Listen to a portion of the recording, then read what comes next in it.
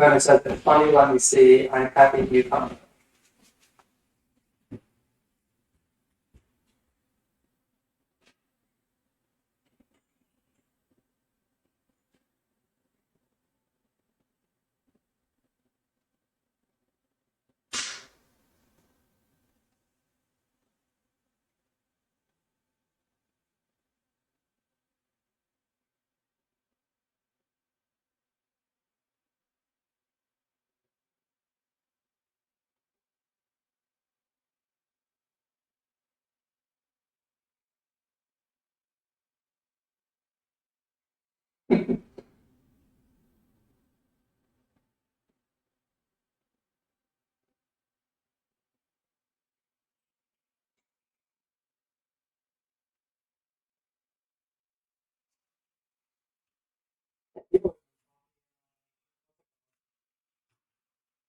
Well, we did pretty well here.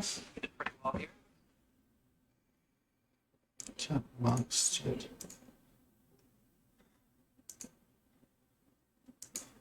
All right. Win-win.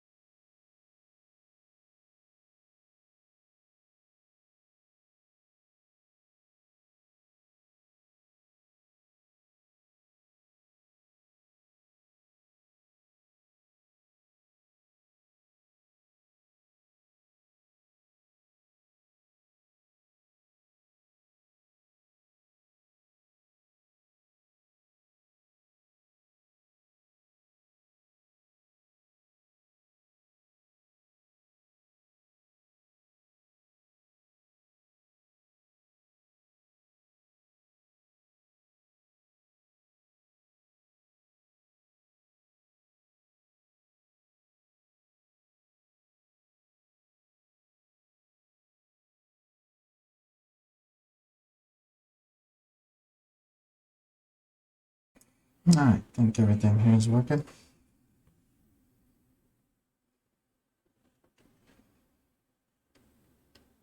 Yo, what's up, Mike? Thank you for the raid.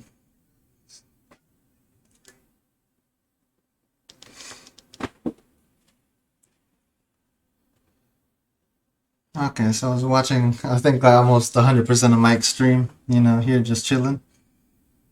Oh man, Swiss rolls. Thank you for all the gifted subs you're giving out on my channel, man. I appreciate it.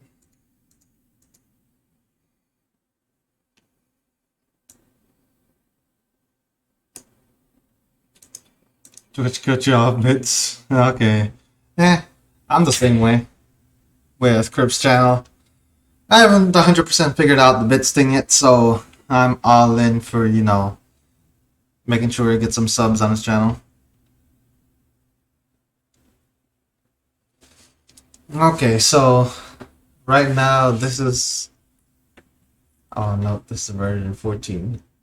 So, in this version, I think I was a little bit less consistent with getting Tron on turn 3. So I went back to this one, and the difference was just a chromatic star or a chromatic sphere. What I was running into with my opponents is, because the list was so close to Tron, they would always end up being able to predict what I was doing, so I wanted to throw some more unpredictability in there. Alright, Mike. Thanks again for the raid, man. I hope you enjoy your day at work. But yeah, I decided to just add back in the chromatic sphere and you stick with the 3 serum powders. And how I went about just, looking and seeing if my hands would actually work is I just created a practice room, and if by turn 3, I don't end up with being able to get Tron Online, or realistically see a way I would get Tron Online with some other options in hand, I would just count it as a loss. I did that 20 times, and I think a little bit over 75% of the time or so I was able to get Tron Online. So that was pretty nice. I have to go check the stock Tron list just to see if it's more consistent with getting Tron Online, but I think the issue that's... Yo, Dr. Strats, thank you for the follow, man. I think the issue that will end up happening is the fact that people know what's happening in the list, and because they know what's going on, it makes it a whole lot easier for them to answer everything. So I'll change this deck. But I figure since everybody's here, I'll just go ahead and do a league since, I'm extremely happy about the banning announcement coming up. Oh, look, I don't have tickets, but that's okay. I'll just buy some. Fucking low on fleet points. Okay, well, I'm gonna go ahead and get some tickets from Card Hoarder.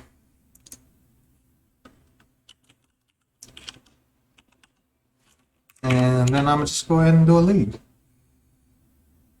No, since Mana Traders, I think it only starts in about like an hour or so.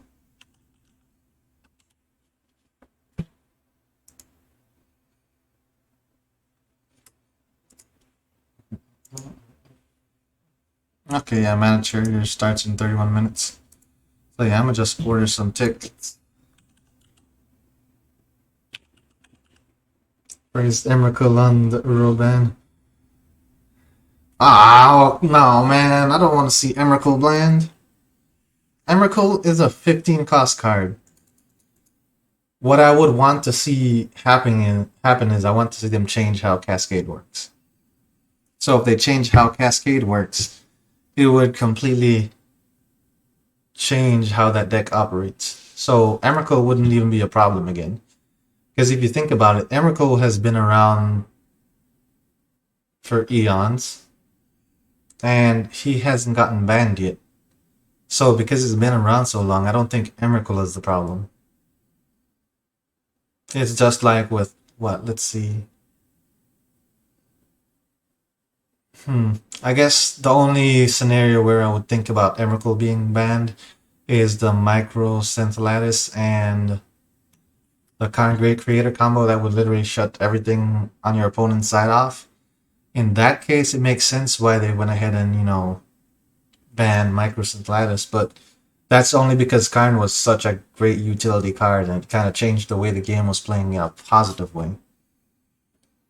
In this case, if just Emrakul got banned along with Uro, it really would not affect Magic too much, in my opinion.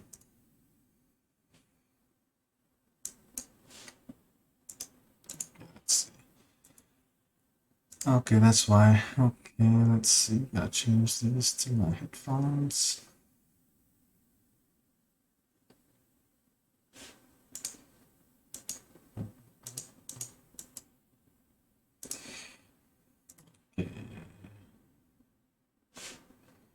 Okay, I'm just waiting for the card order bot to show up.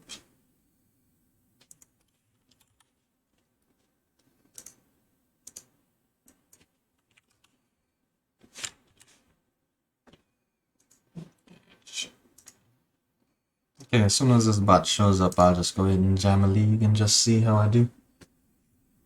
Okay, alright.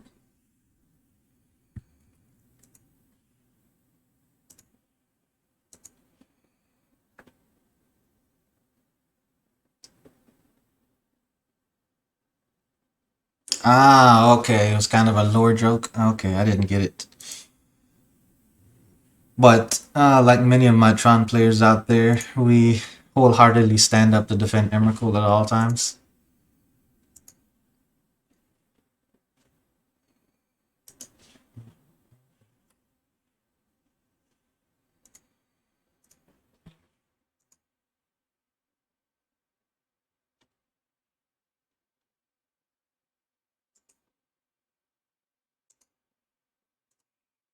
And I hope this bot doesn't take forever.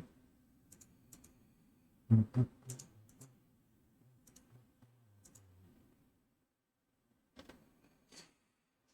I guess I can just back to my other headset.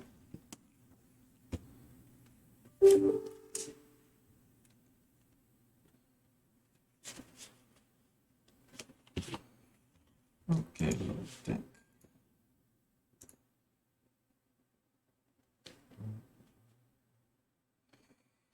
Let's see, in the Eldars, we are loosely based on the work of H.P. Lovecraft, who is still one of my top 3 favorite authors. Emrakul won't get banned. She's not good enough for the war format warping right now. I hope that's the case, man. If they do announce an Emrakul ban, I'm gonna be very, very highly disappointed. Then I would have to go find another Eldrazi to put in my deck. Okay, let's make sure these are playing.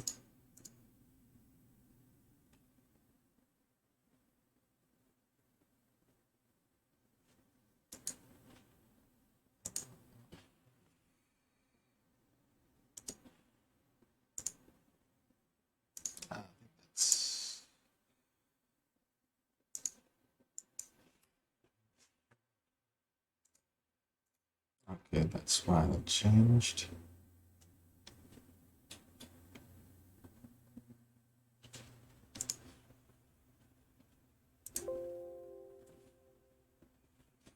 Okay, I think everything should be good now. Let's go get Dr. Strats to follow one more time, just to... Yep. Okay, so my sounds are working now. Also, when people talk about shooting creatures into play, I tell them all roads... I don't know if all roads lead to Emrakul. I think once hitting the battlefield, there are things out there that are a lot better than Emrakul. I think Emrakul is just the answer to people playing counterspells. And so, because he answers a lot of people playing counterspells, people don't like the fact that they can't interact with it very much as soon as it's casted. But there are other things that hit the battlefield, like Ki, G-Key. You know, that when they hit the battlefield, they just start doing crazy things and the game's over. Same turn.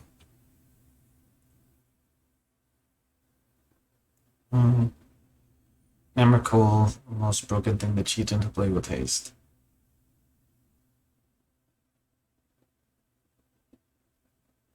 Hmm. Hmm.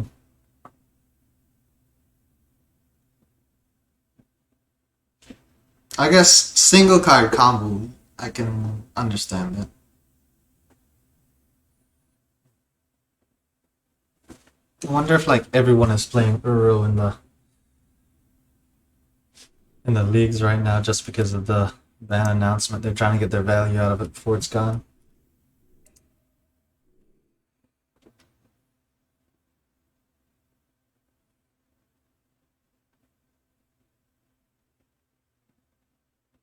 Wow.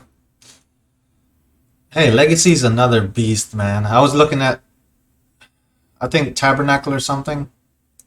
And Legacy is worth like 8 grand or something crazy right now. So yeah, I don't think I have the finances to hop in and just be an OG Legacy player right off the bat. So I'm just going to stick with my modern format where I can enjoy it and brew some crazy decks.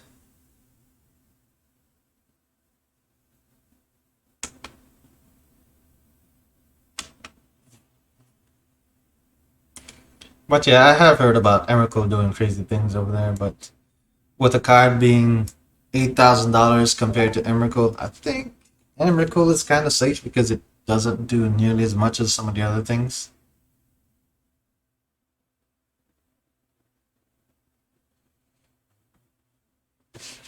I guess the bots are a little bit busy this morning.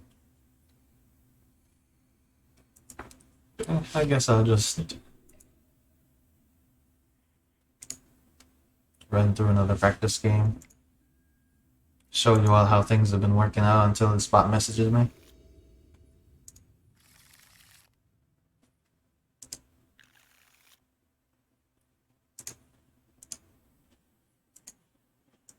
So running only 16 lands in the deck. Every time you use the powder, you basically put the lands back. And let's see, 3 lands.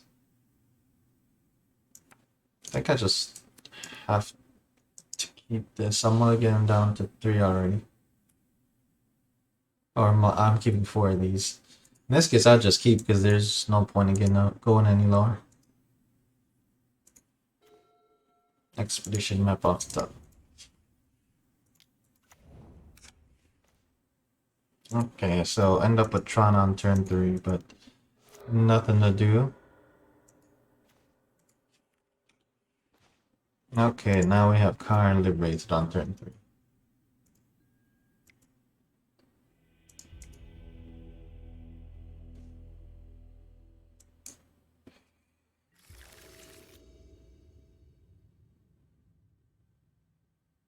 Let's see, Legacy is such a great format. There are only 2 types of decks in Legacy. Force check decks and fair value decks. And Tabernacle is played in all 2 of the decks, so none are needed.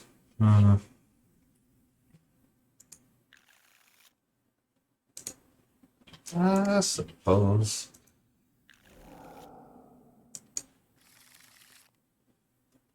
Right, so Tron on turn 3 again. Don't need that. Okay, let's see. Don't need this. Guess I can keep that. Get rid of this one.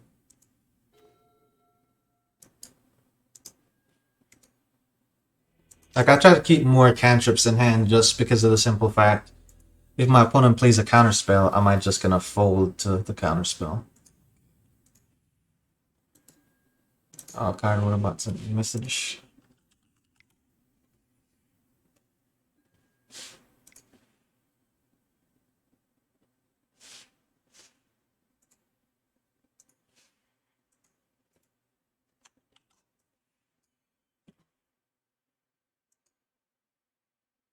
I'm assuming though everybody's gonna be playing their heart out with their Valky and Uro decks before it gets banned, so lobbies might be kind of stacked here, folks. Not shying away from it, just pointing out the obvious. Okay, let's go start up a league.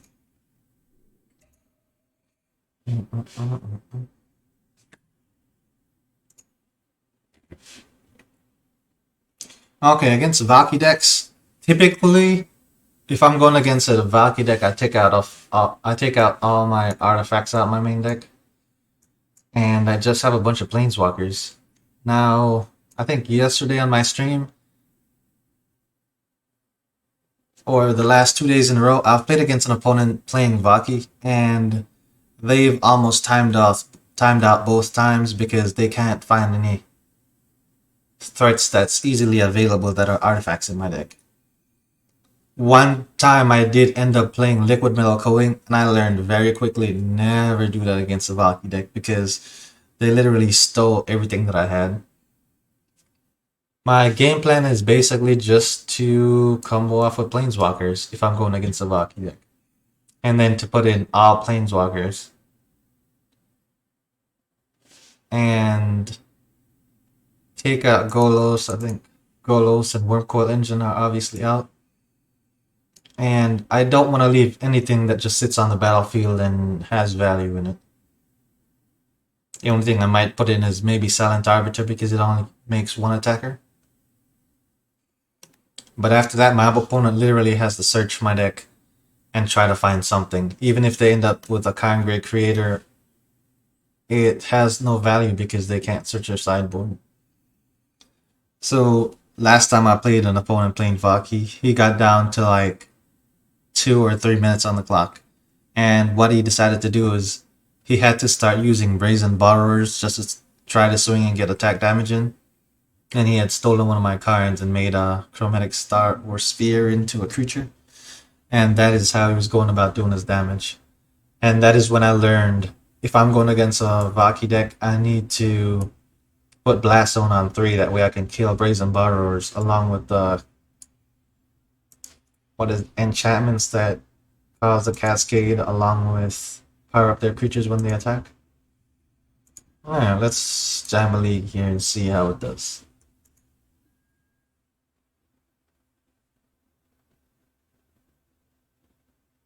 Oh no, I don't have Beast Within on the side. Like a way I can end up shutting them down altogether is using the Deafening Silence. Deafening Silence makes it to where they can only cast one spell per turn, which means that it shuts off their cascade thing, along with Trinisphere. Trinisphere does the same thing as well, because when they cascade into another spell, they have to pay 3 mana again to cast it. So those are two pretty good outs.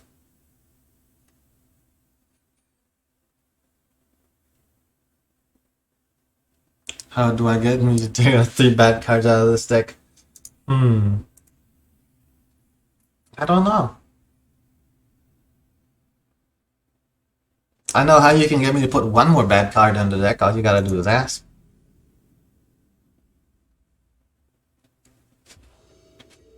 Okay.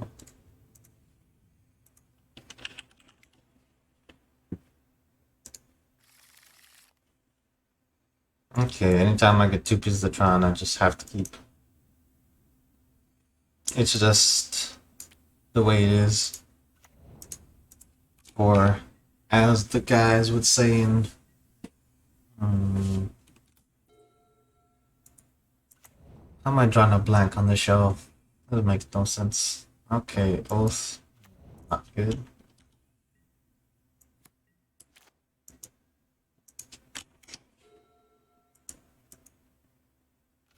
It's kind of nice to see Tron right off the bat, though. Okay, Dublin season.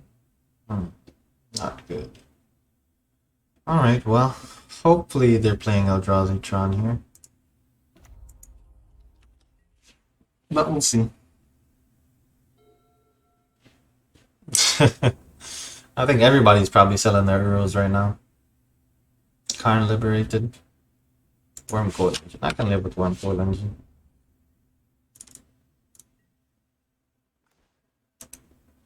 Nice, so I get to go get Tron Online.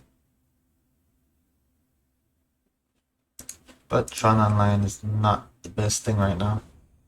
I think instead of Tron Online, I just have to go for a Forest. So I can start casting Oath. If I use Oath this turn, next turn I can use Behavior to exile the Wormcoil Engine. And then the turn after that, I can play Doubling Season and set up for another Planeswalker to win. But we'll see if it pans out the way I'm expecting. Or my opponent's gonna slam something like Karn Liberated, exile a Tron land. Okay, 10 mana, Ulamog, exiling 2 creatures. Oh no, 2 target permanents. No, I'm not gonna concede to that.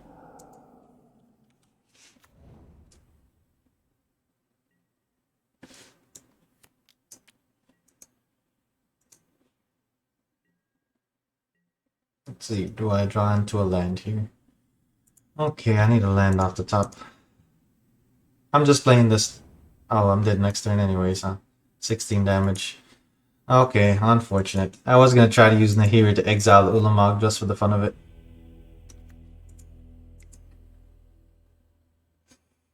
So, opponent playing Tron as well. Against Tron, we really don't do anything except race. It's all about Karns and... Yeah, I think that's about it, just Karns. All his dust has absolutely no targets, so those can go out. Guess putting in Walking Ballista. And then maybe a Chromatic Warrior since I can set my mana out. Snaring Bridge is not too bad since they seem to be going with the beatdown plan. So Liquid Metal Coin is gonna be something I'm looking for. But it's just all gonna come down to turn 3 anyways. I think Emrakul, and if I'm leaving Emrakul in, I might as well leave Nahiri. I'll take Emrakul out. And I'll put Golos or Birch. I mean, silent. I'll just put silent arbiter in. Best case scenario, I can just go get bridge on turn 3 with liquid metal coating.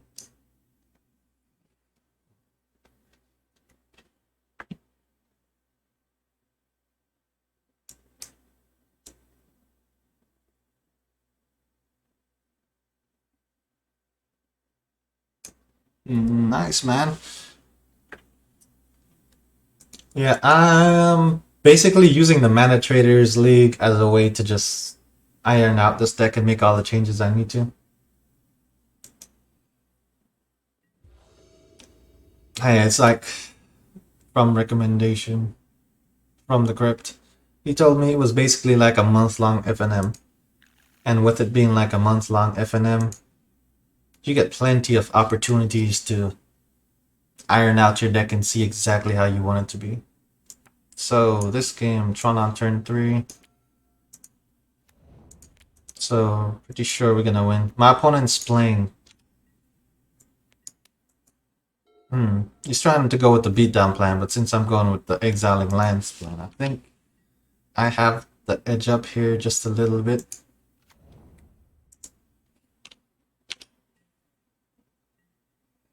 Unless he does something crazy like playing Force and Negation, like, oof.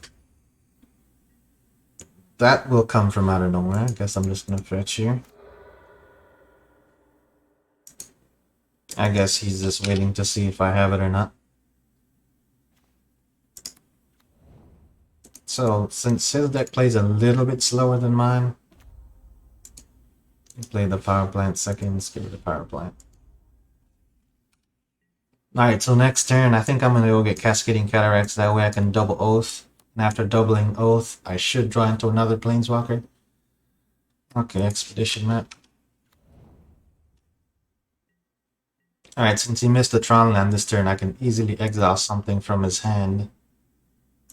And not worry about him getting Tron next turn, so let's see what I get. Probably gonna choose the biggest costing spell that he can't cast unless he gets Tron online. Or a Wormcore Engine. One of the two. Yes, this time it was a Wormcore Engine. Actually, I think I could just go get a Forest.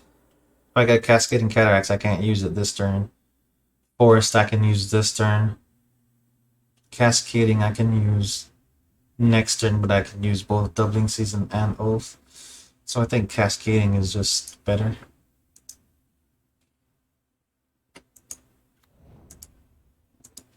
Alright, opponent, your turn. So the plan here is to just kill him with a bunch of Planeswalkers. Okay, played the mine last. So obviously I'm gonna be getting rid of the mine. Okay, now I'm gonna show him some sweet interaction here when I play Bolas.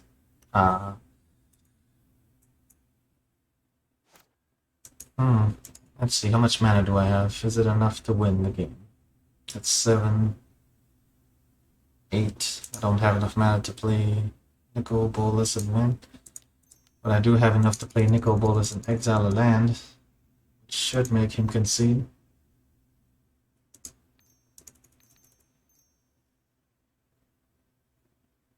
What am I doing? I don't know why I was doing that. I just need to add green mana. Because if I add green mana, I can cast by Oath of Nissa. And I can not have to worry about trying to set mana up for Nicol Bolas. And I can also cast Oath of Nissa afterwards. Just to get some more follow-up things to do. Let's go get a Golos. Actually, let's get a... Let's get a Nugan. I'm gonna have enough Planeswalkers on the board to definitely hold things down here. So the goal next turn is to use Doubling Season and then after that use Ugin and wrap the game. If opponent doesn't concede. So we might get to see some ultimating Planeswalkers happening. And now drawing into a Jace Cunning Castaway. I'm super tempted to take Jace Cunning Castaway, but we already know how the deck operates, so I'm not gonna be too greedy here. Alright, let's go out there, Bolus. Show him your stuff. Alright, so I get to exile his tower as well.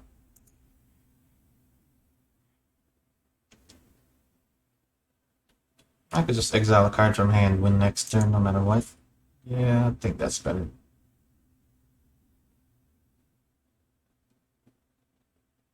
I'm not gonna drag the game out. Exile card from hand, Bolus goes to 8. Next turn, ultimate Bolus and win the game. But yeah, obviously like you guys saw here, I have a lot of options when I start going. And it comes pretty quickly.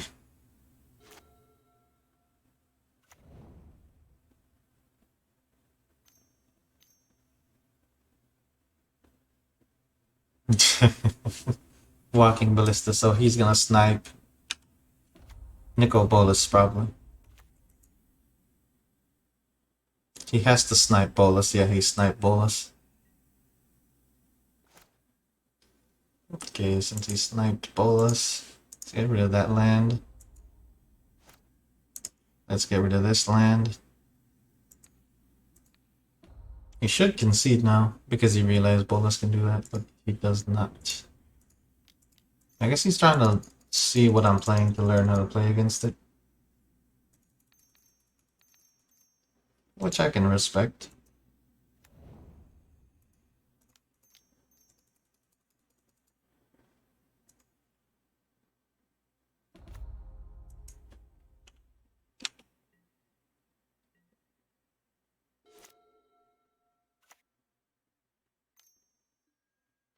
Ancient strengths. Okay, let's see. Alright, so Crypto's here. I'm sure talking things about Serum Powder. Okay, I guess it's my turn again. Alright, let's just go Ugin. Hey, this is the first time we've gotten to ultimate so many planeswalkers in a while, so this is pretty sweet.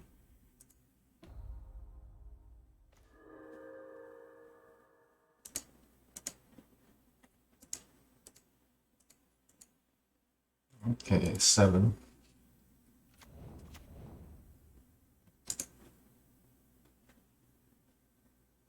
Keep the one with 24 counters on it.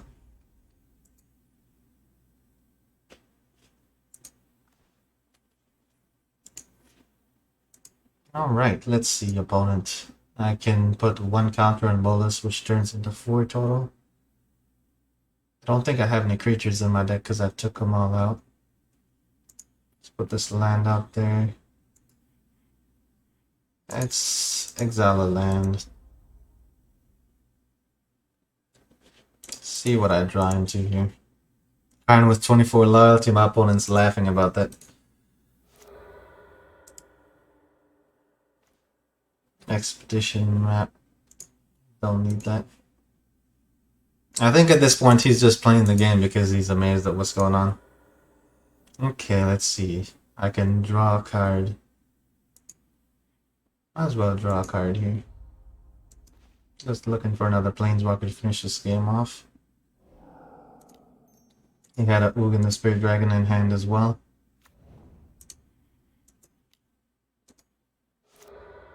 Oh my gosh, all the expedition maps. Alright, let's just go get a Golos here. Actually, let's see.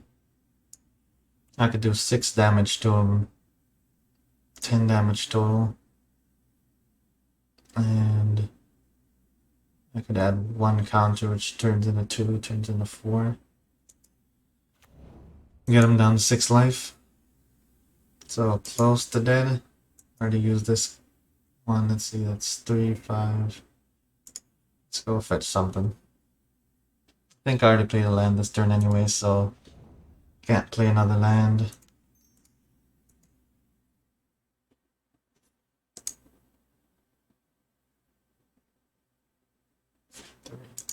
Yeah, let's just go up on Walking Ballista here.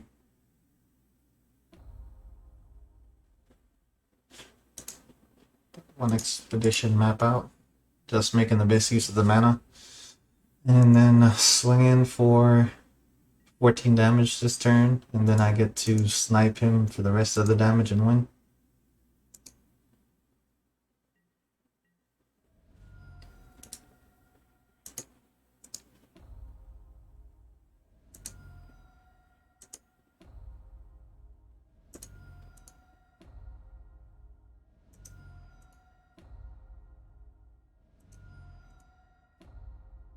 So yeah, for sure, but definitely enjoyed the game, even though they lost.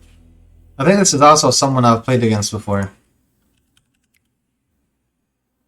No, I'm not gonna restart the game. If I restarted the game there, I would have lost. If I had, Emeralds and then I loop the infinite extra turns, then I could restart the game because I get an extra couple turns to start off. But I'm not. I'm not risking that. Not when it's completely fair. And time is of the essence here. Okay, let's see. I'm not sideboarding anything different, just trying to catch up on chat here.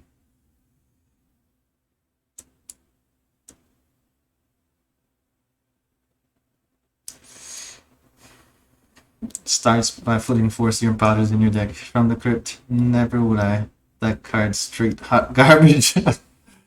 At least in my opinion. Strats, I agree wholeheartedly. I'm trying to get Walker to see the light, but he refuses.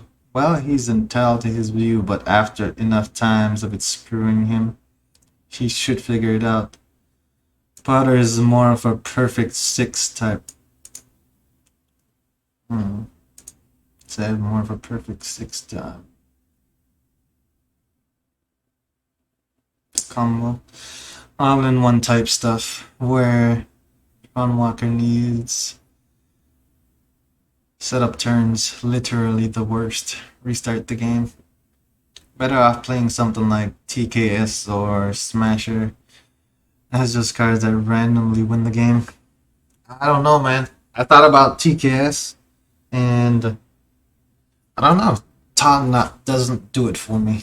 I feel like it's a little too slow, and if I use Top Knot, it puts me back in the position where I'm literally once again trying to play a fair game of Magic at my opponent's space. Now that I think about it,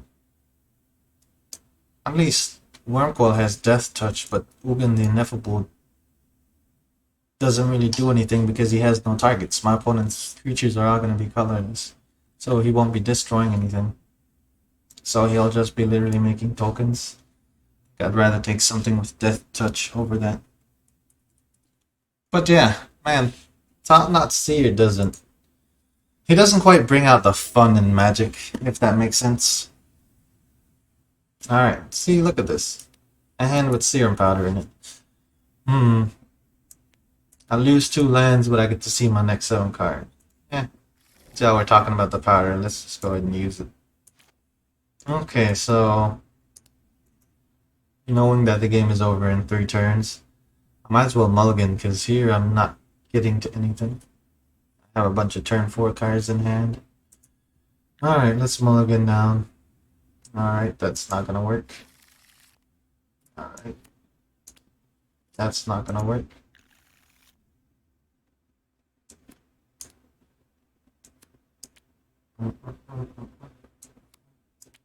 Let's see, I'm mulliganing to. I'm at 4 cards already. Well, let's go down some more. Alright, so now I'm at 3 cards. Good thing is I'm at 3 cards and I have 2 pieces of Tron. I'll keep this. If I was at 4 cards, I'd be set right now, but being at 3 cards, a little bit more harsh. Let's hopefully opponent doesn't slam a Karn liberated on turn 3. Then we might be okay. Alright, more cantrips. Alright, so I need to draw into exactly Sylvan's Crying now to make this pay off, but okay, power plant again. Let's just go fetch Wormcoil. That's not gonna do it.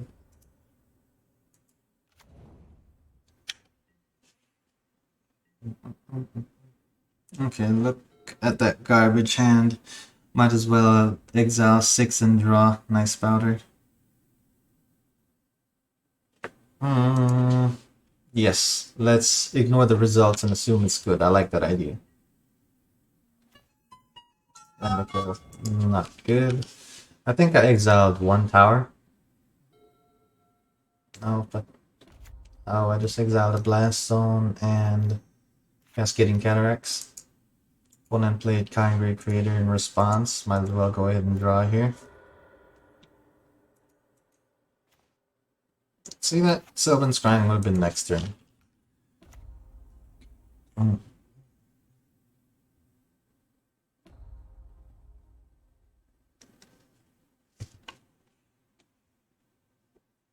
Hmm.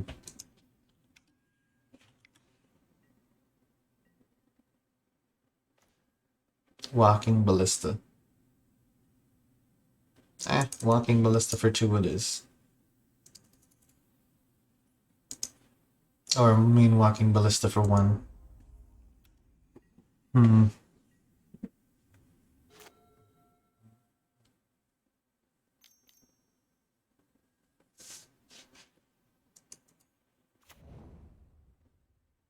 Okay, so he's destroying my tower for sure. Let's see. What do I have that could come back at 2 lands?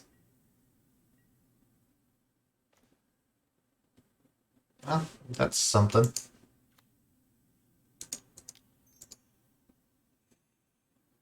Alright, let's go get a tower again.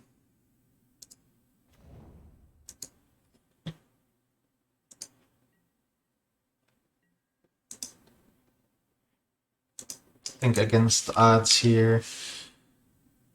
Either ways, I think once Tron is past turn 3, whoever's on the play is pretty much in the winning position.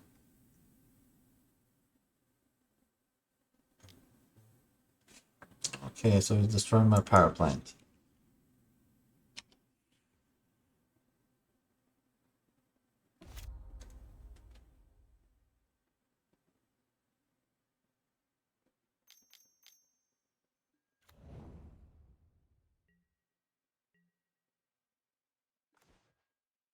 Oh, an Oath of Nissa, let's use that. The biggest issue here is I can't play two lands in one turn. Okay, a power plant again. Any order. And let's just play the power plant. I think I'm just going to concede because there's virtually no way I can come back from this.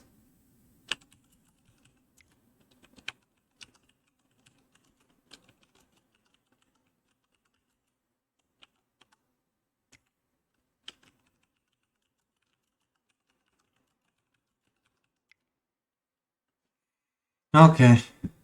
It's going pretty good, man. Can we draw powder off the top before concession, please?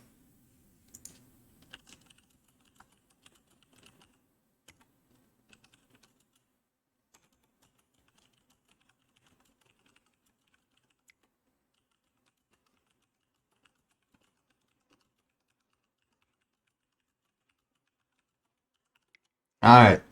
So at your request, Crypt, I'm gonna keep going until I draw Serum Powder off the top. Hey, if I draw no Serum Powder, that means it's a good card, right?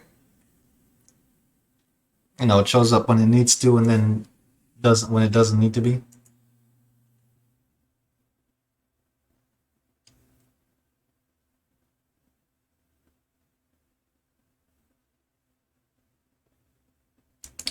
I'm just gonna concede. Ah, nah. You know what? I'm just gonna skip through my turns. There's no point in attacking.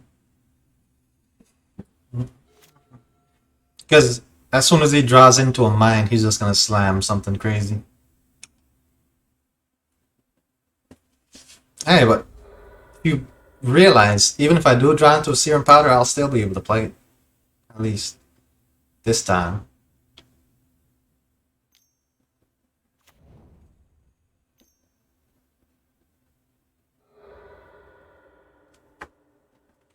He says okay, let's see.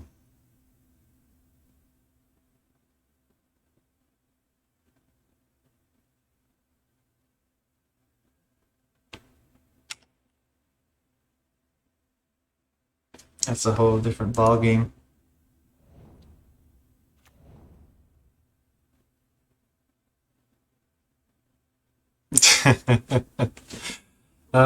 Hey, I care about having fun more than winning games. Alright, still no powder off the top.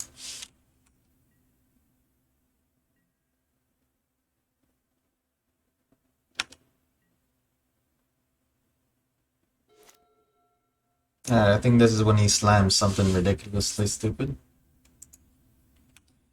Well, at least now we won't be able to play any powders, but let's be realistic here. In a regular Tron game, turn 3, the game is over. And I guess not still alive because I'm basically dead.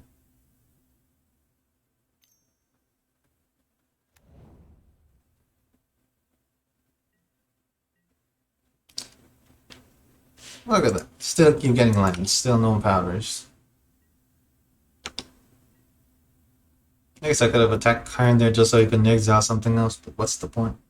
Hey, who knows? If he exiles a card from hand, I think I'll give him Emrakul. Or Nicol Bolas.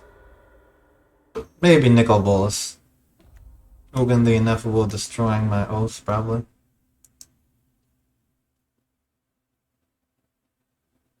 Hey, Matt, apparently he likes to play the game.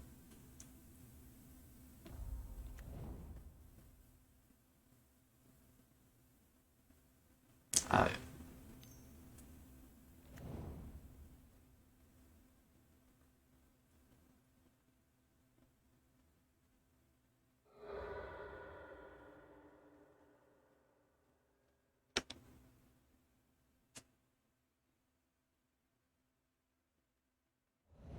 But, let's see. So at least... What turn are we on here? Turn number 8. And regular Tron hasn't killed me yet, but if it was my version, I would have already been able to, make a whole bunch of things go off and win. Assuming that I can get Tron online there. Alright. I think it's fair to say I'm never going to draw Serum Powder. So we're just going to leave it out a good card.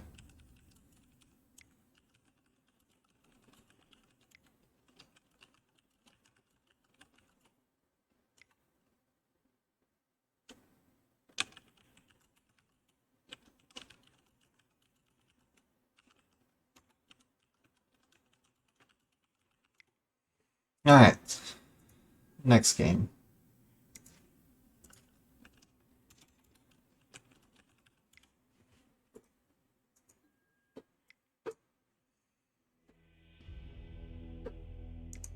Alright. I think Merfolk God is typically one of the better players of Magic, and he's usually on the leaderboard if I'm not wrong. So to see him actually enjoy a game of Magic is pretty nice. Alright, let's see. You said good. Clearly there's... Okay.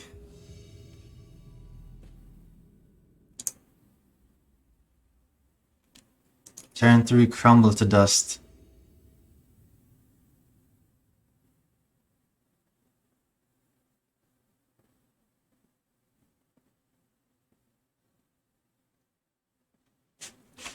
Alright, let's see. Alright, well, we're back here in this position again. I think I'll just do it.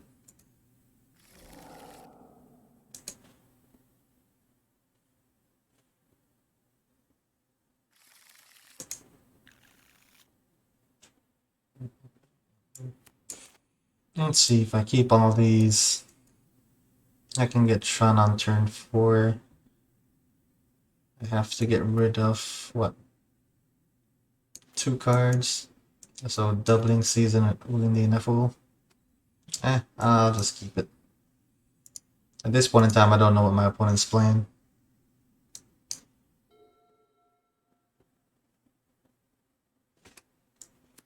And since I'm also on the draw here, there's also a possibility I end up drawing into another piece of Tron. Okay, blue, Rune Crab. So opponent's playing Mel.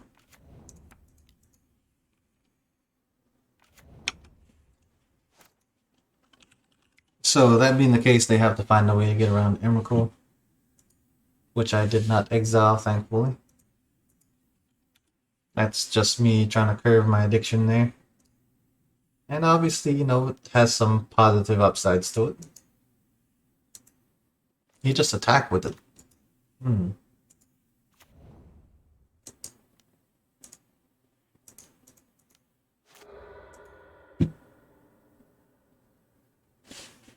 Okay, I already got a tower. Let's get a power plant. Since that's the one that I exiled. Send a message with the attack. Alright, Emmerich will hit the graveyard. Let's see. Does he have the answer right now? Oh, archive trap. Okay. Extirpate. Okay, alright. So he was sending a message with the attack there. Oh, no, he actually chose to exile my mines. Oh, that's not nice. So he actually cared more about me getting shot online versus Emrakul being in the deck. Which means that he has a lot more answers about... answers to Emrakul. Alright, so this entire game we're just going to be fetching lands the entire time. Yo, Slayerfall, thank you for the follow. Alright, so we're just going to be fetching cards here. Alright, let's go get a basic land because we barely play enough mana to actually cast all the spells in this deck.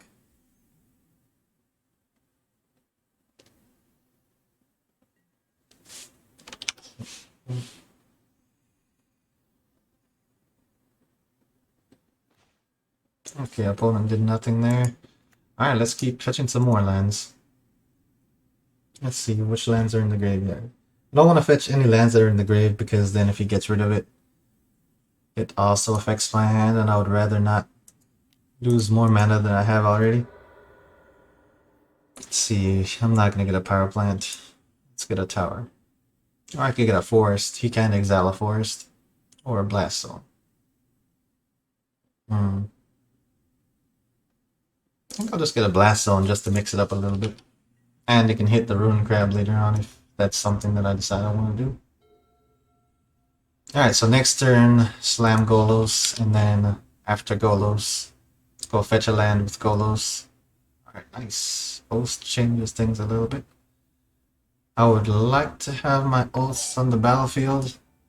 Yo, HBK 2099, thank you for the follow. Is the HBK Heartbreak Kid? I have to ask. Because he's a pretty good wrestler and I really do enjoy watching his matches. I think the best match I watched from him was him versus The Undertaker at WrestleMania.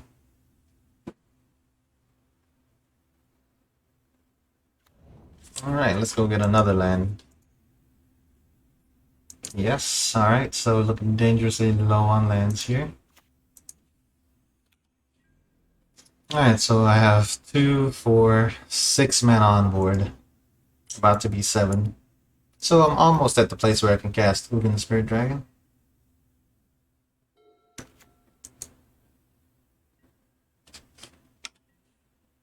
Okay, opponent's doing nothing once again. I guess they're trying to save some of their threats for when they actually... It's 2, 4, 6, 7. When they actually get something to deal with Emrakul.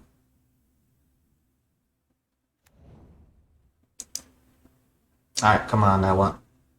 I'll take Congress Creator. That's a pretty good card. Any order. Let's see.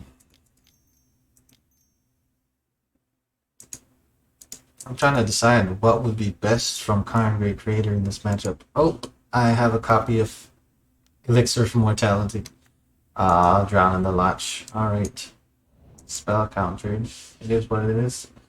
Let's skip to attack here. See if Golos can get some damage in. Probably going to because my opponent's not worried about life. But yeah, if I ever get Karn on the battlefield, for sure what I'm going to do is get Elixir for Mortality.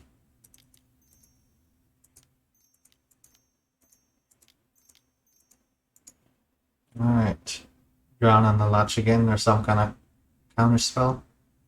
If not, I'm just going to exile his Ruin Crab and then exile everything else on the battlefield in future turns. Alright, if I try to exile the crab, he should respond by fetching.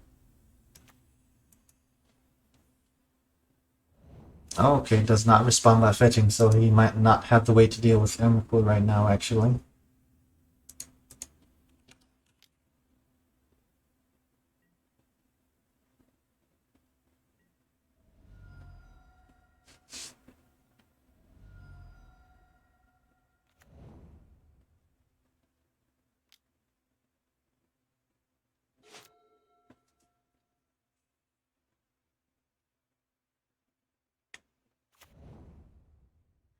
Field of Ruin.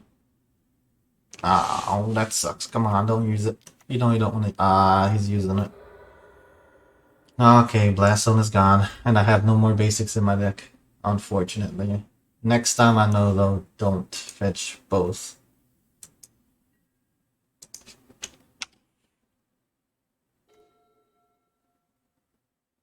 Dang, well, I didn't want to draw that card.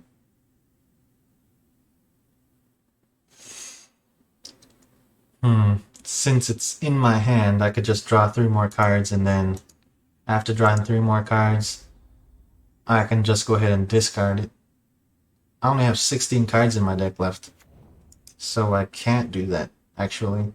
I just have to go ahead and cast Nahiri here. So I literally have to cast Nahiri and discard Emrakul, that way I don't lose the game.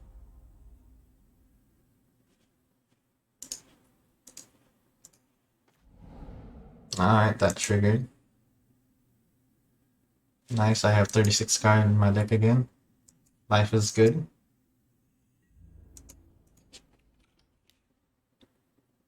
At least it's also good that I have Nahiri out here.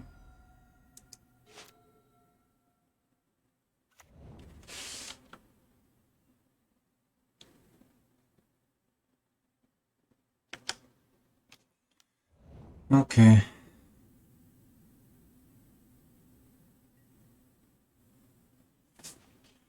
Alright, let's see. I'm not trying to get more stuff out of my deck here anymore. Let's just go exile a card from my hand here.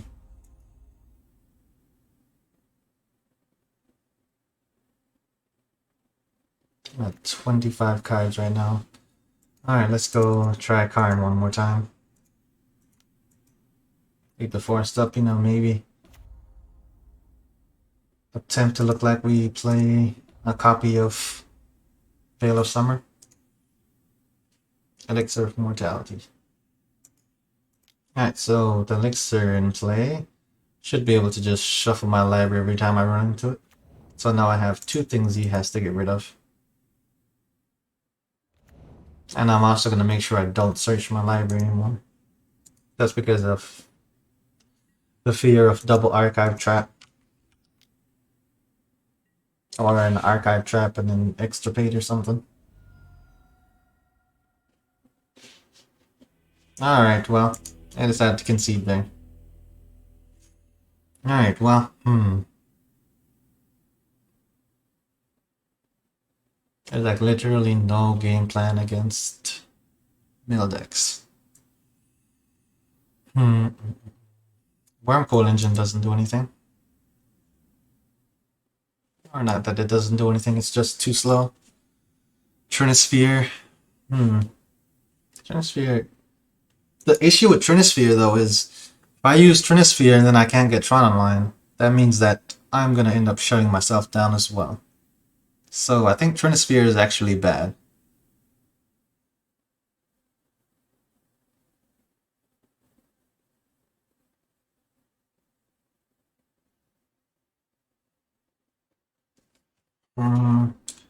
Okay, so going with the idea that Trinisphere shuts them down a lot, I think that means that Trinisphere is actually better on the sideboard because I can go fetch it with Karns.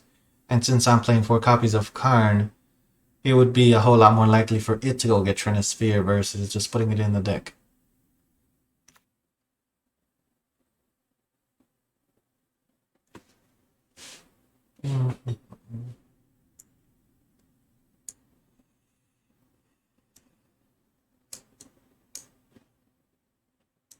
I think all his dust really has no targets. I don't think I go down on all his dust. Okay, let's see. Have all the time here. Liquid metal coating, Trinisphere, Sunlim Titan, Elixir of Mortality. I'm thinking maybe Elixir is just better in the main deck because it gives me more chances to run into it, especially starting off.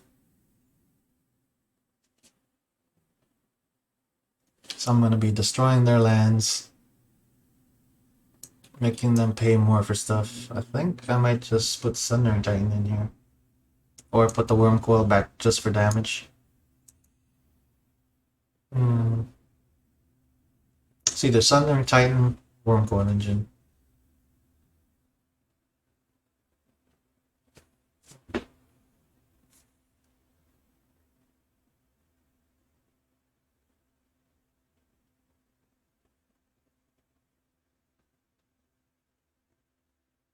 Okay, feels amazing, man.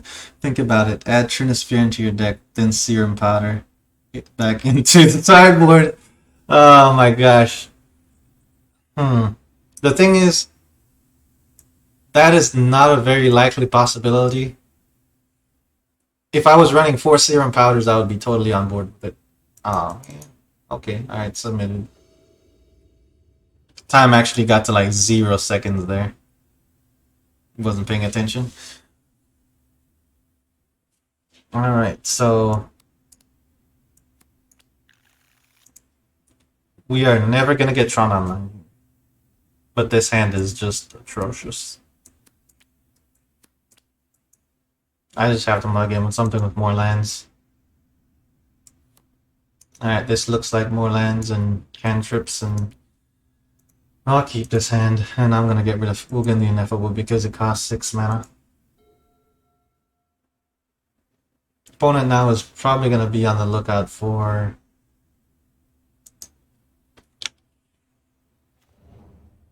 This is gonna be on the lookout for Emrakul, and also Elixir for Mortality. Now I want you guys to think about this 100 IQ play right here, or 1000 IQ play right here. Elixir for Mortality got put in the main deck. If it gets put in the graveyard, my opponent exiles it. I can use Karn Liberated to go get it back because it's in my exile zone, and Karn says that I can go get cards from exile. So I basically always have Elixir of Mortality available.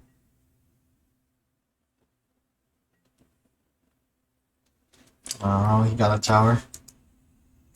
So if by any chance he thinks I have a tower in hand, he's gonna just zap this out to get rid of some extra card advantage. In my end, kinda don't want to hit a tower. Alright, Khan, great creator, I'll take it.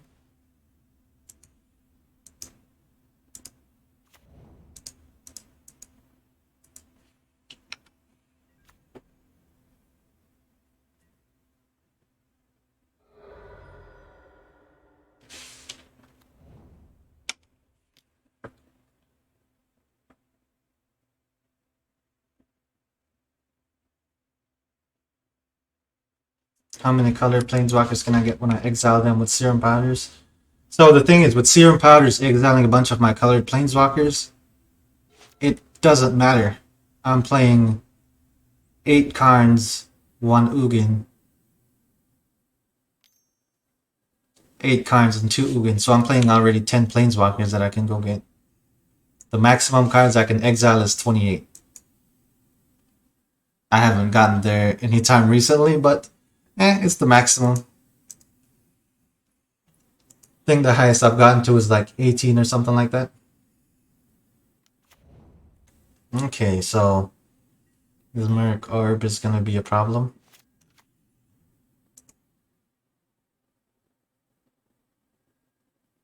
Elixir for Mortality hit the graveyard. Not the Tron land I want to see.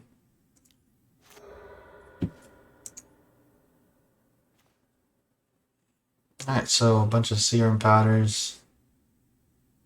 Soul Guide Lantern, what does that do? Exile each opponent's graveyard.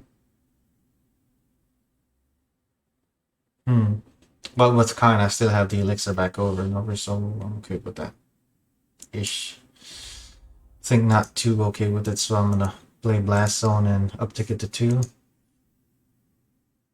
That way next turn I can destroy the Soul Guide Lantern and the Mesmeric Orb.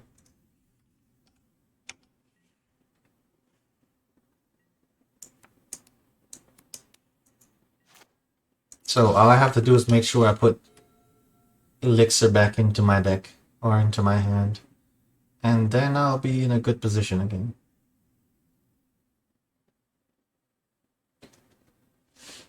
I think he might be trying to get me to search my library, maybe double Archive Trap, and then exile my library with Soul Guide Lantern.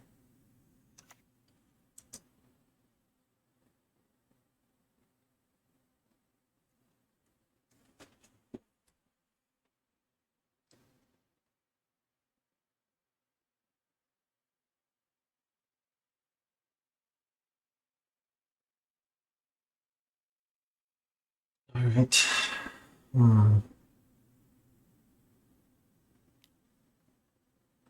Yep.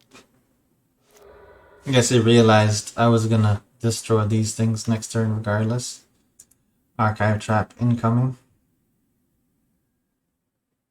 Oh no, Emrakul got put into the graveyard. Ouch. Okay. Alright, we have our infinite copies of Elixir of Mortality that we can get back. I only have 24 cards left in the library. Alright. I'm wondering if I should worry about the orb too much here. Let's just go get Elixir back first.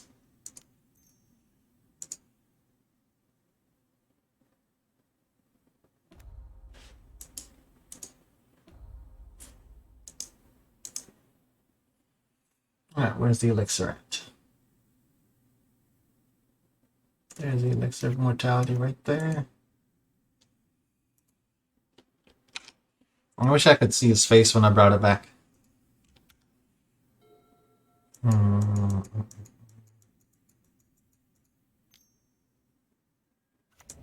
Soul Guide Lantern again. Okay, yes, but Kaim turns it off, so that's amazing.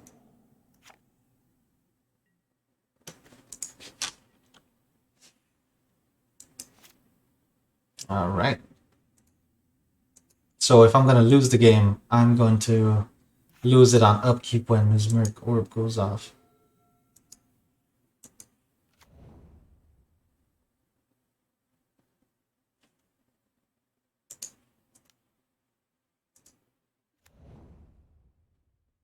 But I think just always looping Elixir is the best call. I can do 3, play a powder. And after I play a powder, just pop Elixir.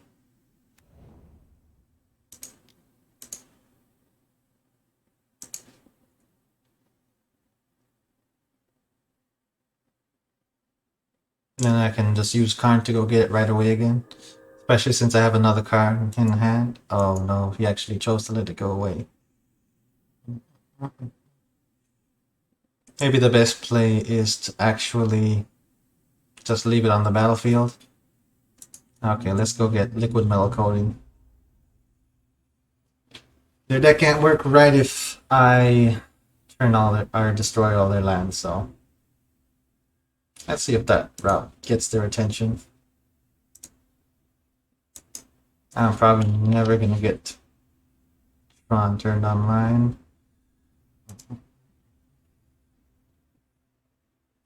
Yeah, I shouldn't have popped it yet. I wasn't thinking about that.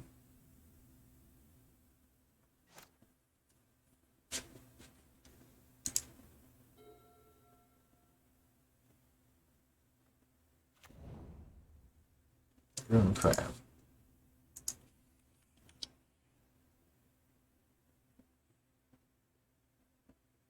Elixir of Mortality's in the graveyard again. So 19 cards next turn. Let's just always yield to that. Alright, finally got Tron online.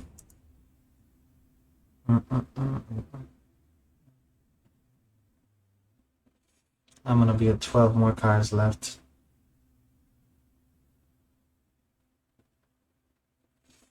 Okay, so I gotta figure out a way out of this.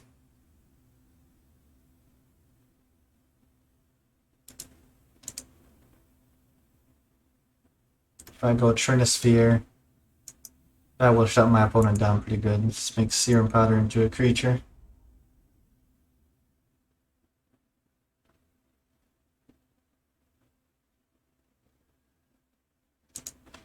Let's cast another Kind Great Creator. Same sideboard again.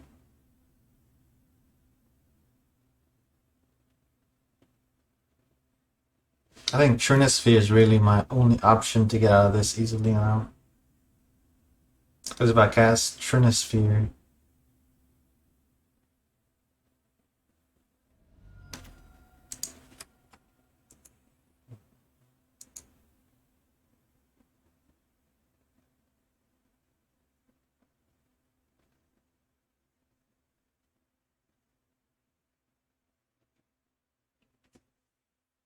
please Emrakul. Oh, praise Emrakul, Earl will be banned.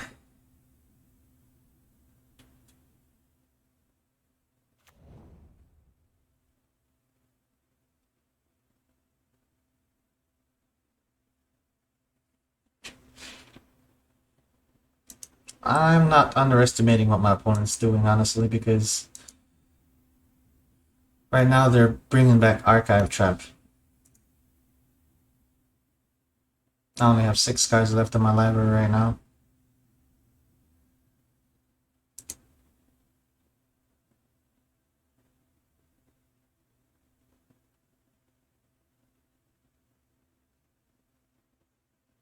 So I absolutely have to pop Blast on this turn. Drawn on the latch.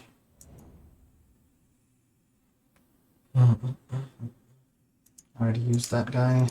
Have to pop Blast Zone. Then, let's see. I guess I'm not winning this game to attack damage, so I might as well just...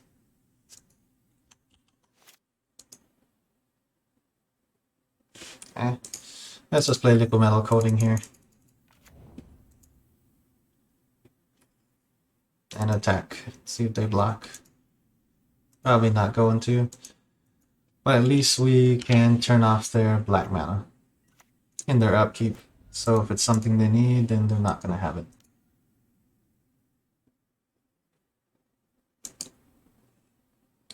Now if he plays another orb off the top, let's see, I'm on top in 2, 3, 4, 5, 6 permanents, and then I'll lose the game.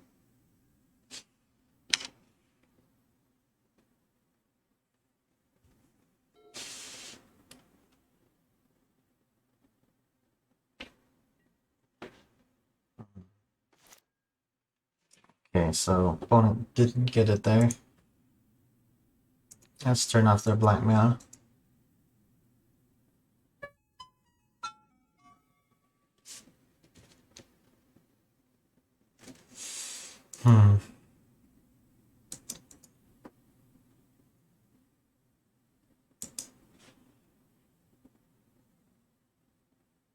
If I go get a Trinisphere now, Archive Trap is off, but then I'm still at only 5 cards left in my deck.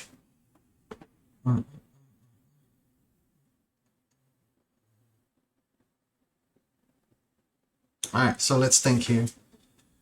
I could get it to where only Elixir of Immortality is on the top of my deck, and I can cast it over and over, but I need Karns to be alive. If I play Samut the Tested, I can kill one worm. I mean one crab. And let's see, I can blow up 2, 3 lands.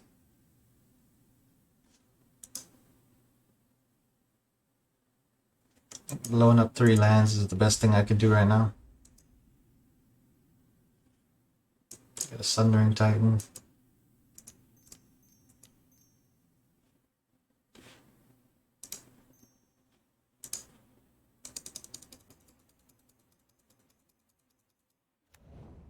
Yep, that went through. Or blow up 2 lands.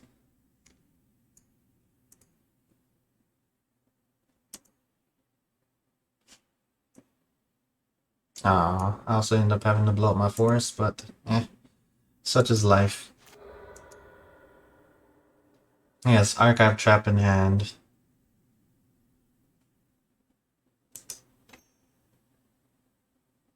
Two mana. Let's just go Expedition Map. Oh, I think I actually lost the game. I just used Karn.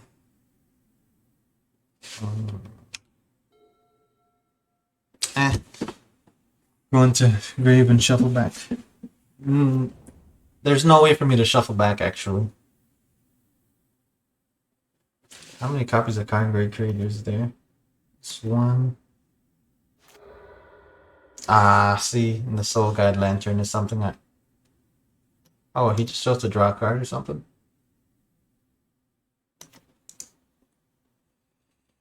Hmm.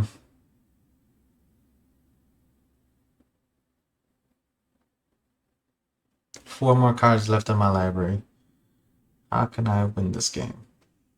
I guess I'll just play through and see what happens. Let's do... I know I just can't search no matter what.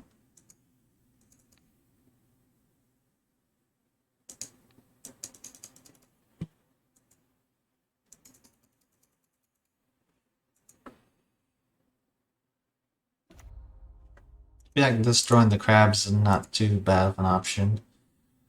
This one's 3. Let's get rid of that one.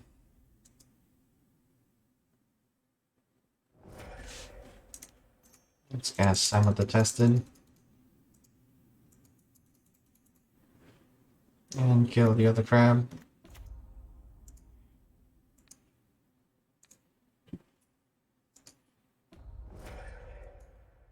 And then let's go ahead and attack for 7 damage.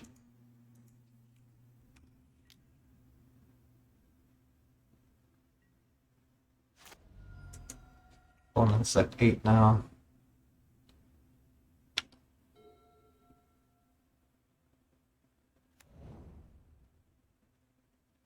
That's game. Man, that was... There were some mistakes there made on my part. Definitely learned a lot of things that makes the game a lot more difficult for my opponent though, so that's pretty cool.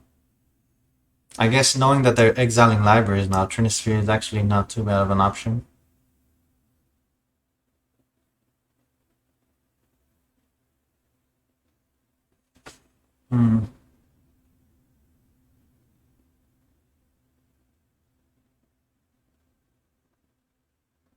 Okay. Is the opponent not running Glimpse? Or they are running Glimpse, but the glimpses were put into their graveyard because they had to discard a card on upkeep or something. But I know I saw Glimpse come by me at least one time. Deafening Silence. I think Deafening Silence hurts me more than it hurts them, honestly.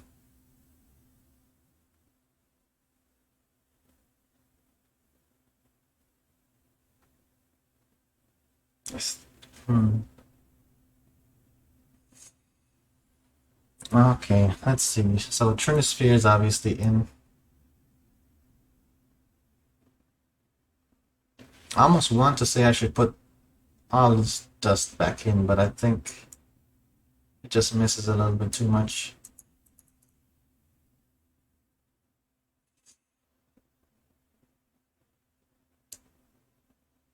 I'll just leave Trinisphere on the sideboard. It's more reliable that way. Like earlier I was thinking with Karns, I could go get my own my relic, exile the graveyard on purpose. That way I can get Elixir of Mortality back, but Karn was too low on loyalty counters.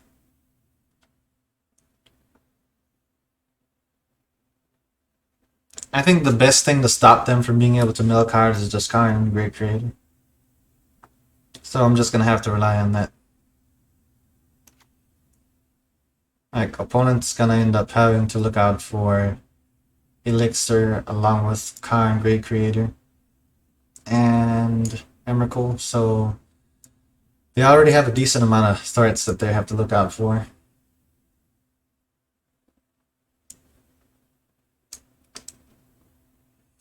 So, I think we're not in too bad a position here. Just have to try to get threats out on the battlefield first.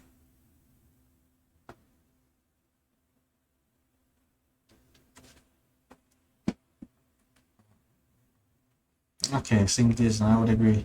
He can just play slower with the knowledge that he's shutting them down. Playing slower, but I guess I'm out of time. I don't think it would be playing slower because my opponent's basically trying to play a whole bunch of lands, and he plays one spell per turn anyways. Okay, knowing that what I'm going against, using Serum Powder is pretty crazy. 2 pieces of Tron and nothing else to do. I don't think I can keep this hand. Yeah, I can't keep this hand. This hand, on the other hand, is a keeper. Let's get rid of... Okay, I'm probably never getting to 7 mana, but I think I have to risk it. So let's get rid of Dragon God. But let's be realistic here. Dragon God should be left alone since my opponent doesn't play anything that attacks. So if I end up being able to actually cast it, I can just uptick on it to win the game.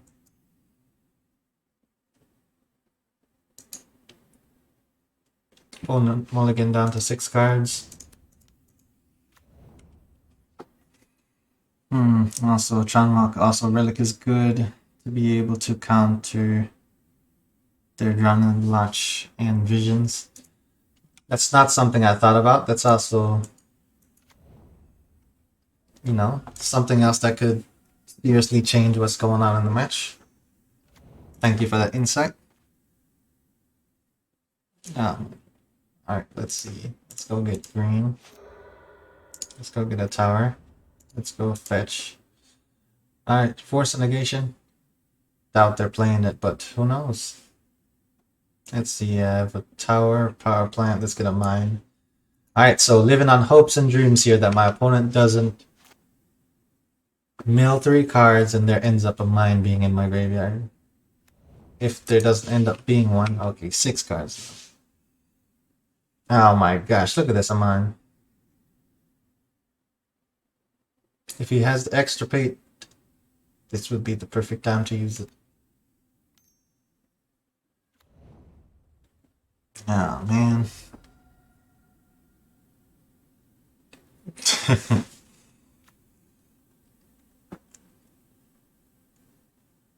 Okay, if he doesn't exile the mine, I'm in a really good position, but if he does exile it, then we're just gonna have to go fish.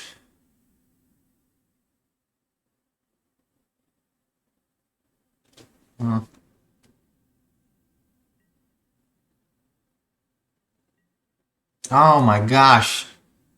Dr. Strats, that's an amazing point right there. That I can actually use Relic to just exile Elixir and that's it. Ah, see, look at the mine. Dang it. So my hands are slowed down by a lot.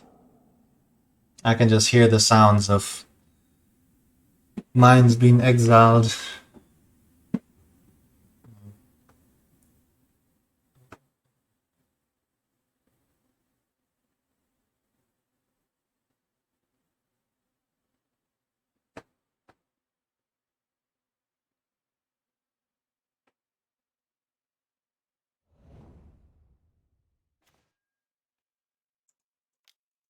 Alright, so have to draw into more lands.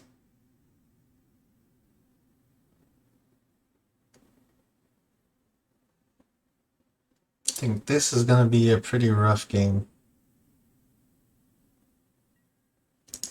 Because with the land count I'm already playing, it's pretty rough.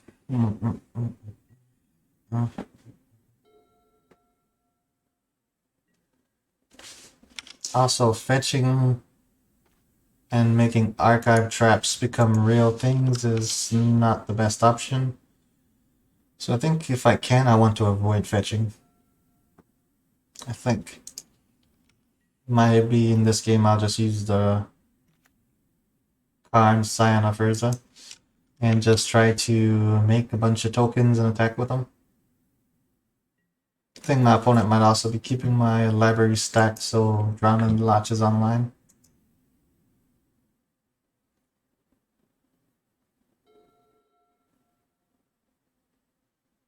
Now, I think they may be thinking that I have Emrakul in hand.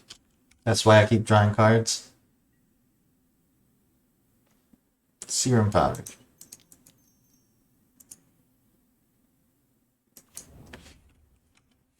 So first I'm going to try to cast Karn, Great Creator. Probably going to be countered. They have only played 2 lands, but I'm sure that's on purpose. Okay, they're going to force me to search here.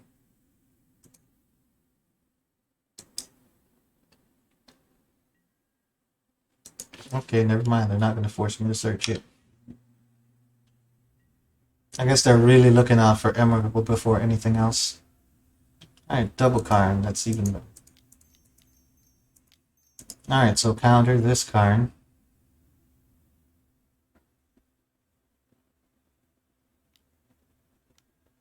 Alright, there's a Drown the Latch. Alright, next Karn I think should resolve.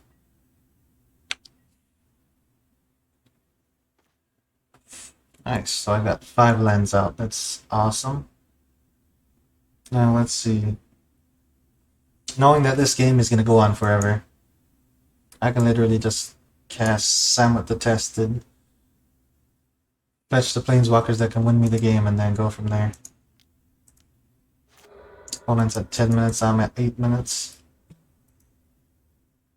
The downside is, okay, I drew into an Oath as well. I think casting Oath is just better. No counter for Oath, so next turn I can use... I don't want to get anything done.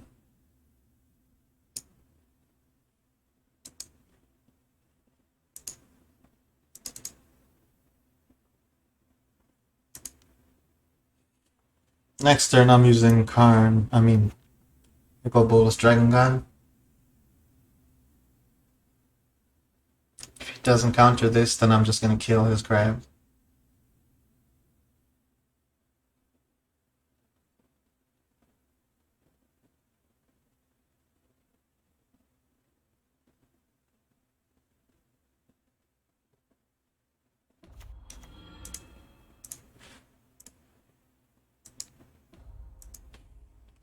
Now I should respond by using his Field of Ruin.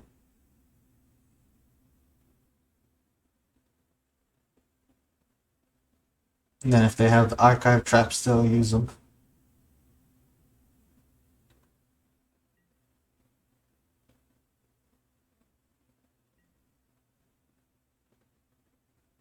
Okay, never mind. So they don't have the Archive Traps in hand. I think they might be looking for Soul Guide Lantern first. In which case I should definitely get Karn. Try to put him out on the battlefield just to prevent that from happening.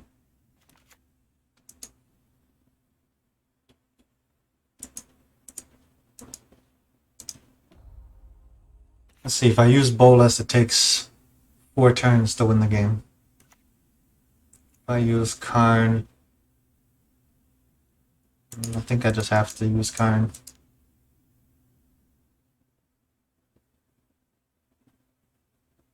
Counter, no counter. Drown and Latch.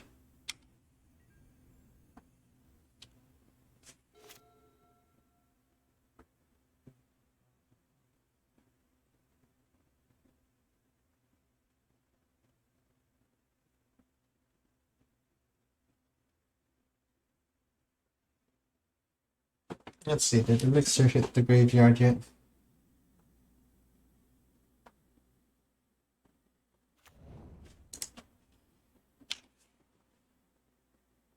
Elixir just hit the graveyard, so that's not good. Okay, now I have doubling season.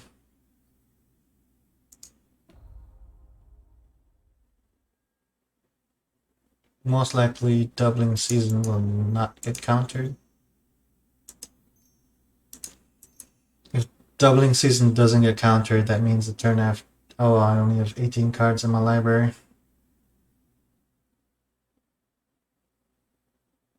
I think I just have to go for doubling season and trying to end the game.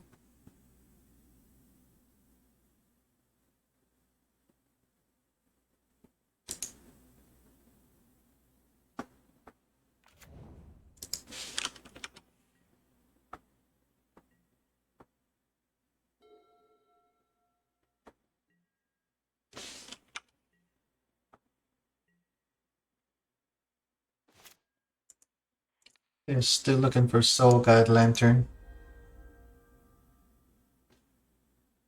Let's see, that's 2, 3. I think I'll try to win with Jace first. So I can actually cast this other Serum Powder, go up on mana. And then cast Jace and see if it gets countered.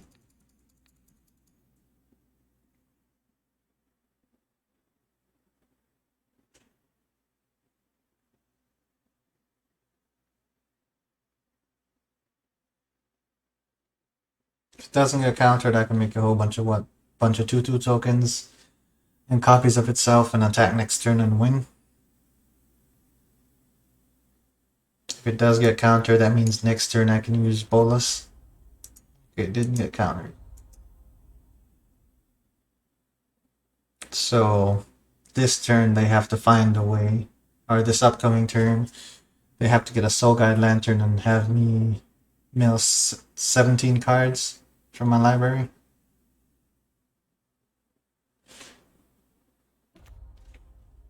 But let's see, crabs are gonna do 6 by themselves. The crab is gonna do 6.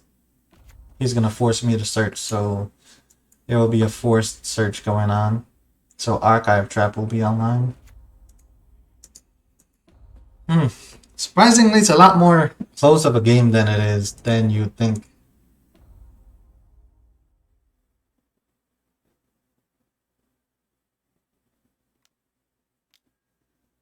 Echoing Truth.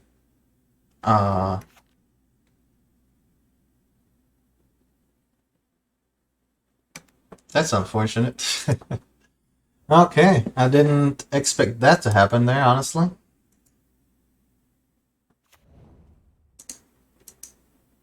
Alright, well, opponent plays Echoing Truth, so he returned all my tokens of Jace to my hand.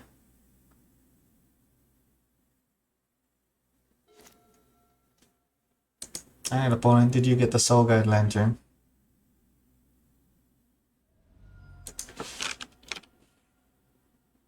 I think they got the copy of Extirpate. No, I have what, 1, 2, 3, 4, 5, 6 mana.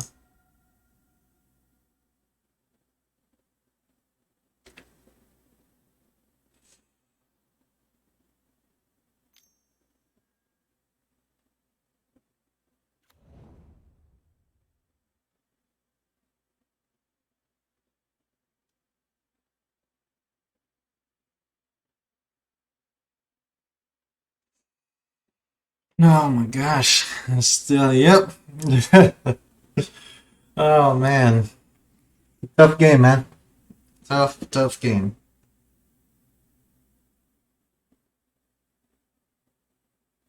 Dragon God next turn wins the game. Also, besides just Dragon God winning the game, I can also give it's up to 1 target creature that gains double strike. I can give my illusion target of a spell. Just a spell. Mesmeric Orb.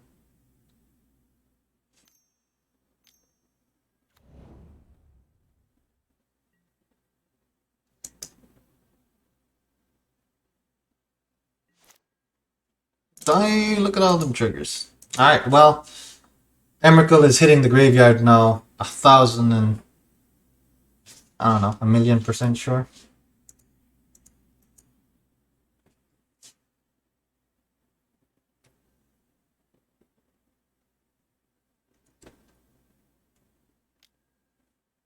Extirpate.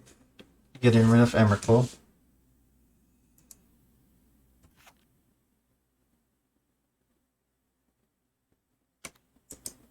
The good thing though is the rest of my graveyard goes back in. Hopefully. He has no other way. He has no mana untapped or anything to do anything else. Dang. Alright, well,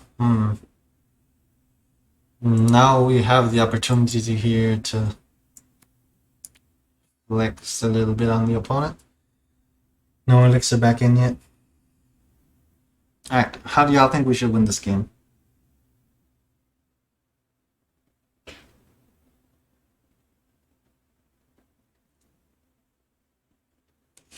I guess I'll just take the easiest way out.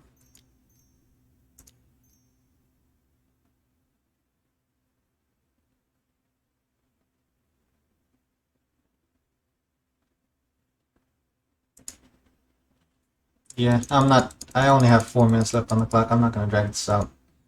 But I could there have cast the Jace after casting Jace. Each opponent. I could have cast the Jace, gotten an Ugin, put Ugin on the field, ultimated Ugin, put all the planeswalkers out.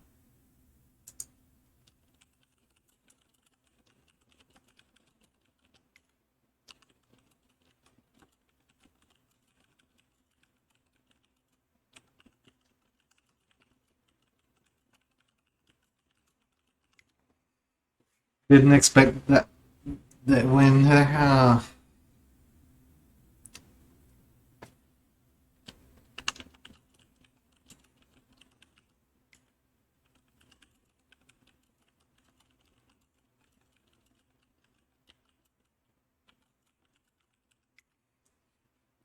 My opponent said hi to everyone in the chat.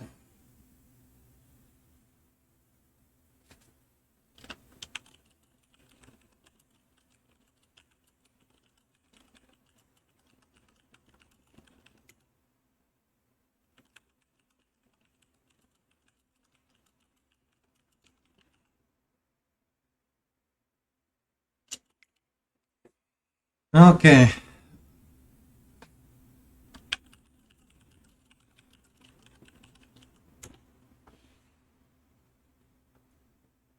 Alright. Alright, let's go next game. Alright, let's see what we get next. No, that was a pretty fun game. No, I had to learn a lot about how the deck functions there. I didn't think there would come a match so soon where I would want to see Elixir of Mortality so quickly.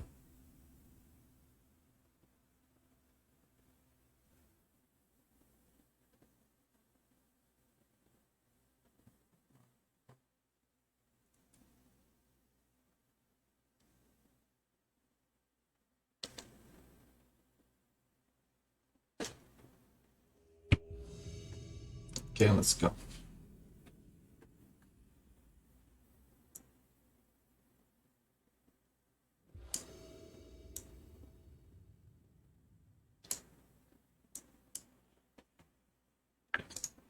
Alright, let's see. Donald. Oh my gosh, I'm going against Donald Trump. I think this is someone that. Yo, Big 3 and MTG, thank you for the follow.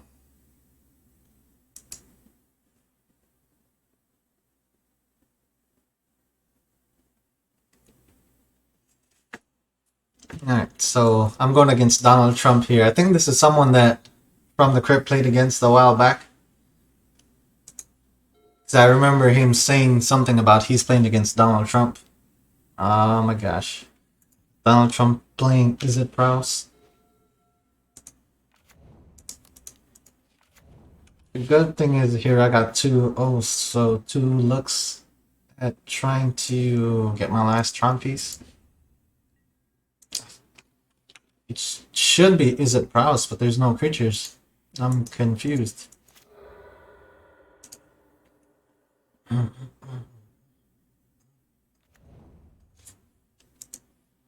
Maybe they're playing as if they're playing against a Vaki deck.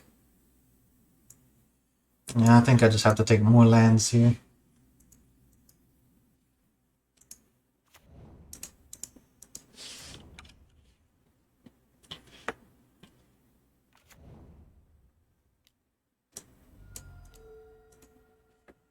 As foretold.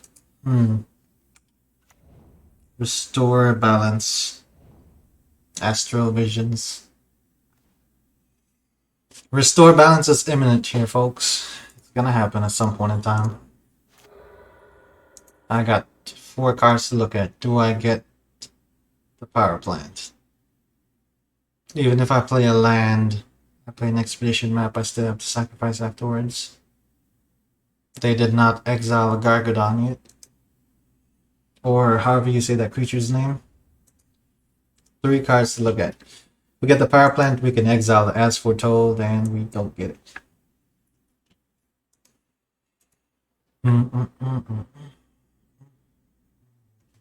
Expedition map for sure needs to be played. Thinking besides that, let's just play a forest. So next turn, for sure, we can exile the as foretold.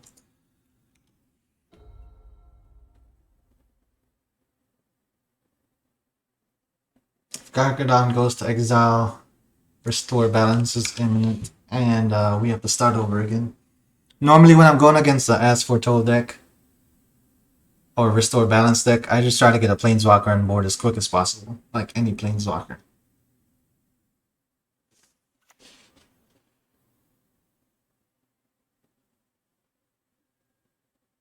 Crashing footfalls.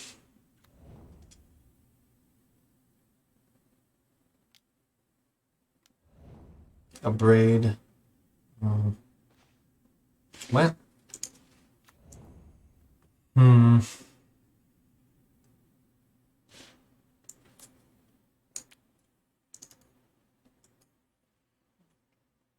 could get a Trinisphere, but Karn would be dead right afterwards.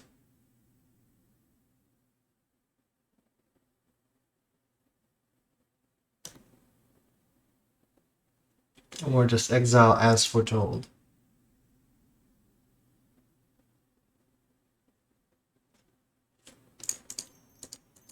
Either ways, opponent dumpster. Okay. Oh my gosh.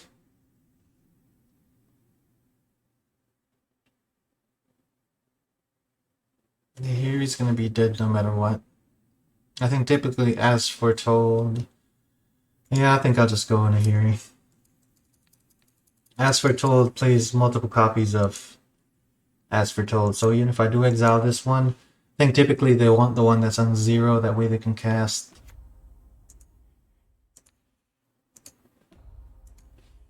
Restore balance.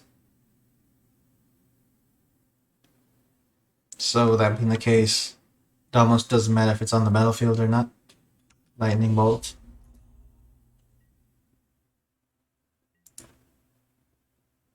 I think the biggest thing for them is the fact that they took me off Tron.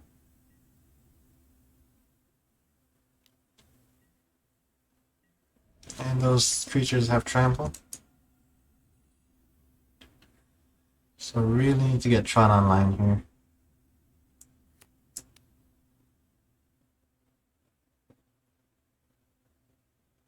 If next turn goes by and I still don't have Tron online, I'm going to just have to... Okay, alright. I guess not the typical restore balance list. I think I have to just get a couple extra looks here and see what I can come up with. That's not gonna do it.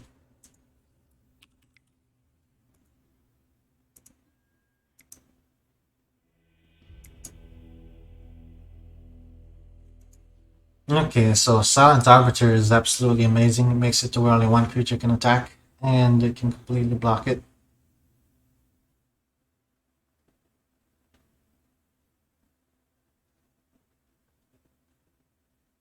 Hmm. Kind of forgot what lands my opponent played there. They played a Steam Vents, Fiery Islet.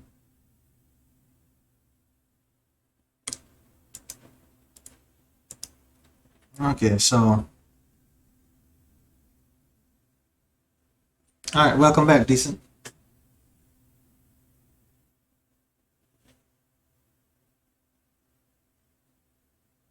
Random thought, need to get a player off as encounters the entire foretold mechanic. I'm just gonna try to race him and put a planeswalker on the field and hope that it sticks, and that's good enough. I think Emrakul is never being casted in this match.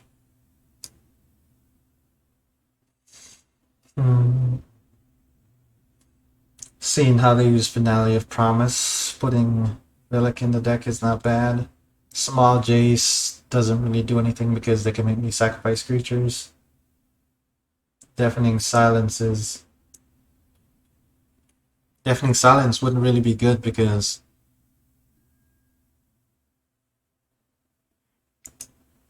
I think Deafening Silences would not be good because they could easily play around it. And they're not having to cast a bunch of spells in the same turn. Defense Grid is useless. Sorcery, Spyglass, Torpor Orf, Ensnaring Bridges. Actually not bad at all, but I think it's just better off being on the sideboard. Walking Ballista is not good. So I think Trinisphere and Ensnaring Bridge are going to be two cards I'm looking for with Karn. I think All Is Dust has no target. Nope. All Is Dust does have targets. Alright, I think this is what I'm going with.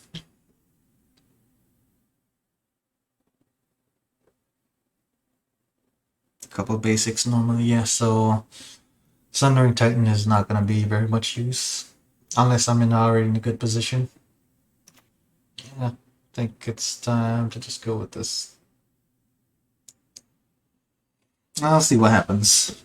Worst case scenario, we learn for next time. Best case scenario, we somehow find a way to win. Alright, this hand is looking like it's never going to get Tron online. Alright, that hand is also just as bad. Let's see. Opponent also mulliganed the 6 cards.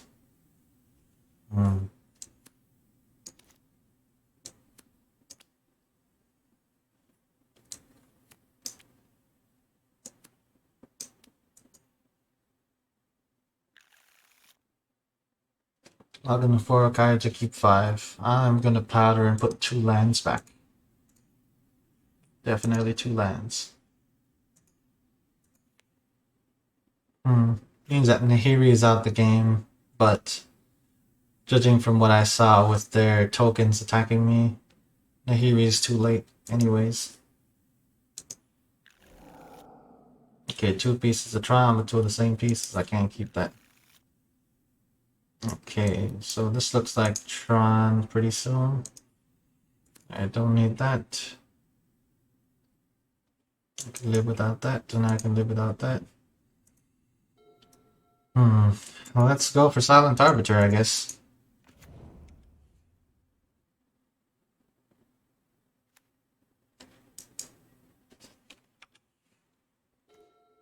Okay, Wormcoil Engine is nice to draw into as well. Let's go ahead and fetch now. My opponent plays blue, so I'm not risking Tail's End.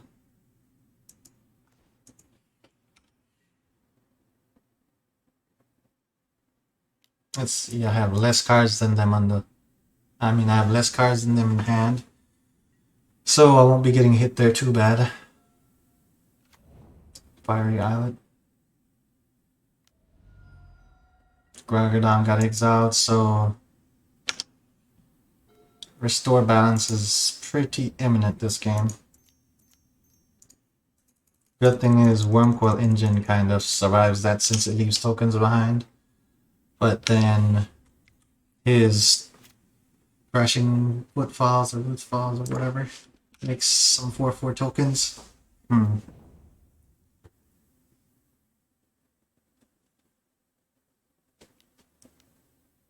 As foretold. Yep.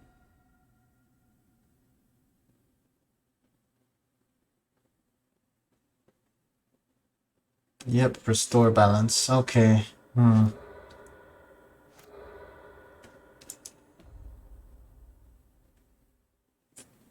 Alright. At least I'm not discarding any cards in hand. Okay, I got 2 3/3 tokens.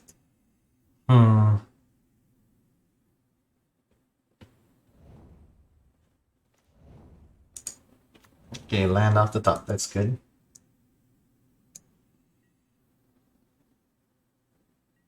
Well, in 3 turns they're dead. If they don't figure something out. Let's see how many counters this thing has. Only 6. Alright, let's see if Wormcoil Engine was enough.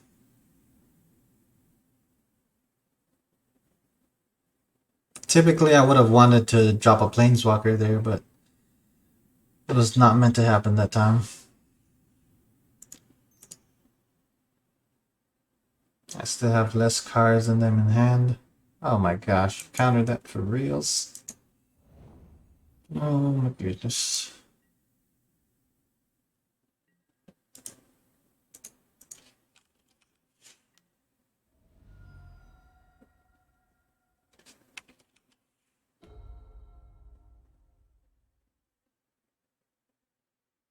Well, this turn is the make or break for the opponent.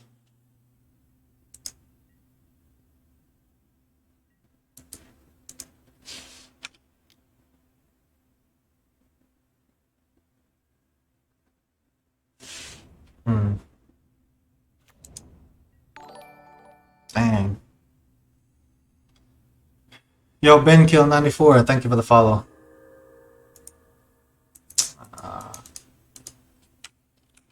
Okay, so now I'm the one taking damage again. I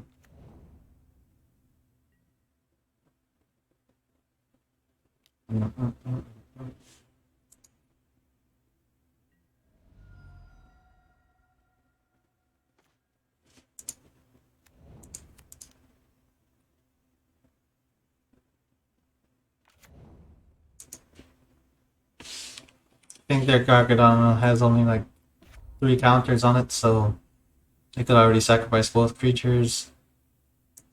And Gargadon comes down next turn, but it doesn't have haste.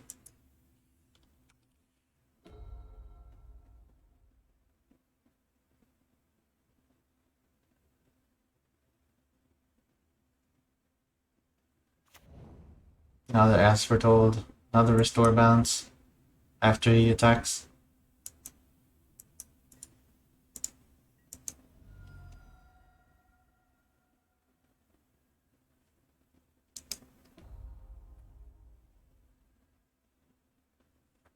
Yep.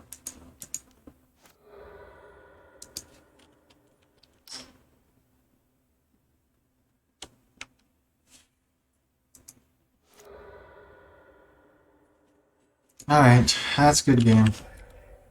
It's just a very bad matchup for Tron.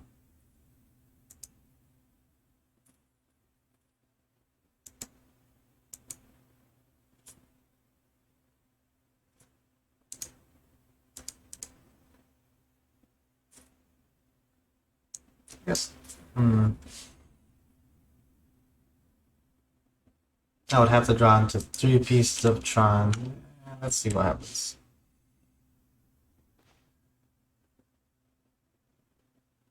That's 2 turns of him attacking me. Yeah, that's game. Alright, well, I guess Restore Balance is here.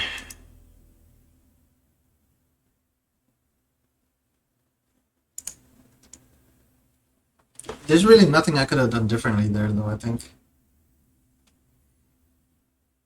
Boom Burst is pretty decent. Back against Restore Balance, besides the Trinisphere. The Crashing Root falls. There's just no way of expecting that.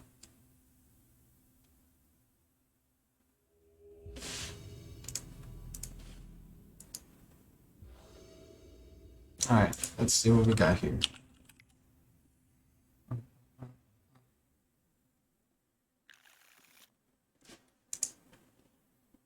Alright. No, can't keep that hand. Didn't. No, okay, this hand, definitely keeping it. I think I'll put the blast onto the bottom. And let's hope that this is not hammer time, because the blast zone is normally one of the ways out.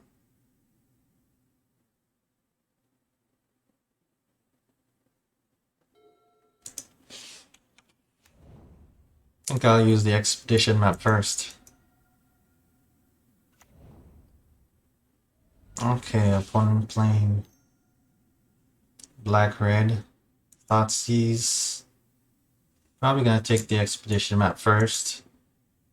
That way he knows he can get the Sylvan Scrying next time.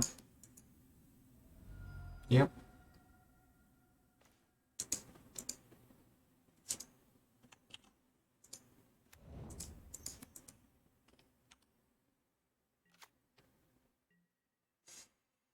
But now knowing the opponent's deck, the biggest thing in the start is just gonna be keeping a bunch of cantrips in hand.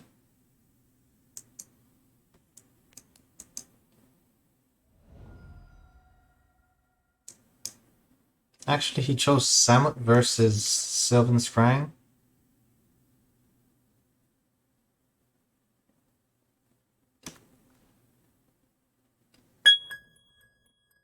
I don't understand it, but okay. Alright, I'll leave the thing with my mom's going.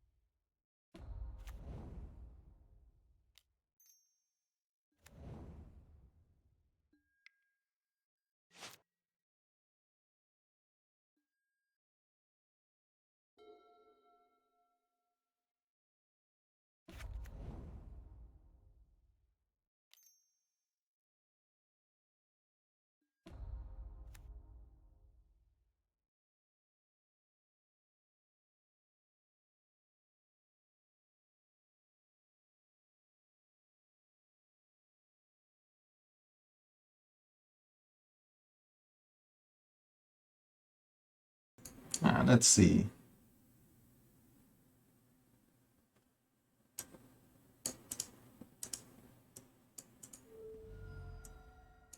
Impressive and mapping. What do you cast, opponent? Baki, oh my gosh, I'm going against the good deck, people. He's gonna take my all of the dust.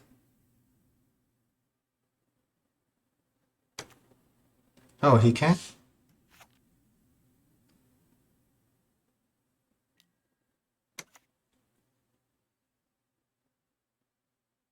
I think I'm just not gonna block.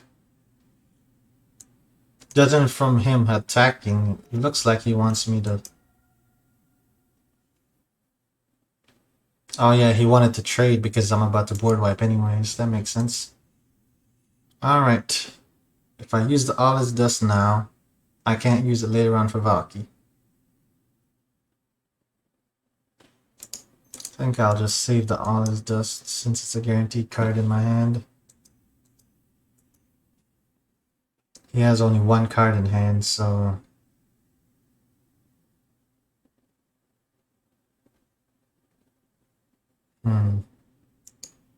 Well, card is always good.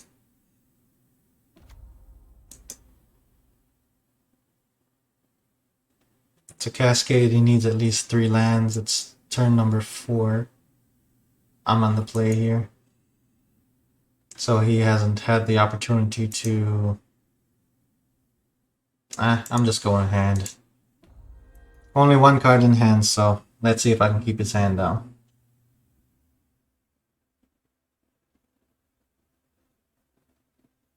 But then I know once Vaki hits, that will completely change everything. What is this? Maelstrom Pulse? So it's a good thing I decided to go hand there. Let's see. We might... Oh, look at that. Alright, won a game against the good deck here. They're probably thinking that they're going to play against us and we're going to have a lot of artifacts and stuff that they can steal. Let's change that. Deafening Silence is in here. Let's see what else. Emrakul is not being casted this entire game. My opponent also plays copies of Commandeer. So not giving him Emrakul. I think everything else is kind of up. I could do a Walking Ballista main deck, but I would basically just have to try to kill a Ballista before my opponent takes it. So I'm not too sure I'm on board with doing that right now.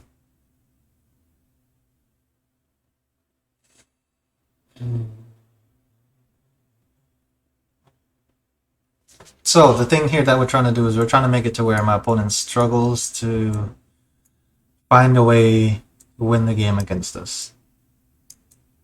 Usually not hard at all since I have so many planeswalkers and not enough artifact things for them to actually grab. All I will really have for them to actually take from the main deck is just Serum Powders and the cantrips over here. But since everything else is all planeswalkers, they're probably going to be trying to commandeer Ugin and Karns. All his dust is like the absolute win card here, along with Deafening Silences. So if I get a hand where I can cast Deafening Silence on turn 2, I am going to take it.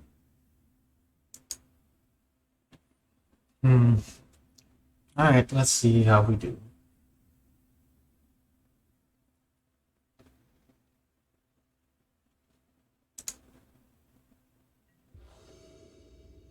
And the opponent decided to concede there pretty early on, so they do understand the fact that going against Tron, you could potentially end up playing a really long game. So he decided to just scoop, save time, and just go to game number 2. But I think he might also be expecting me to be playing regular Tron. Alright, so I got natural Tron off the bat, so game plan shifted to try and play Karn, Great Creator on turn 3, and also cast the Trinisphere. If I end up being able to cast the Trinisphere, what I can do then is prevent his Cascade from working going forward. And then I have to try to find a way to win the game. Raging Ravine. Probably like a super late game card for him. Alright, no. Alright, looks like we're getting Valky turn 2. There's Valky turn 2. Opponent's probably going to take Karn Great Creator. Dark Confidant. I'm okay with that. Alright, I'm just going to keep the Chromatic Star out because worst case scenario, I have to use the star to use Doubling Season. And then the turn after that, I can cast Ugin and win. If that doesn't work, I am gonna have to just go fish. Inquisition. completely misses in my hand. So I just realized my opponent's not playing Cascade because they're playing too many spells that are all over the place. So I think they're just playing a Junglist with Vaki in it. Alright, so they realized I had turn 3, Tron, Karn. We had everything we needed there. Against Jund anyways. Alright, so 2 games won so far. Let's see if we can get that elusive 3-2.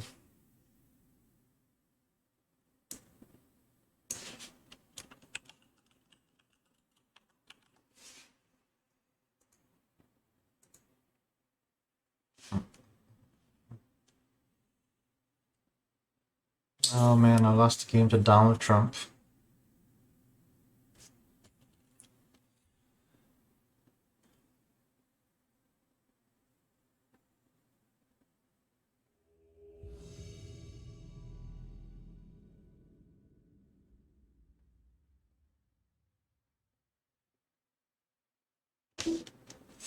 Alright, done match.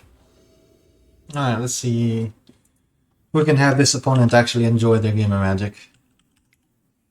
Alright, so I can't keep this hand. If I had more cantrips, I would say yes, but that's like a turn 5 card, and that's a turn 4 card. I only have 2 mana. That's not going anywhere.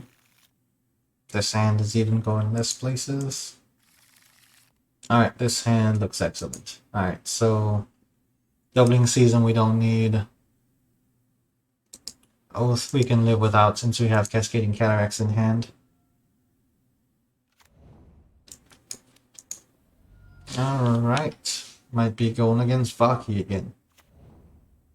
Okay, Overgrowth Tomb. Okay, good thing I decided to put Oath to the bottom there.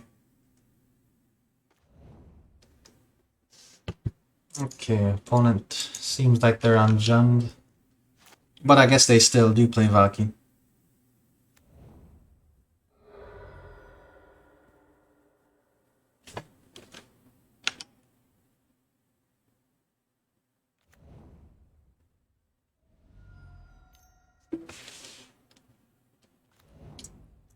Okay.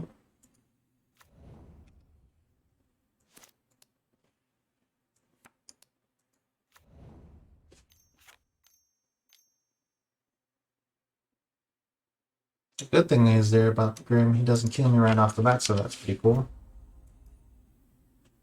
Alright, Jace. I guess I only have Planeswalkers to discard here. That creature's gonna get +2/+2 real quickly. They discarded Lingering Souls, which they can flash back.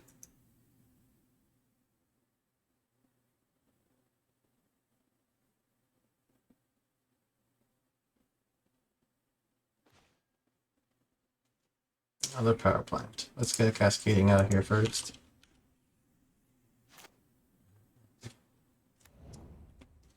So ideally what I want to draw now is a Karn Great Creator. So I can get an Ensnaring Bridge.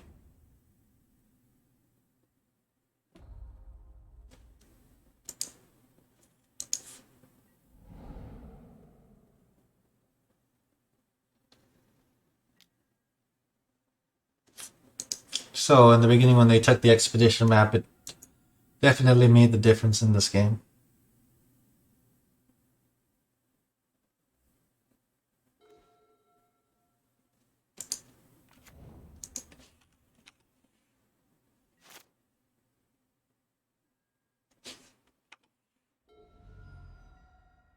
Opponent plays Deafening Silences as well. That's kind of funny. So they're also ready for the good deck. Alright, I have 8 life left. Next turn I'm dead regardless.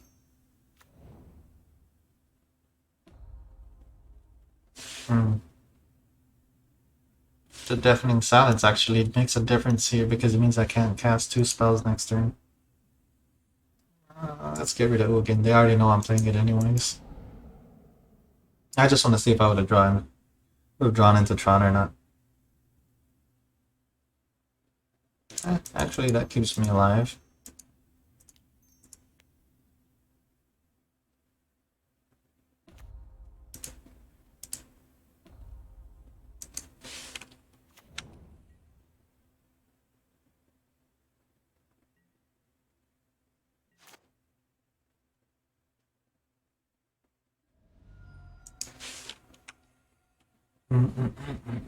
Let's see. I love Root Maze, Winter Orb, Armageddon decks.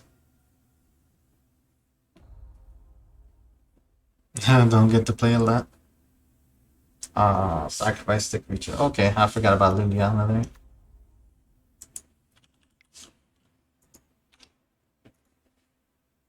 Opponent responds. Okay, they responded. I concede.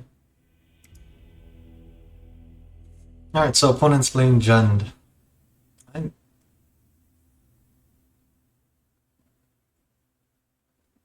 I know for sure I need Relic in here. And Elixir is actually... It's not bad, but it's kind of clunky. Because it shuffles all the cantrips back in the deck. I think it's fair to say I am actually not gonna be able to cast Emrakul, or hard cast Emrakul.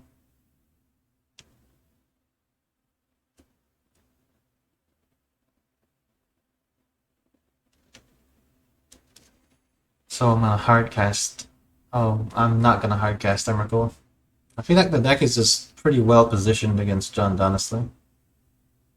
Like, there's not much that I could sideboard out for threats besides the copies of Doubling Season and maybe one copy of Jace. But combo-wise, it's already in a pretty solid spot, so...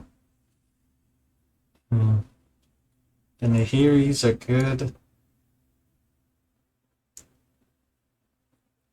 But only for exiling something after it attacks. Which is not really the best in my opinion. Could do Silent Arbiter, they seem to have a lot of attackers. Trade her out for Silent Arbiter, since Emrakul is out anyways. I think I can just go with that.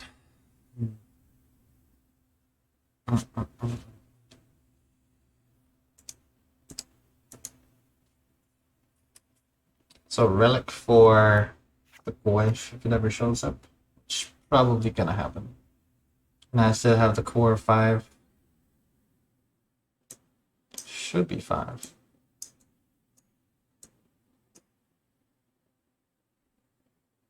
I guess I'm only running 4 Planeswalkers. Oh yeah, that's because I took Tammy out. So, 4 Planeswalkers and then a bunch of threats. Alright, let's see how this goes. Alright, that hand is not a keeper. This hand I just have to keep 2 pieces of Tron. Okay, let's see. I think I just have to get rid of one of those.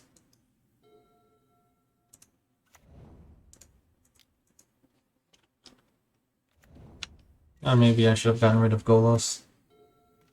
Knowing the amount of threats in the deck. Yeah, maybe Golos was the right call. But we'll see.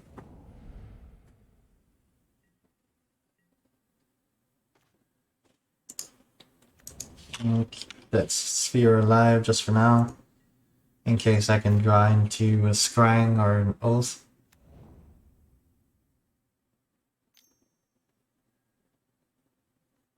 Position, so he's taking Golos.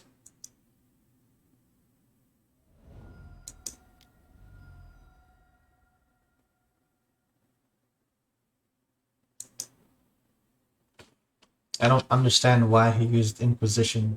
Oh, he might just be trying to get card types in the graveyard there. So I think he's playing a Goyf next turn. Powder off the top still means that we go up on mana.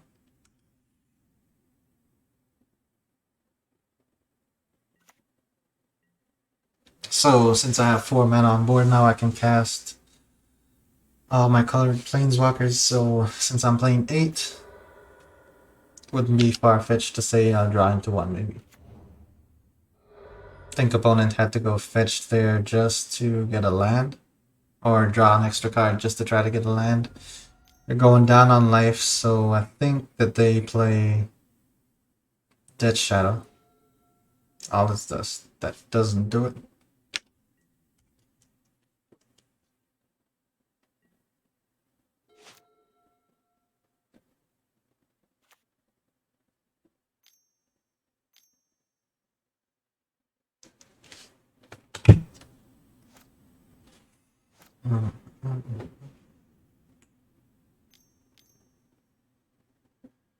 Assassin's Trophy. Well, since they're doing that, I guess we can just go fetch. Since we're gonna have the green mana. Okay, oh, that's terrible. Next turn we would have had Tron online. And it's also a good thing I fetched there. If I had waited, then there's no guarantee I would have drawn into another piece of Tron.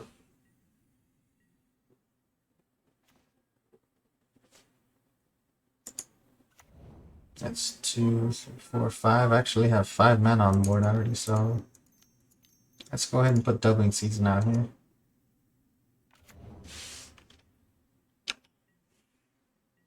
I can always play Silent Arbiter if he starts getting a lot of creatures on board, but it seems like he went heavy on the disruption and not so much on threats.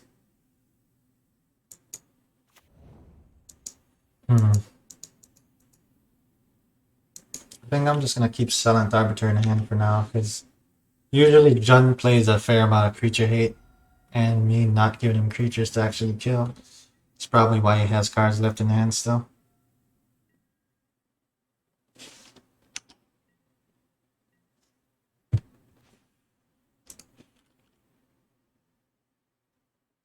Just gonna pass here. So I need to draw into a power plant.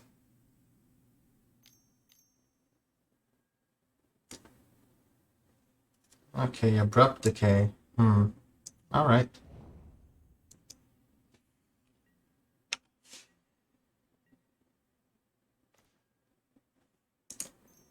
let's cast an Oath here. See if I can get the power plant. Oh, but I got a small Jace. Let's go get small Jace. Downside is opponent.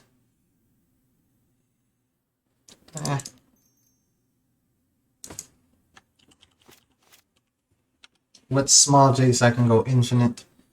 If he plays Maelstrom Pulse, he can destroy all my tokens. Okay, he didn't do anything this time. Go into another Doubling Season. Alright, let's see. I highly doubt he's playing counter spells. Alright, let's see here.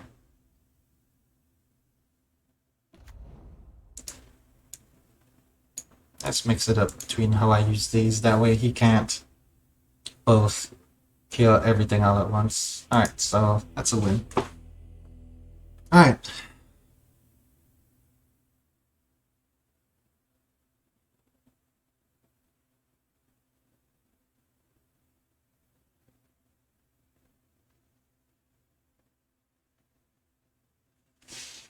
Alright, I'm not quite sure exactly what my opponent was doing there.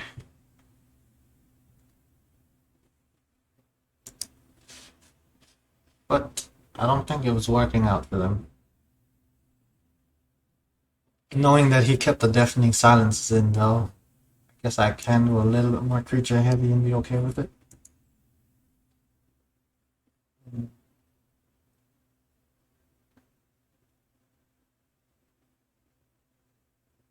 Okay, so the Walking Ballista is the only one I did not have in. I guess I'll go down on one of the Serum Powders.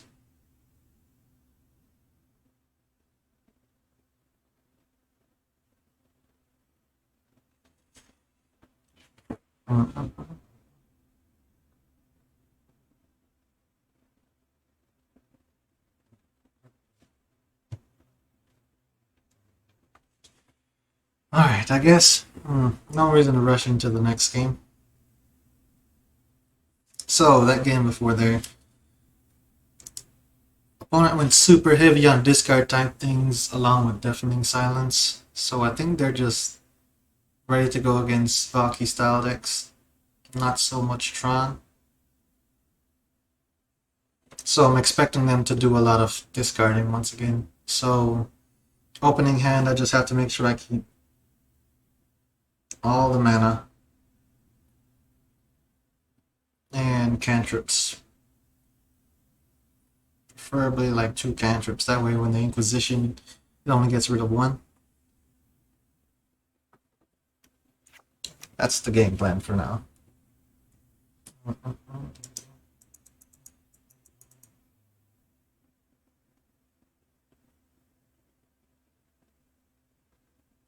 Feels weird taking Serum Powder out, but what needs to be done must be done. Or I should say, this is the way.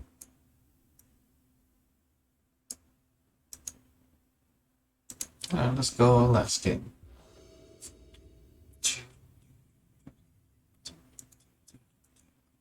Alright, 3 lands, 1 piece of Tron, not gonna happen. Opponent also mulligan down. This hand I'm gonna keep. Wormcoil Engine is normally excellent against Jund, but it's too expensive.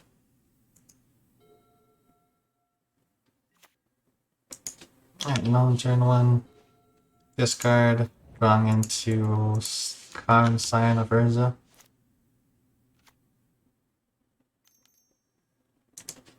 Dark Confidant. I think I'm just gonna use this just to see what I draw into. Okay, let's get that out there.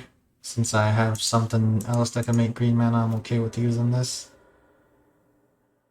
Alright, let's get this out there.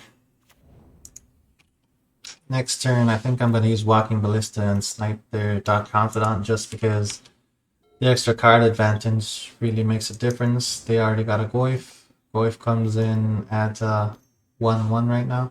Or 1-2. Destroyed my power plant. That's excellent because I have another one. Alright, so they help me go up on lands there. Or they help me get the different color lands that I need. It's really nice. Wormcoil off the top.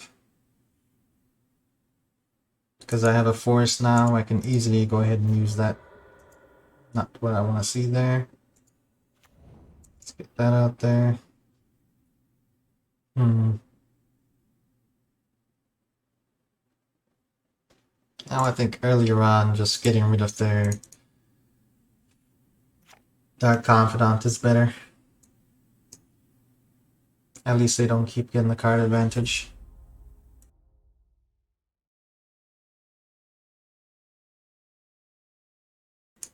Alright. Alright, let's snipe this Confidant. Alright, so we need to land off the top. Preferably a tower, but any land would get us in a position to start using Planeswalkers. Start casting Planeswalkers. That's a 4-5 right now. It's a big boy. All this dust, that's not good.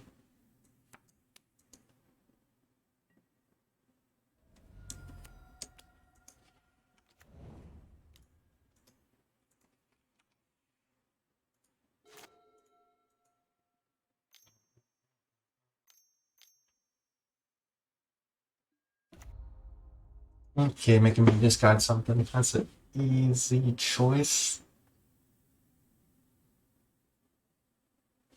Doubling season.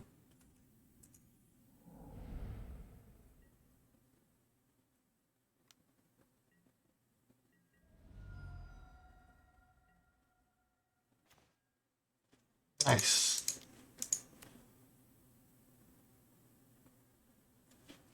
Let's go get a tower.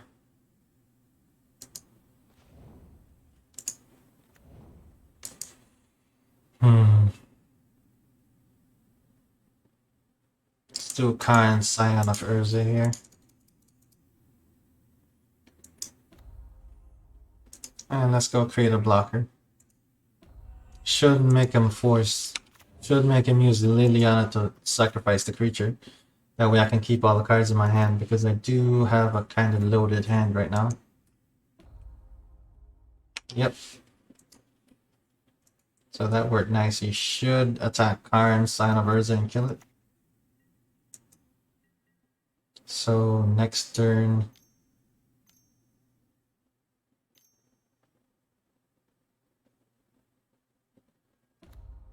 Ashiok. I'm okay with that. Ashiok came one turn too late for him. I was just...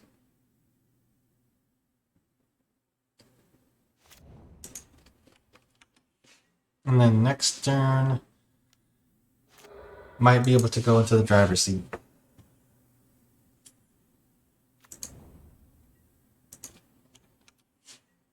Alright, so I'm just going to start out with Wormcoil because that's what normally gives them the biggest problem, but I'm also not going to fetch yet, just because there's the potential of him turning off my lands, my Tron lands. And I would rather just be able to have some kind of backup. Nice. Okay, alright. So we got the 3-2 there.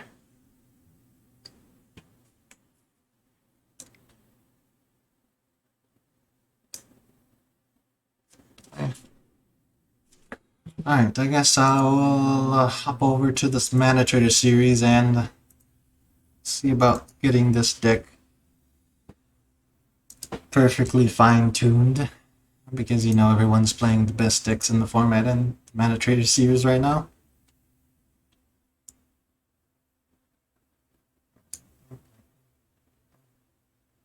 Trying to get off the top of, the bottom of the leaderboard there.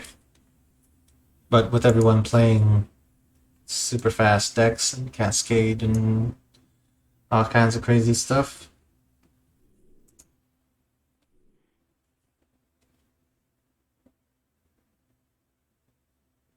We'll see what happens.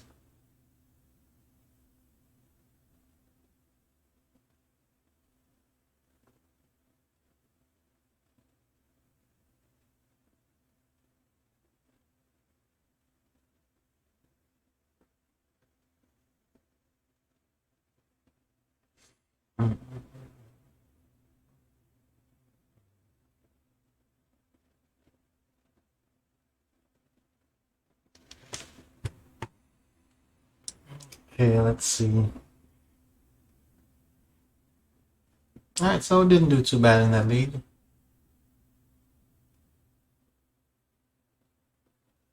Since this thing is taking a while to pair me up with someone, I can just go ahead and test the theory out. Cancel that for right now. Didn't already find someone yet. I'll exit the queue. Okay, so if I remember right, one of these versions has this top list. Instant stirrings. Normally okay, let's just let's go to the 14 one. Add one to deck. Add one to deck. So I have 4 stars, 4 spheres, 7 scryings. Still 16 lands, 4 serum powders. I'm gonna leave the planeswalkers in. Because, you know, that's the whole point of the deck. I have to take out 3 cards though, so Golos is out. Wormcoil Engine is out. I think I might put Golos back in. And then take out... I guess it really doesn't matter because this is not a deck that I'm expecting to play really. I'm just doing it to test the odds and see how often I can get Tron on turn 3. Yeah, go to practice lobbies.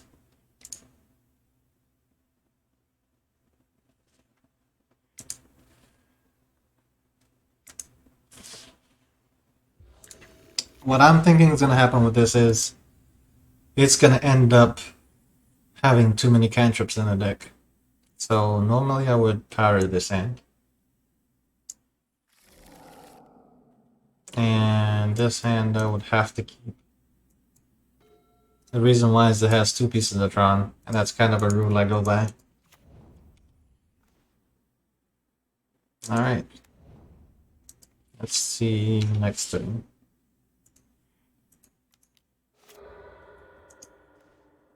Okay, we'll get Tron on turn 3. Just wouldn't have all the mana available. So...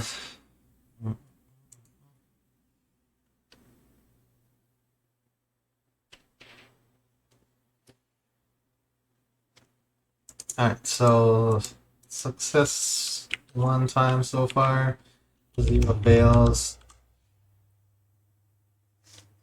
That's equal to the sum of these two. And then... say this one is equal to that. That's equal to that.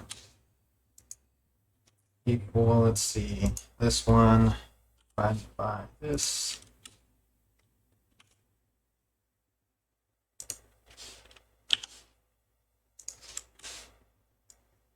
Make those percentages. Alright, so right now we're at 100% success. I'm just going to move this to my second screen. We're at 100% success of being able to get Tron online on turn 3. Not typically the Tron that you would want. Most of the time, just because of the fact that I only had one card in hand that I could play, and there was really no follow-up. But it was still able to get Tron online. This hand I would absolutely powder. Because, mainly it's just deck thinning. Knowing that I'm already going down on cards in the deck, I would absolutely powder this hand again. And then, getting to this hand, I would not keep a mulligan.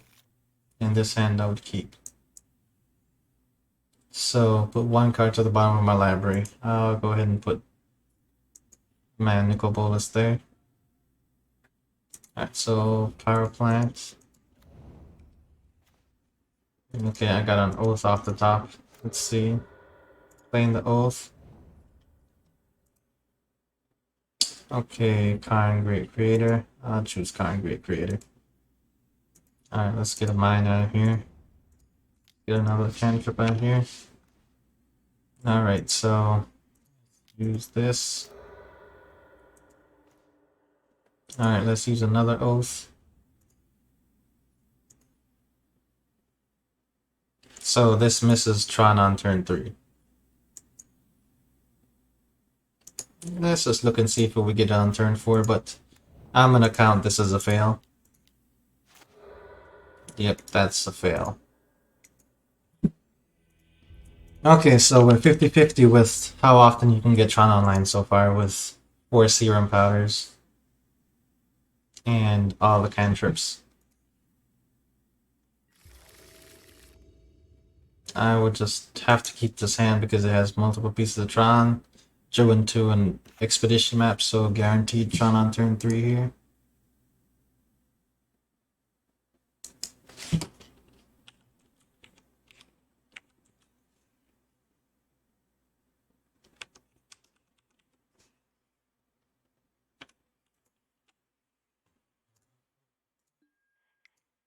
So I've done that only 3 times so far.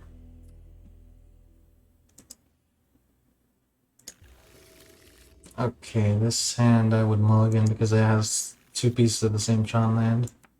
This hand I would keep. And I would probably get rid of Nahiri. Or... most likely Nahiri. I consider all the Planeswalkers to be turn 4 cards. Alright, Natural Tron here, so definitely a success. So starting off with all the cantrips in the deck, it's basically telling me that the deck is already as consistent as my other version. but we'll see once we get some more tests in. Alright, with this hand I'm just keeping because I have 2 pieces of Tron. Alright, looks like it might miss turn 3, Tron. Yep, misses.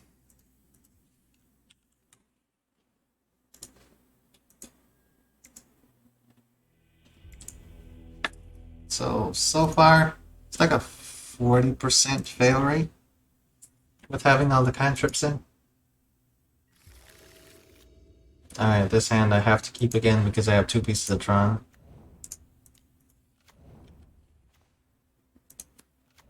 Let's not use that until turn 3 just to see what happens.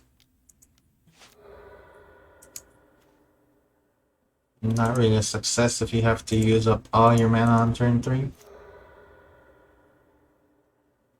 I guess you would get the Tron on turn 4, but that's, in my opinion, that's still a fail. So right now it's 50-50.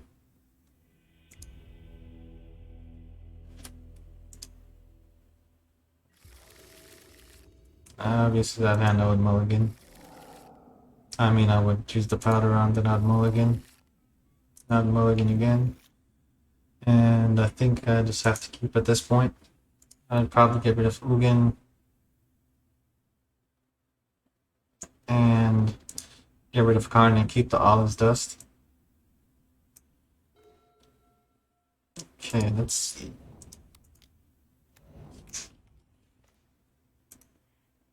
Okay, not looking too good here. Okay, maybe. See, nope, no tower.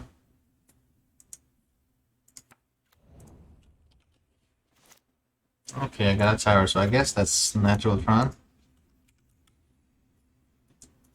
So only 42% of the time will you fail to get the Tron on turn 3 so far.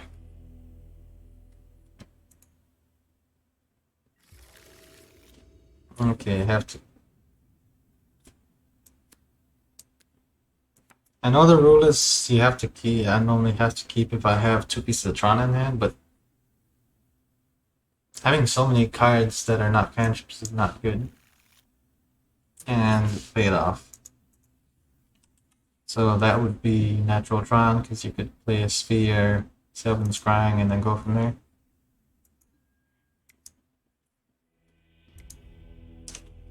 So it's looking like more cantrips. This would be natural Tron again.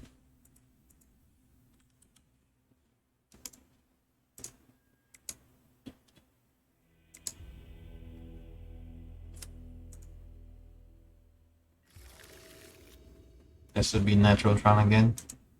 I know those are typically, you know, just hands you start off seeing what's Tron, but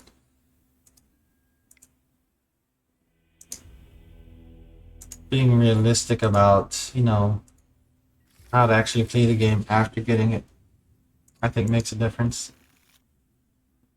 Alright, start out with 2 pieces of Tron. I would have to keep this hand.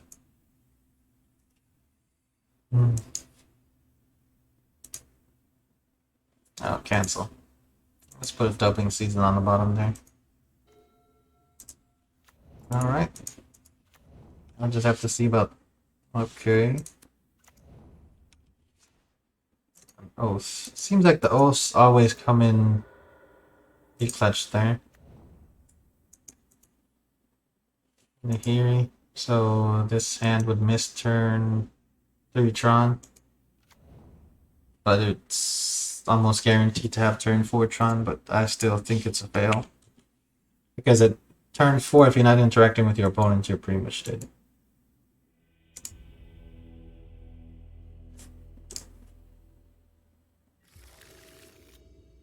Alright, this hand I would powder. And let's mulligan that. Okay, mulligan that one. Mulligan that one. Alright, let's use the powder, put the lands back. And the expedition map.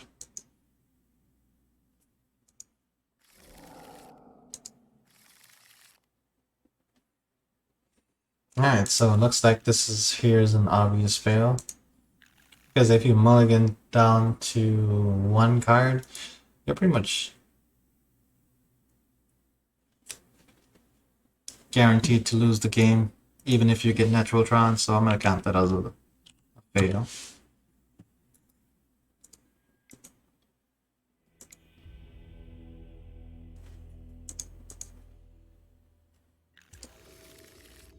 So from the looks of it here, this is as what do you call it? As consistent as me using what? See what was the difference in the two decks before.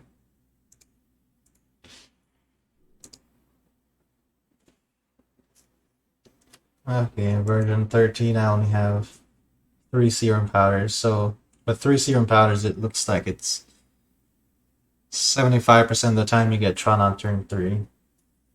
And now we're putting 4 Serum Powders on all the cantrips. It looks like so far I'm only getting Tron on turn 3 58% of the time. I think the biggest difference there though is with you getting Tron 58% of the time, you do have the ability to interact more with the opponent. I would choose to mulligan that one. Getting rid of 2 lands is not worth it. And now put the mine back. And then that would be natural Tron right there.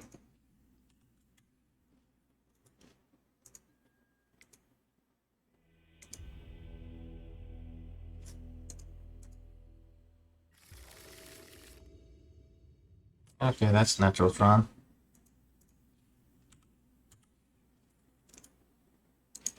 So 64% of the time now, I'm getting Tron on turn 3.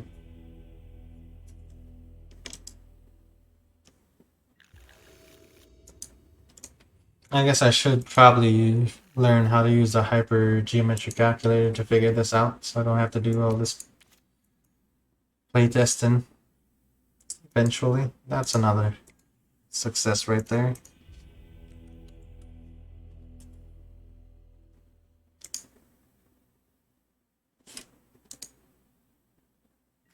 So if I succeed with getting Tron on turn 3 for the next 5 times in a row, then this is as consistent as... Yep, I'll get rid of the tower there. This will be as consistent as my other version with only 3 Serum Powders in it. But I'm not holding my breath. Okay, guess I could have waited to use that. Tron land on turn 3 with no way to interact with the opponent, not really a success. So already this is less consistent.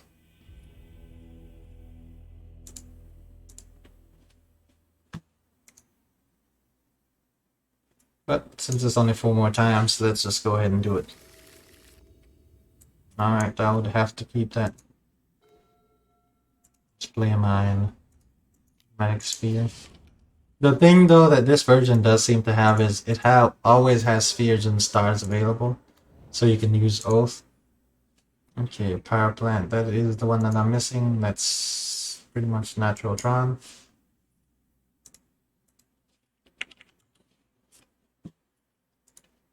So right now it's sitting at 64% of the time.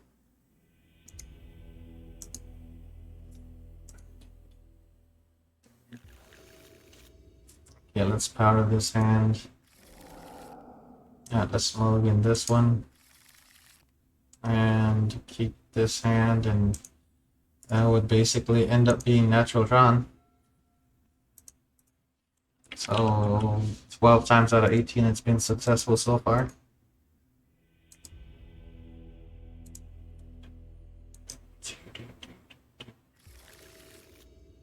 Alright, this is natural Tron, but my goodness. You're not going to be doing anything except playing lands every turn for the foreseeable future. But still natural Tron, so I guess you gotta count it, right? Doctor Stats challenge me. Let's just do this thing one more time real quick first. I mean, let's Concede and then do it one more time and then get the final results. Then I'll play against stacks here. Let's see, mulligan. This one I would powder and put the tower back. Then I would mulligan this one as well. Then it looks like I would have to keep put here at the bottom, mine to the bottom. Done. That out, put that out. Natural Tron off of this is just pure luck, but if it's repeatable and it happens, okay, this is a fail. So 14.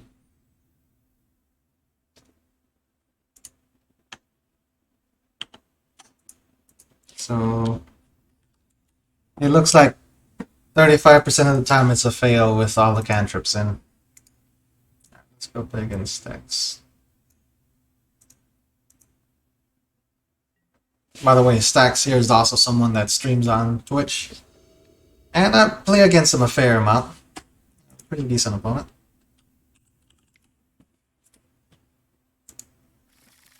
After this, I'm going to try to sign up for a Mana Traders game. Okay, that hand is not a keeper. Looks really nice though. A bunch of colors going on. And the only thing that would make it more colorful is if I had Nicol Bolas in my hand.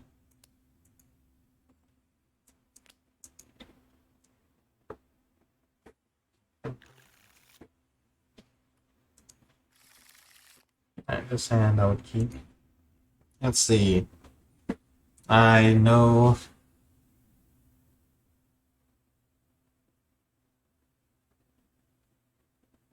Put 2 cards to the bottom of your library. It's only 2 cards.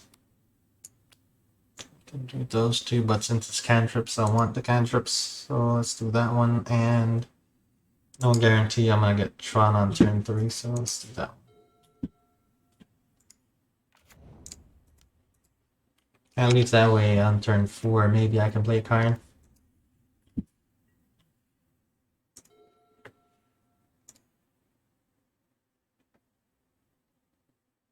Nah, we're not finally removing garbage cards, man. We were testing out the odds of how often we get Tron online if we put all the cantrips back in.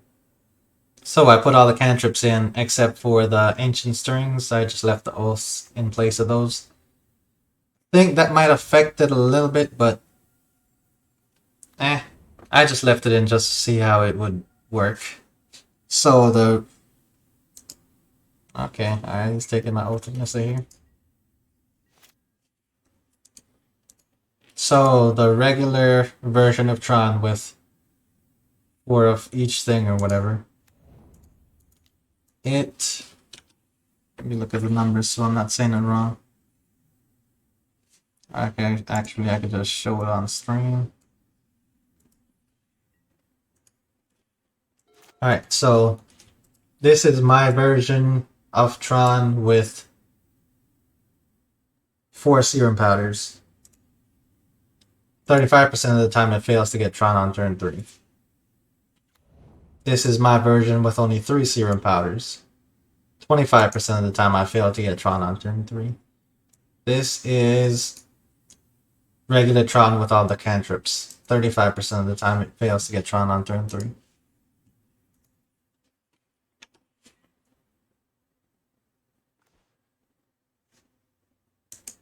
And that's just from realistically looking at the numbers.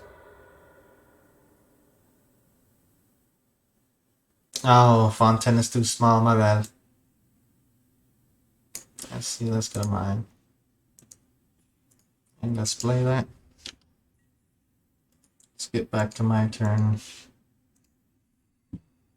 Okay, font 10 is way too small, most likely. Let's go up to 28. Alright, this right here is my version of Tron with 4 Serum Powders. This is with 3 Serum Powders. And this is with most of the Green Tron engine.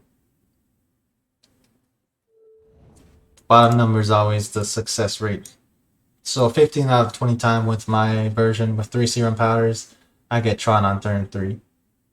So 75% of the time. And then using 4 Serum Powders in my version with not all the cantrips and using all the cantrips of regular green Tron except for the Ancient Stirrings. I have oaths in place of those. Those two are the same. So 10% more of the time I would still fail. According to the numbers. Okay, so he has a Death Shadow, so I'm thinking here easiest way to get around that is to just go ahead and cast Kind Great Creator. And then after that, get a Walking Ballista so I can snipe his Death Shadow. Since typically when people play Death Shadow, it's normally the thing that deals the most amount of damage and wins them the game. So let's cast Walking Ballista for 1 here. I could do it for more than 1, but just in case they're playing counter spells, I just want to leave some mana open. And I'm not expecting Walking Ballista to be what wins this game, because I do have a Karn Liberated to follow up next turn, along with an extra card draw. And I can also go get Sundering Titan. So I have lots of options open for next turn. What is he doing here? Tap the blue mana, okay.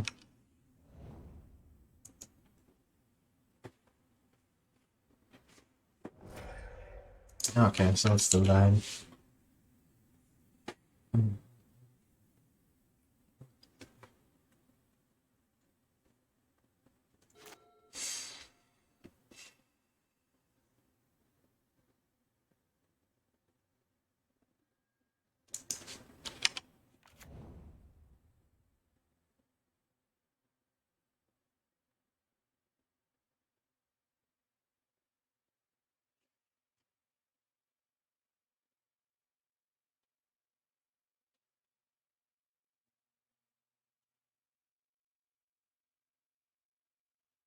Okay, this is saying I was supposed to play a match and I didn't play it.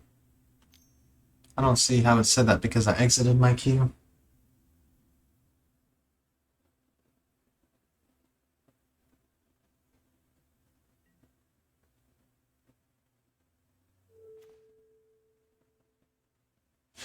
Let me see if this guy started up a game. Mana Trader said I was supposed to play a match.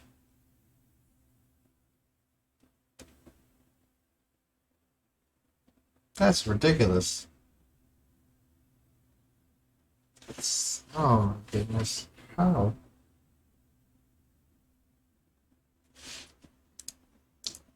Apparently it's saying that if I don't play the match, it'll exclude me from the tournament. Let's just go Karn Liberated here. It says please contact customer support or something. Okay, you were supposed to play a match against...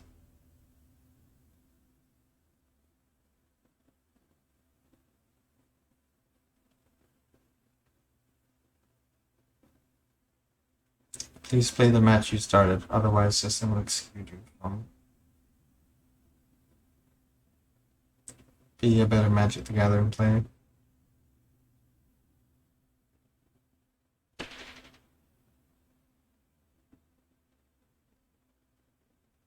What?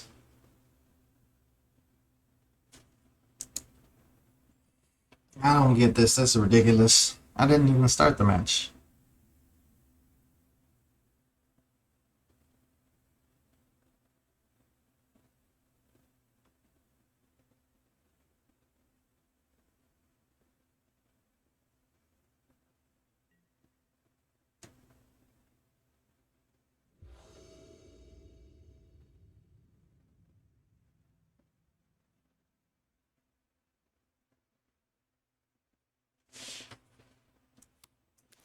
Okay, so this is Tron on turn 3 here. I'm not too sure if Jun can handle this or that Shadow can handle this. At the very least, I'm playing Golos. At the most, I'm playing Karn, Scion, of Urza.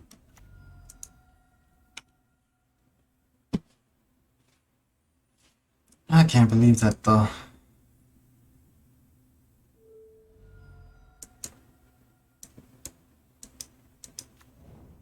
Probably because Potter's in the deck, that's why it's not working.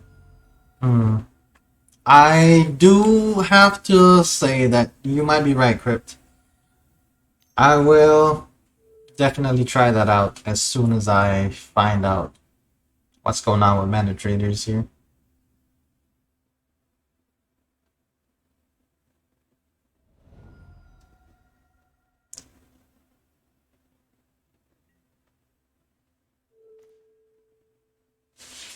I still can't believe though they said that I started the match when I clearly exited the queue before the match started.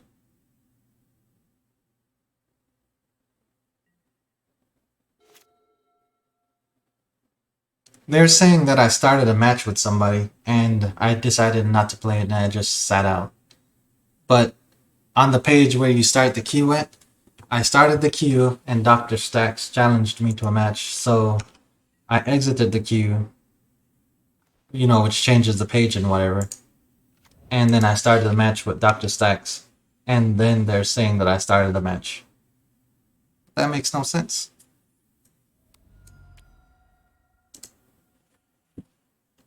Like even checking on the page, this is the page that it sent me back to after I canceled the queue. So how did I start a match if I'm on this page? So, yeah. I just replied to them in an email and hey, if they want me to play the person, I'll play the person, no problem. But, I just hate being accused of doing things that I didn't do.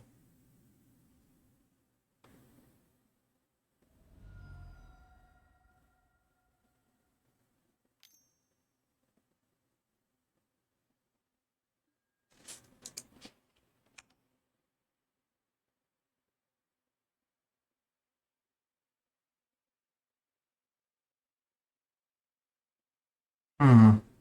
I guess that makes sense, Script, but that's also something I didn't know, and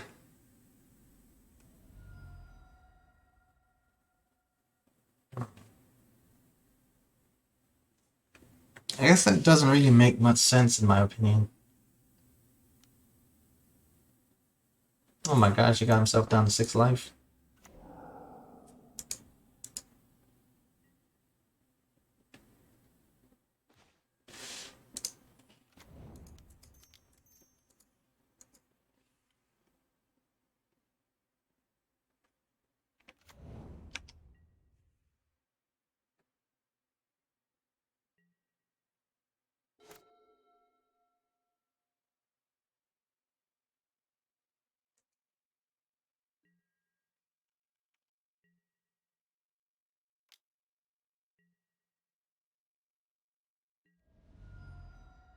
Hmm. Okay, so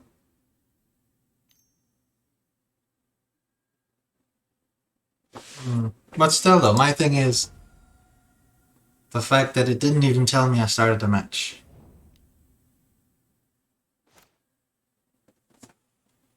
That's what I'm kind of annoyed with.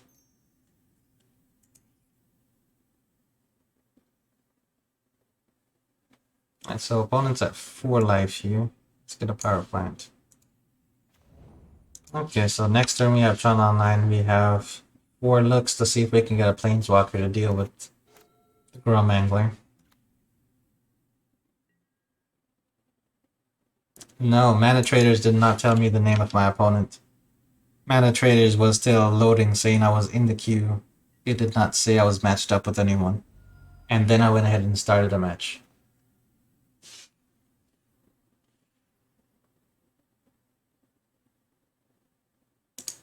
So basically it never matched me up with anyone. But hey, if you're saying that if you start a match it says that you lose, well, I guess, but if I'm not matched up, it doesn't make any sense why it's saying that I skipped the match.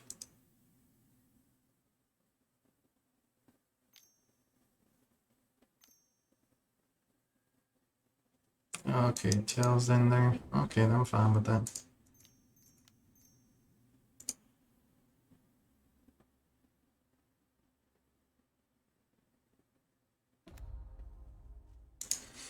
Okay, let's see. It's on for 7.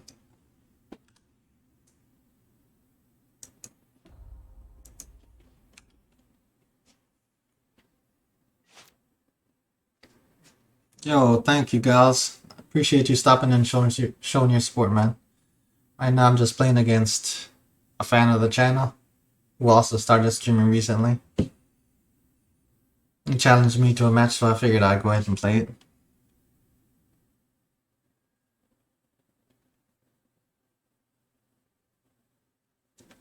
Okay, I guess, but eh, we'll see if I get matched up with a Trader series, in February series.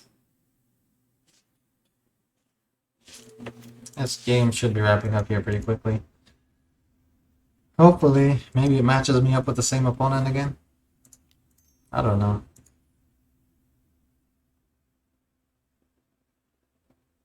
Either ways, I replied to their email, so I will see what they say.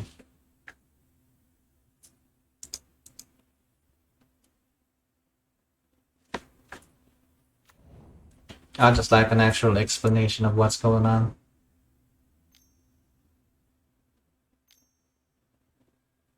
Snapcaster Mage, so he's gonna use the Tails End again.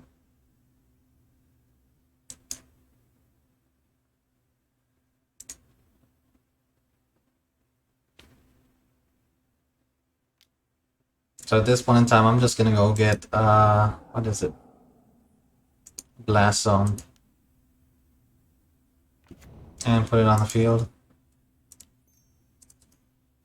Which means that his Dead Shadow being able to deal combat damage and win the game real quick is gonna be off. So that means he has 5 turns to kill me with his Snapcaster Mage. So that's potentially 5 cards that I could draw into.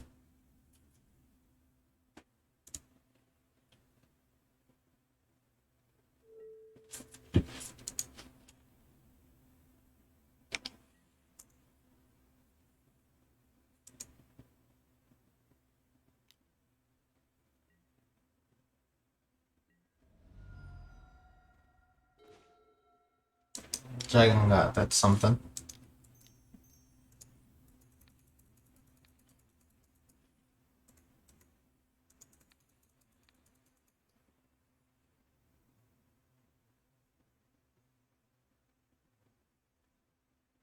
Yeah, it's a pretty awesome top deck.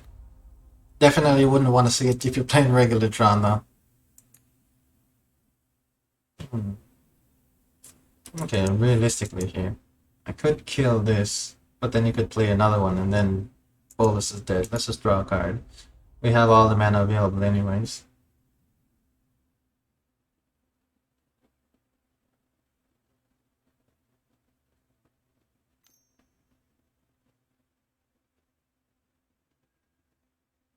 Okay, so if I didn't do it, he would have used the lightning bolt.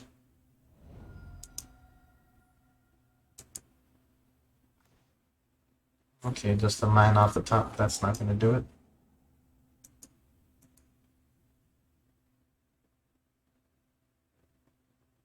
Fine, play it.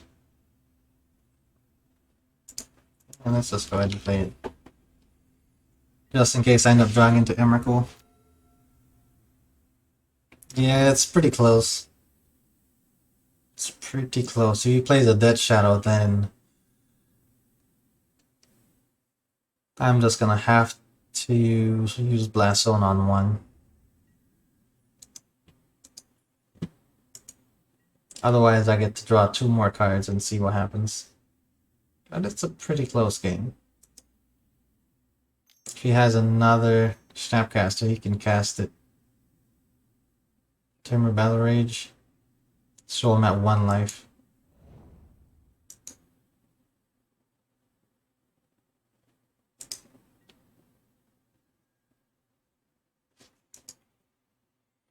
I'm gonna wait till his end step to uptick on Blast Zone. Okay, I'll have to uptick on Blast Zone. he draws into a burn spell, so be it. Okay, Cunning Castaway. Cunning Castaway is actually not bad to draw into. And this, ladies and gentlemen, is why I say that. Let's see if he counters it.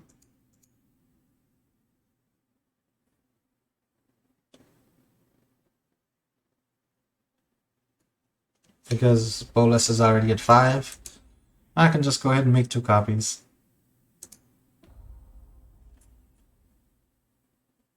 You know, some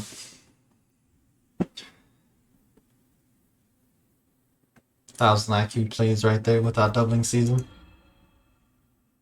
Now I think I want to draw into something. I'm not gonna blow up Blast on it. I think I'd rather just draw cards first. Okay. He has to exile the 1 card in his hand, so let's see what it was. Yo, Offbeat, thank you for the follow, man. It was a Grum Angler. Okay, so now we know he has no more cards in hand. Literally, he just has to top deck a burn spell and win the game, but we have a lot of options here. Let's see if we can get something going first.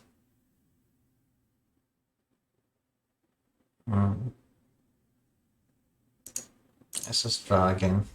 Time Great Creator. That will do it.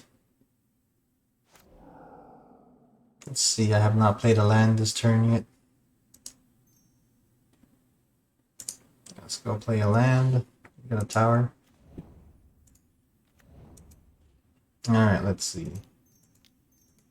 Put Kind Great Creator out there.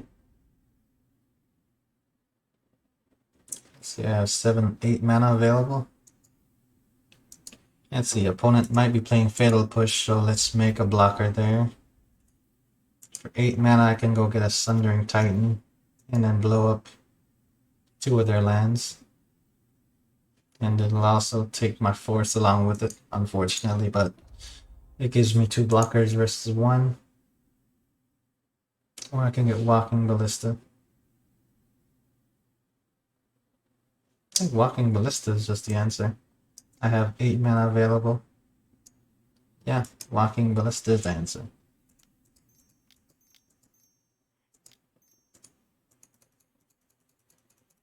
So, yep, that's game.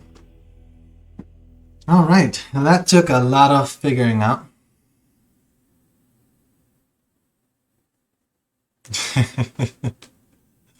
Oh man, I see a bunch of people in the chat where, you know, thinking a whole lot faster than me there and saying Walking Ballista. My deck is ready. Dang, this time I clicked on my deck is ready and it instantly paired me against an opponent.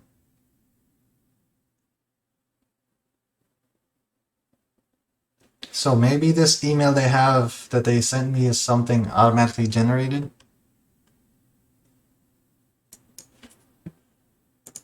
Stack sent me a message.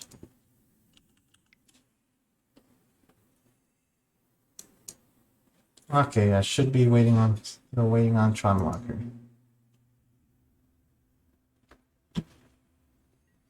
Alright, let's see what this mana traders be like today.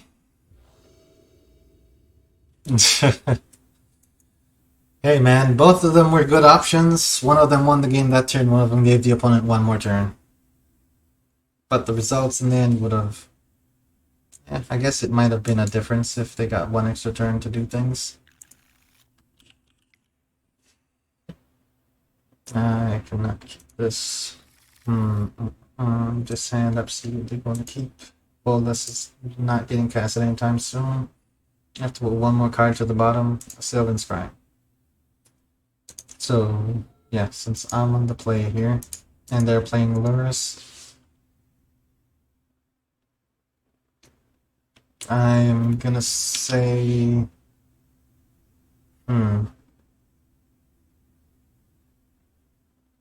Maybe I should have put the forest to the bottom.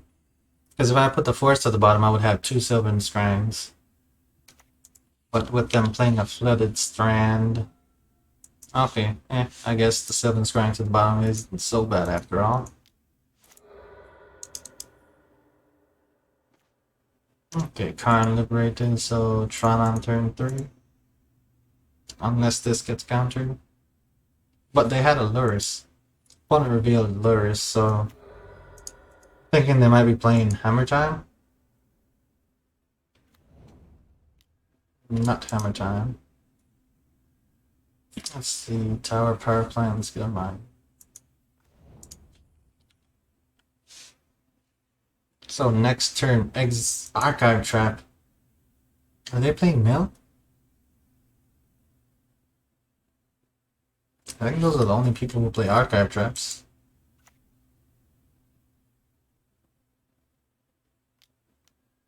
Glimpse the Unthinkable. Opponent is playing Mill. Emrakul, you know, doing what Emrakul does there already. Opponent's probably rethinking their life decisions right now.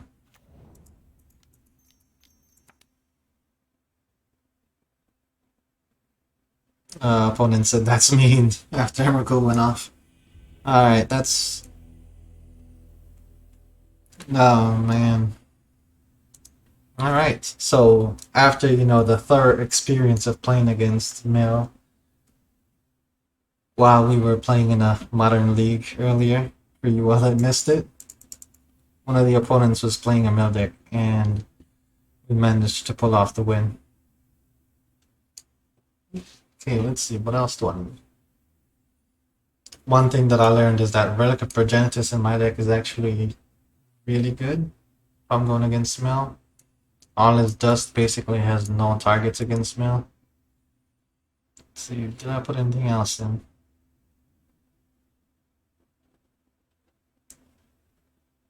I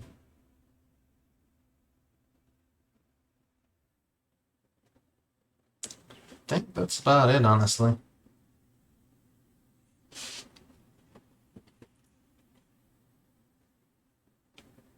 What are life decisions, Savage? Alright, so opponent I was playing against in the Modern League who was playing Mill was using the Crabs and Mesmeric Orb. This opponent I think is just using a bunch of spells.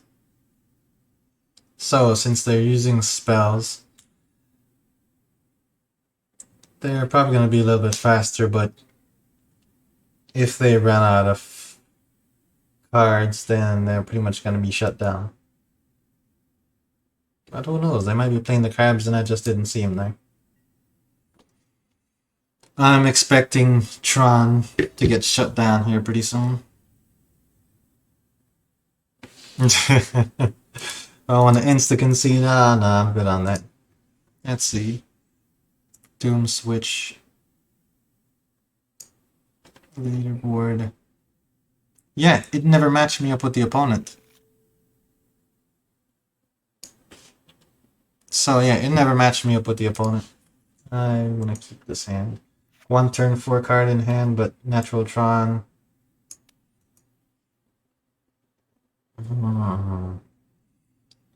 I'm just gonna pray here they don't exile any Tron pieces quick enough. If they don't, I'll be in a really good position. If they do, so God Lantern. So already they don't know about Elixir of Mortality, so that's gonna be our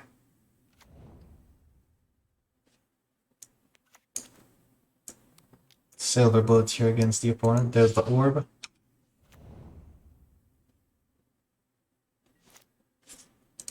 Let's just get always past to that. Alright, just a Planeswalker in the grave so far. I'm not gonna fetch until their end step.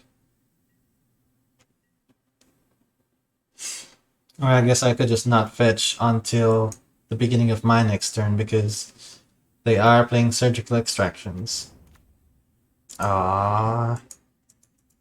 So even if I do get Tron online, they're gonna pop whatever land. I'm not gonna fetch here because since the game is slower anyways, might as well just take my time and not mill more cards than I need to.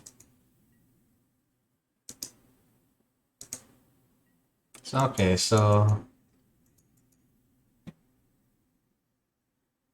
He's probably not gonna pop it yet until after I... Okay, he is gonna do it.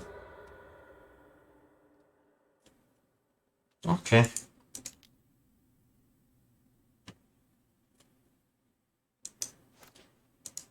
Let's just tap the mana and add it. Let's get a forest.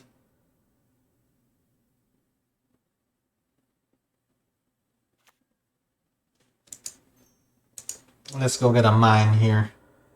I can't go get a tower because of the archive trap. Tower power plant. Is there a mine in here?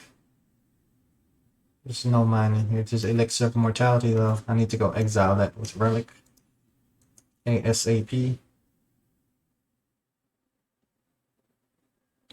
Archive trap again.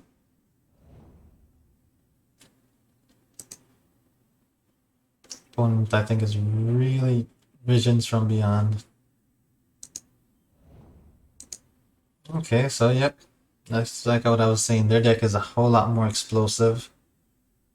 Downside here.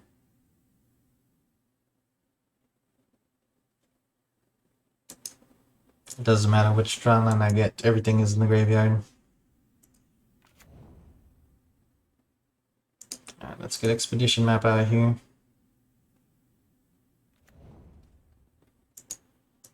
Let's get relic out of here. Opponent's probably wondering, why am I on earth playing relic against a mill deck?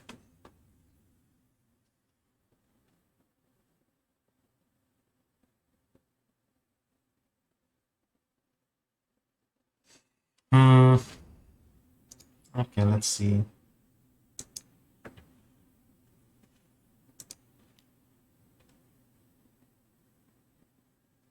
Opponent's probably wondering what I'm doing here. Let's see if I can find this relic.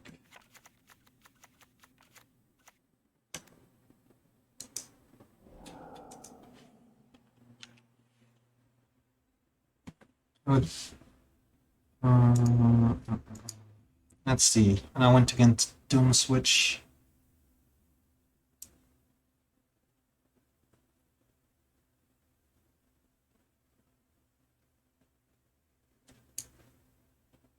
No, I haven't gone against Doom Switch yet. At least not in the Mana Trader series.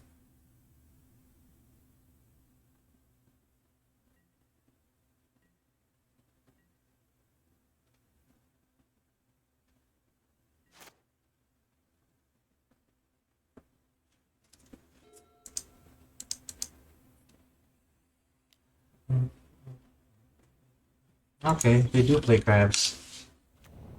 Surgical extraction is something that they have a lot of. This image is pretty sick though. Emrakul exiled my graveyard. Okay. Forcing me to search here.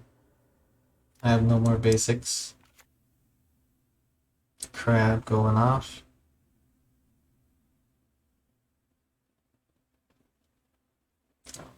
Just stuck there, okay.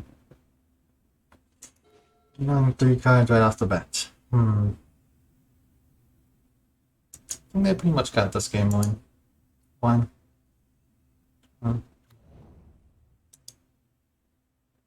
Okay, nice, I got a tower. Let's go see if I can get a mine.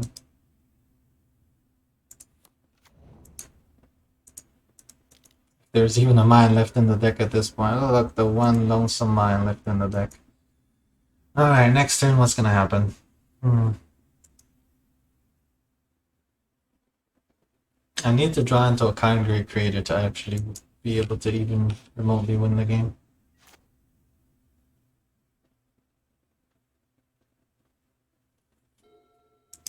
Unless they have something there to play. Okay, alright, they did have something to play.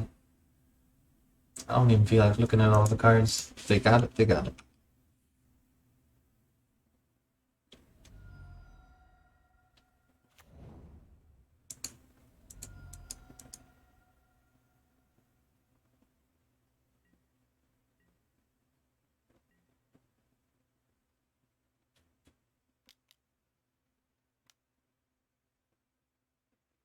They just put lures in their hand.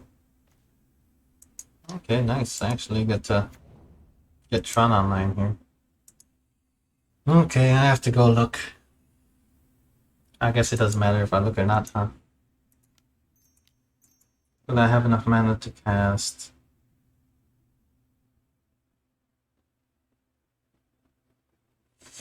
Okay, let's see.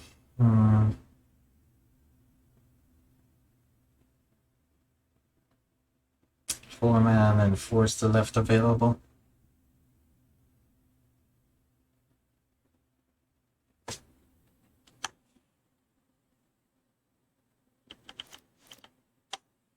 Alright.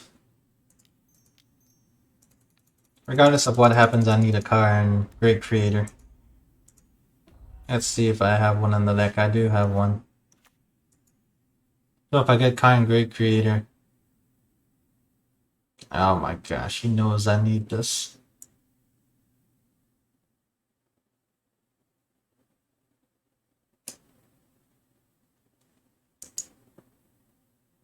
What? One card left at the top of my deck, and if he mills it, I lose the game. If he doesn't mill it, then I can come back.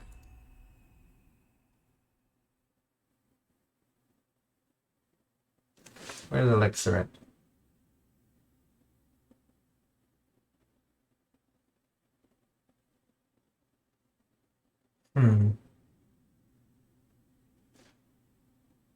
Okay, there it is. I was thinking to myself, I know I saw it somewhere. Alright, opponent, you have a way to finish me off. Oh, actually, next turn I automatically mill 3 cards or 4 cards anyways this game.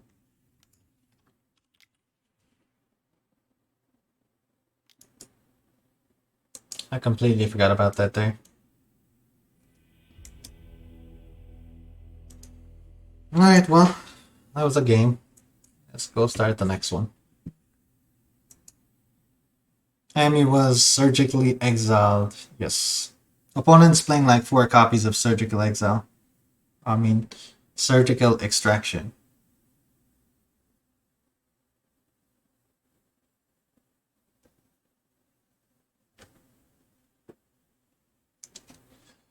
Well, Mike, it's pretty easy to stay on when you're having fun, you know what I mean? I don't know if my opponent's quite having fun, but I am.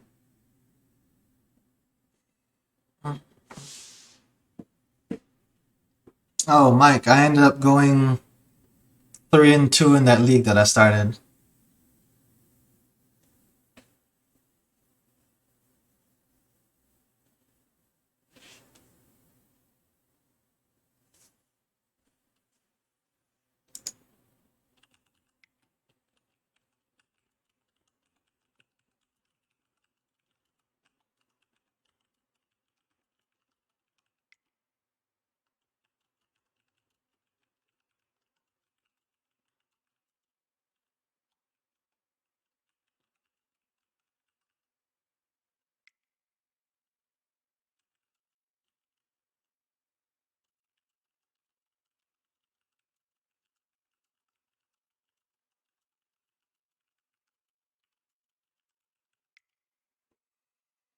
Hmm.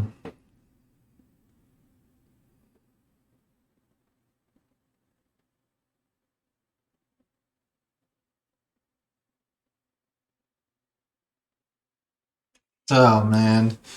It's kind of funny. My opponent is telling me there that they saw me on the leaderboard on Mana Traders. But if anyone here, or for everyone that knows about how the Mana Traders event works, it just shows you up on the leaderboard if you've completed your matches.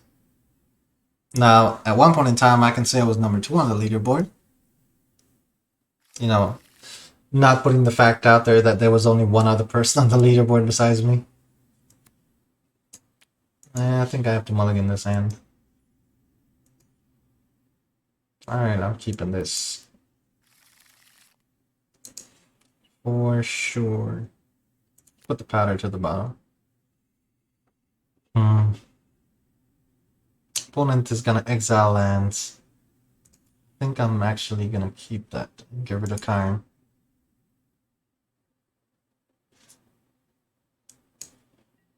Since the opponent's going to be exiling lands, I'm never going to get Tron online. And odds-wise, playing the power plant in the tower first means that they're less likely to hit a mine in the deck and extract it. So let's go with odds here and see if we can get it to bring us to this win.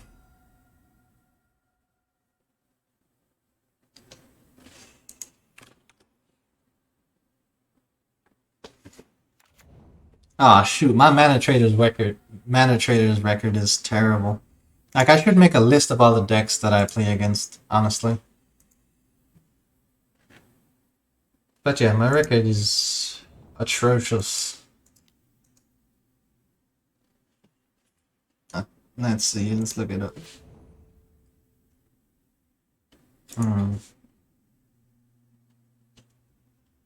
I'm on 21 matches and I've won 2, 3, 4, 5. I won 5 matches out of 21. Needless to say, I am not going to be winning this competition. But it is an extremely good place to come and test the deck out to, you know, figure out if I need to make changes on stuff. And that way when I play leagues, I can do better in them. So that's mainly what I'm doing this Mana Traders League for. But at the same time, let's see. Starting out my Mana Traders League, I went against Valky. I went against Boros Burn twice. And then I went against some other fast decks. I think I only played like one fair deck. So that being said, it is extremely difficult playing Tron when you're going against fast decks in the format. Especially ones that have already been established for so long. Worst deck. Okay, well, at least I managed to get Tron online.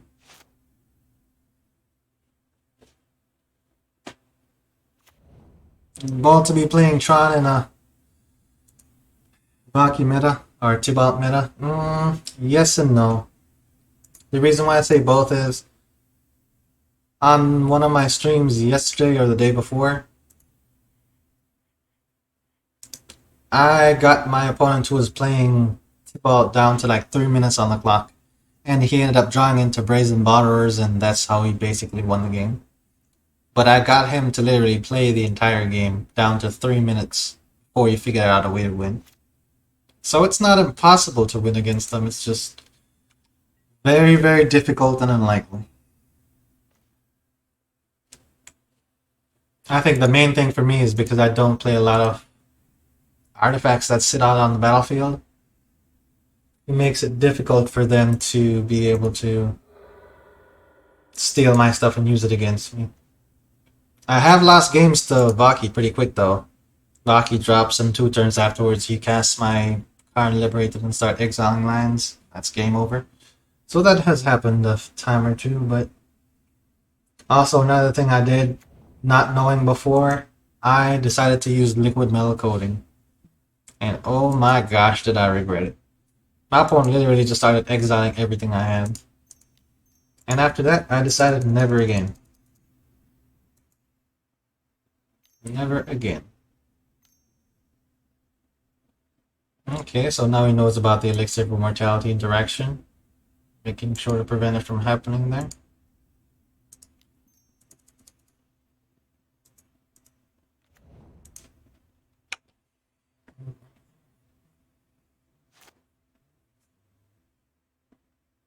I really need to get some cards back into my library.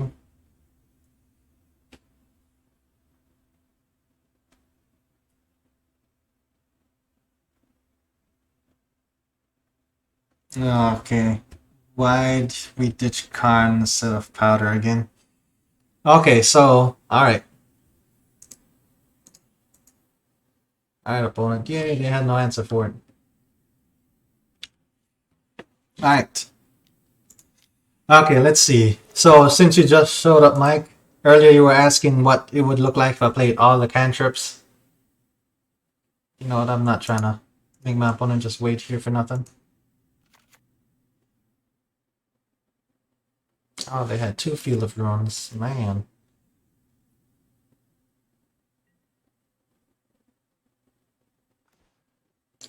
Drawing into a doubling season. That's pretty good.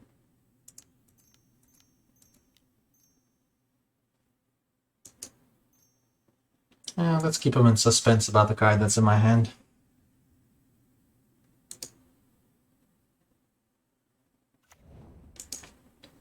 Okay, so how you were saying, I mean, for the opening 6. Oh, okay. The reason why I ditched Karn is I fully expected my opponent to knock me off Tron early on in the game. So because that's the case, why play for Tron if your opponent's gonna stop you from getting Tron? You know what I mean? So I'd rather have all the cantrips since I know it's gonna be a longer game. I'd rather be able to have lands to play and stuff versus Karn. Especially since the opponent's way of interacting with my deck is basically to, you know, stop me from getting Tron and exiling or whatever Tron land it is. I would rather not have that happen. So that is initially why we got rid of Karn. I guess I'll just go get Tron online here. I don't really have any other choice because if I get Blast Zone immediately goes up to 2. Guess I can draw a card and see what I get. So that means my library goes down by a total 4 cards. I'll just keep that for Elixir. Blast Zone goes to 2. Okay, I guess Blast Zone going to 2 would mean I would be able to hit Soul Guide Lantern.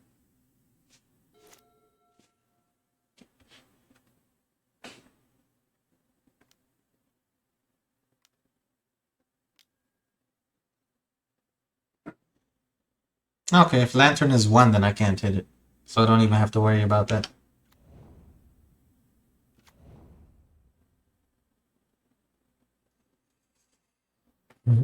Opponent's probably going to destroy one of my lands again.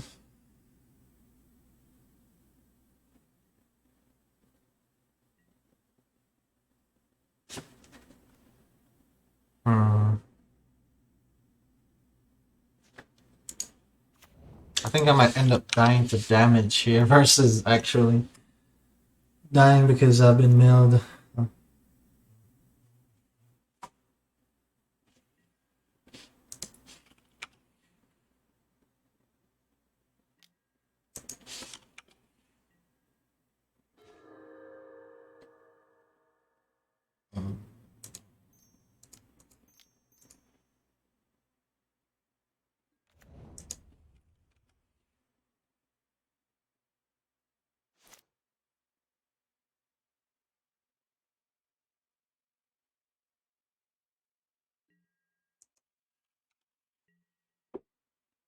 7-turn clock. Hey man, it is what it is. A clock is still a clock.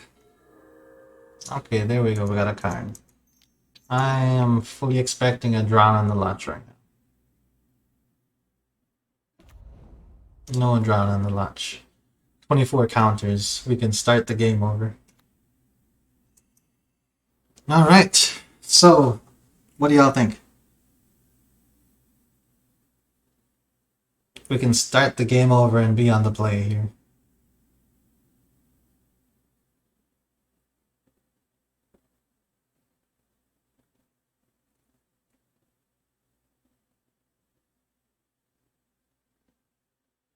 Alright, 1 vote for restart. Anybody else think we should restart?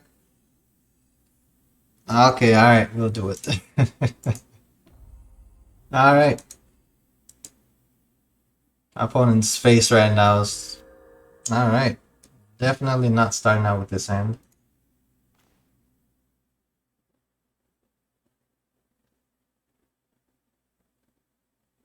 That hand's not gonna work either.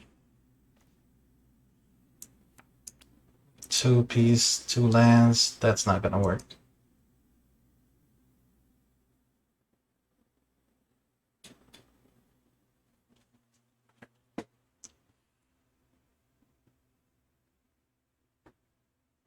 No, my opponent's actually laughing about it. They're not mad about it.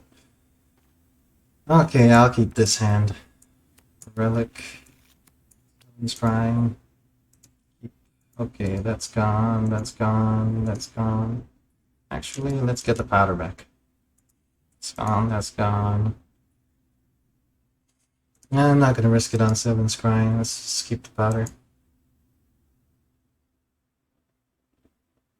Both me and my opponents are at 14 minutes, so time-wise, it's pretty close. Hey, at least we reset their 7-turn clock, right?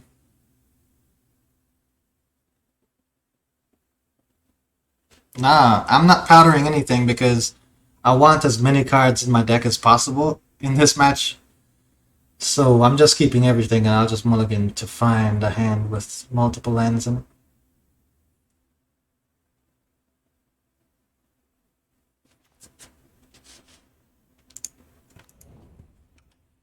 One thing that I did though is that I just noticed, since I restarted the game and it's not technically turn 1, I do get to draw a card.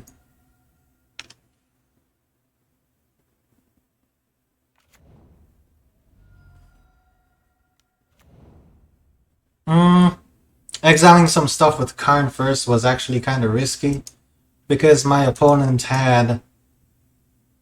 I only had 18 cards in my library and my opponent could have drawn Soul Guide Lantern at any time. So the restart was actually not a bad choice. Yeah, they also get Lures. No. Actually, I think they do get Lures. No, Lures got back into the revealed zone. So Lures is still their commander. Maybe. Let's count. That's 1, 2, 3, 4, 5, 6. Oh, Lures is in their deck. Oh my gosh, that's hilarious. Lures is actually in their deck. So now I know that it doesn't affect just me that way, it also affects the opponent, so that's pretty sweet. Let's see. No elixir in the graveyard yet. The next turn I could just play card, make tokens, and then swing.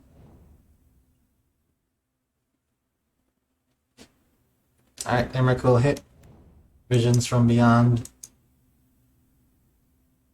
If they don't have anything here, okay, yep. Pretty much in the driver's seat at this point in time. They have 2 cards left in hand. We already have a Planeswalker to play. Now we have 2 Planeswalkers to play. I think I'll do Scion of Urza first. Just in case it gets countered, I can play the powder. I want to say power. Now let's make a token here, 2/2 token, and let's power it up some. That's a 3/3 token. Alright, let's move on to next turn. I guess I should do the whole plug thing, right? Glimpse the unthinkable.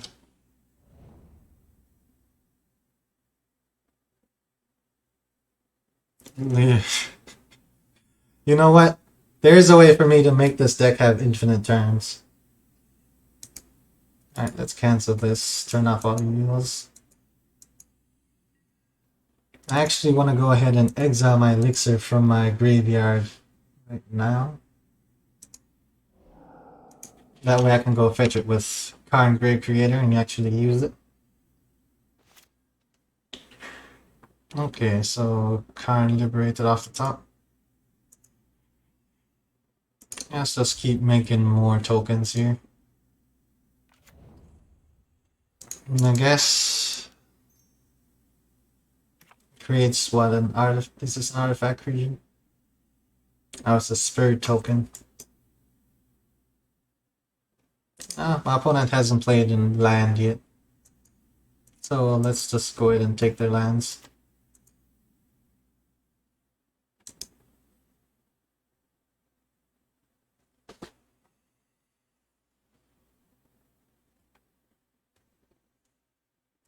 Eat the lands. Yep.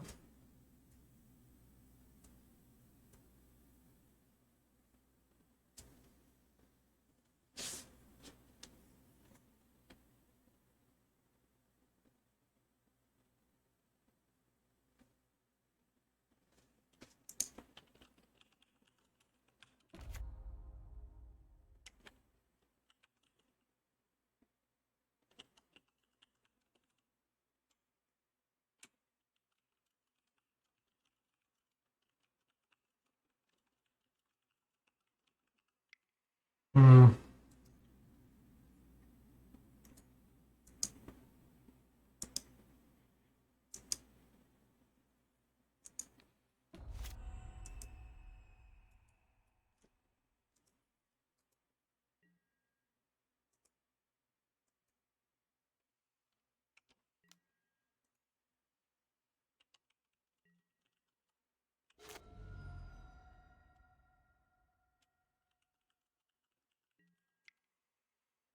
Hmm. My opponent's asking for me to concede. What do y'all think? Should I concede or should I just win?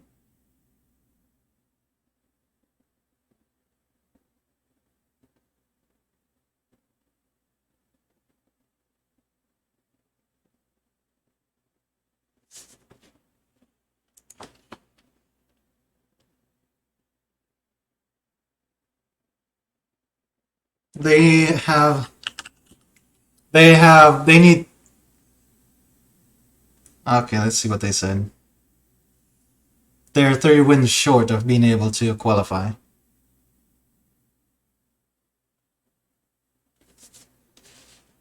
Like, I'm typically not one for conceding, but hey, I'm basically playing this for fun.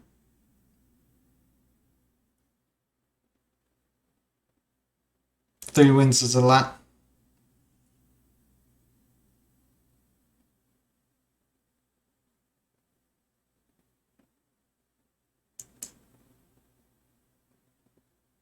Uh,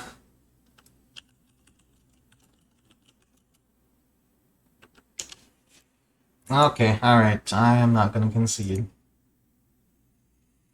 Kinda feels bad though.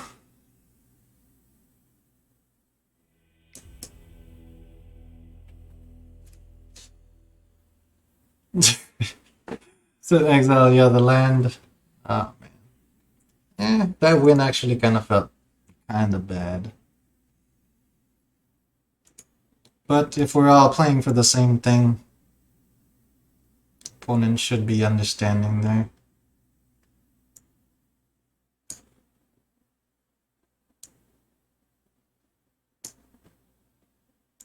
And Doom switched his number 2 on the leader. Oh, so I think I've played against the number 2, number 1, number 2. I see my opponent there at number 11. Almost played against everybody on the leaderboard.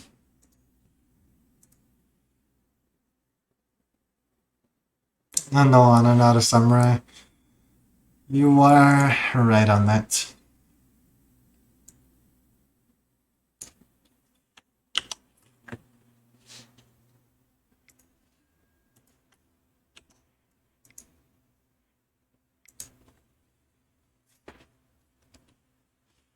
I don't know. I've never personally asked anyone to let me win any games.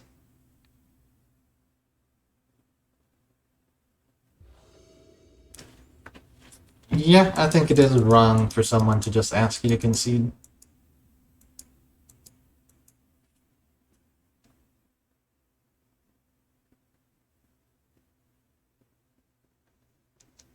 Alright, natural Tron right off the bat. Oh, my opponent said, hey, good luck, have fun.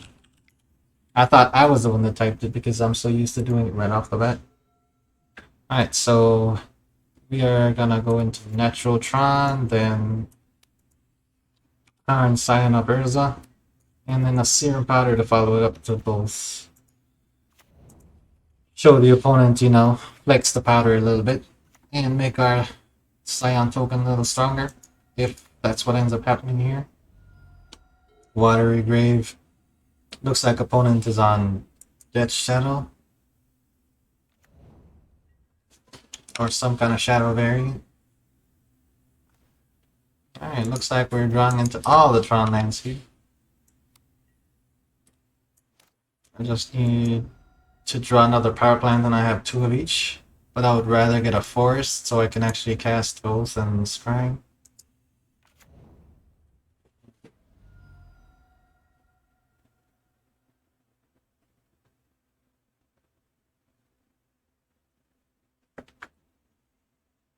Yo, thanks, Chuck. I appreciate you stopping in and showing your support, man.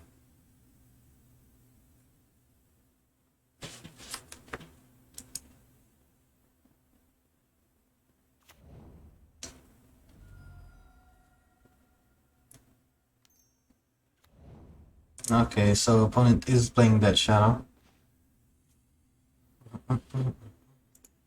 Alright, let's hit him with the sign of Urza. I do have to opponent can't counter you.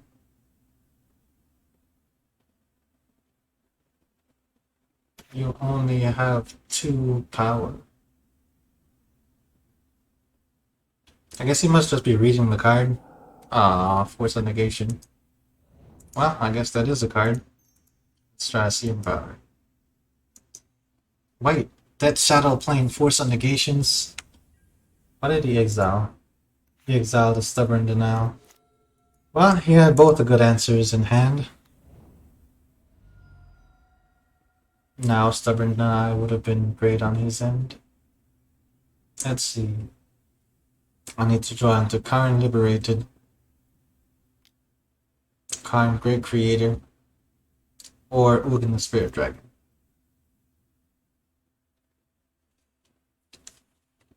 So I need 1 of 9 cards to be able to shut my opponent's deck down.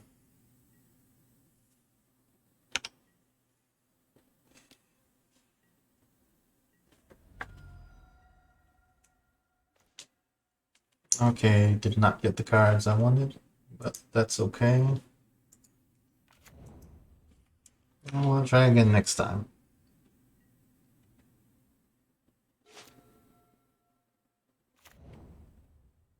Hey, at this rate, I might be able to play Emrakul.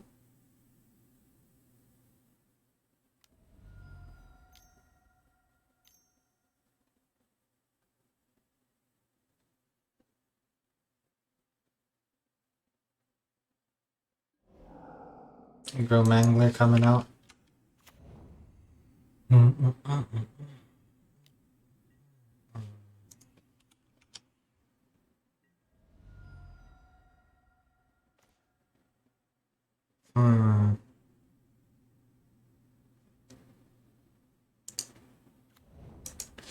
Well, if we draw Emrakul next turn, we can cast it.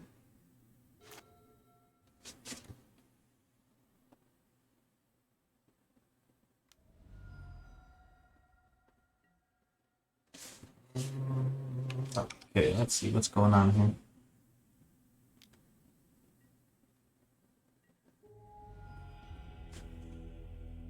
Okay, so they got that shadow to go up again.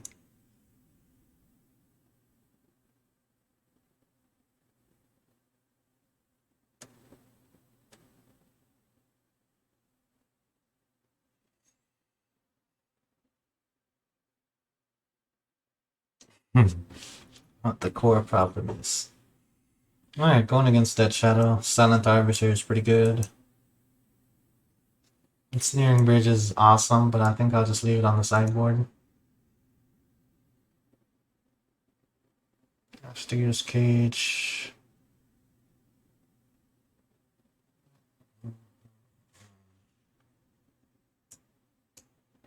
For sure, I know Emrakul is out because I'll never cast it.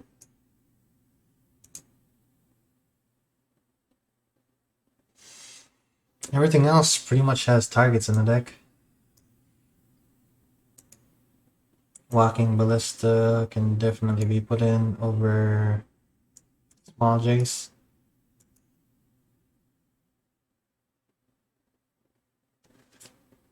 Rex would just be to try to get the Tron faster, but I think I'm good there. Well, Ensnaring Bridge, Shrinosphere, and Titan. And Liquid Metal Coating. Defense Grid. Guess if I play Defense Grid, it stops them from being able to counter things so easily.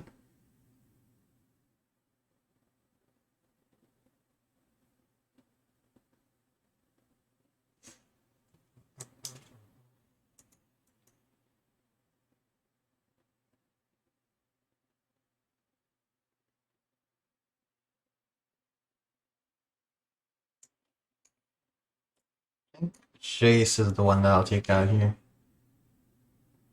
For defense grid. Alright, let's see. Trickery is fine.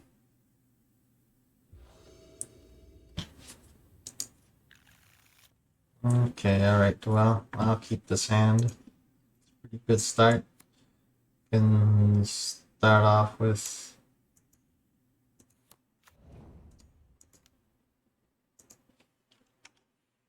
if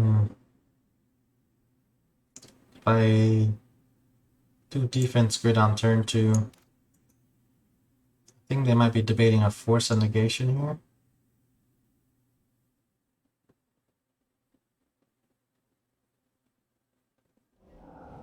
Yep. They are playing a Teferi. I think the Teferi is the bounce and snaring bridge. Alright, let's go stop them from being so counter happy. Okay, they might be using Stubborn Denial here.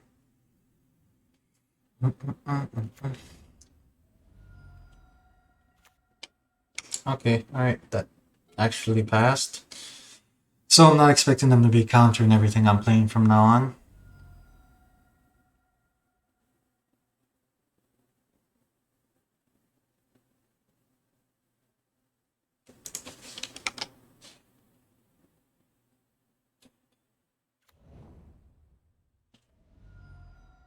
Guys, I think the thing is this. Simian Spirit Guide has been around in the format for ages. The fact that now Simian Spirit Guide is broken after another card got introduced means that guide is not the problem. Okay, missing Tron here.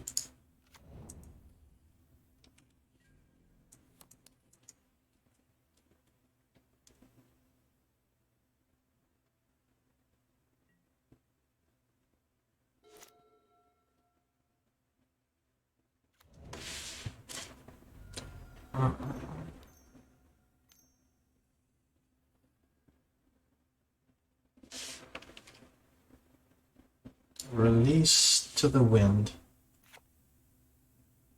Exile the target non-land permanent.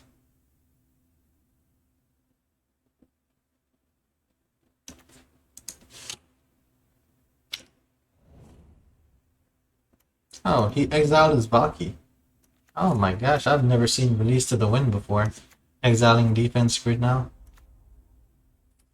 Oh, exile a Sylvan Shrine from the top, along with the Expedition map. That was a pretty sweet move. Alright. So he can exile Golos, but let's go see if I can get something else. He should be playing copies of Commandeer.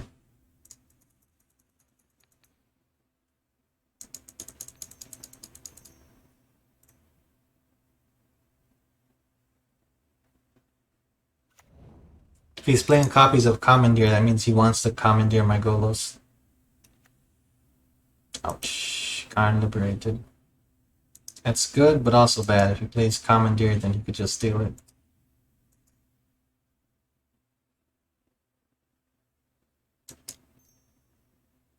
But feels bad, but I just have to play into it.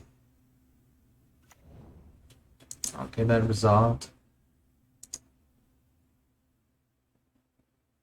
It's... I think I took Emerald's out the deck.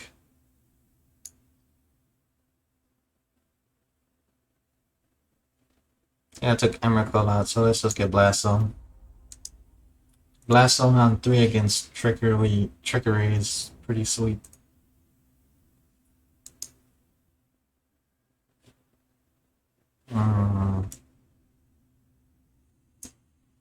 Okay, another card liberated.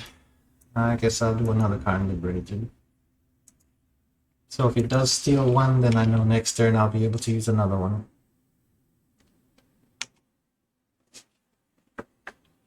Okay.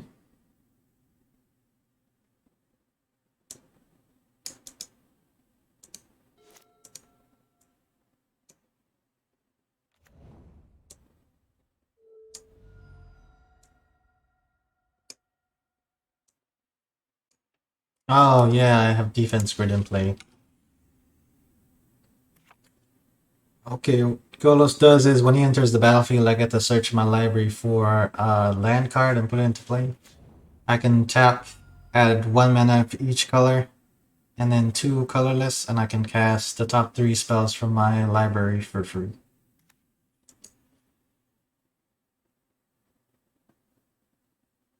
Opponent has more than 3 mana untapped.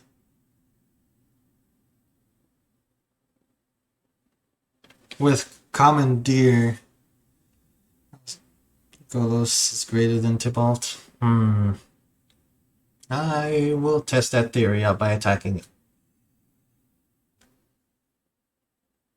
I am not planning on casting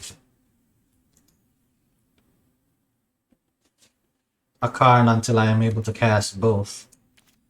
Just in case my opponent uses Commandeer. Because cards I know they can take control of.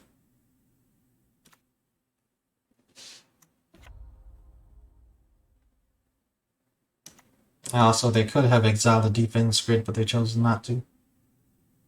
So obviously they have something in hand that's gonna put them in the position to take control of this game here. And since I have defense grid out, they just have to have 3 mana to actually cast Commandeer. Just exile 2 blue cards from hand, pay 3 mana, and they take control of whatever spell that I play.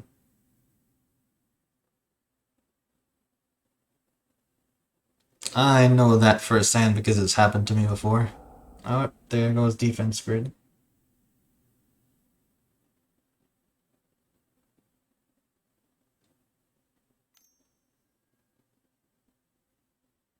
So I think what I'm going to do is I'm going to use Golos next turn. And just see what I get. Because nothing is in hand is better at this point.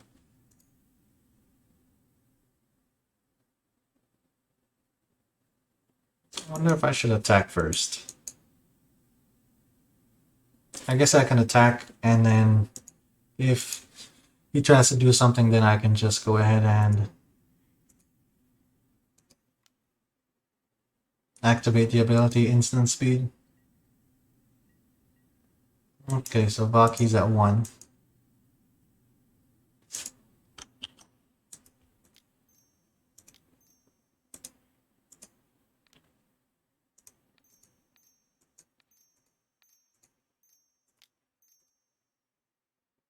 Let's see what's the 3 cards on top.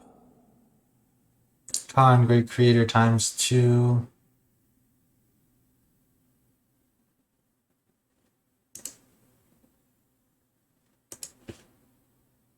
Let's get the Oath out there first. I'm thinking go get Sorcery of Spyglass. After getting Sorcery of Spyglass. My opponent's at 17 minutes, by the way. So go get Sorcery of Spyglass. After getting Sorcery of Spyglass, play it. Play the second card. With the second card, I have the option to go get something that will do some stuff here. Probably Sundering Titan. Since their Valky will be offline. So Sorcery of Spyglass.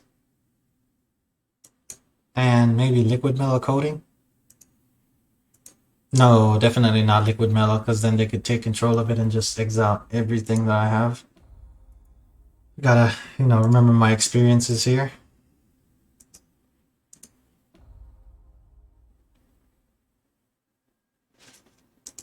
Okay, I have to get another artifact that will do stuff.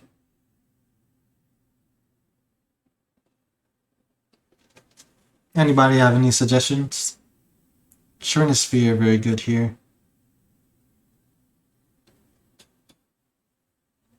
Coding is bad because they take control of it and then exile your stuff. I mean, make it all artifacts and exile it. Trinisphere is actually really good. But Sundering Titan they actually cannot cast because if they cast it, it blows up their lands. So Sundering Titan's not bad, Trinisphere is also not bad.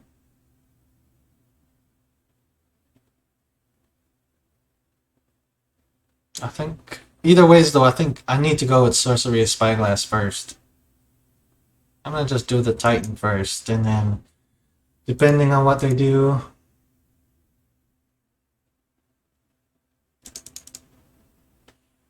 I'll decide what to do on next turn.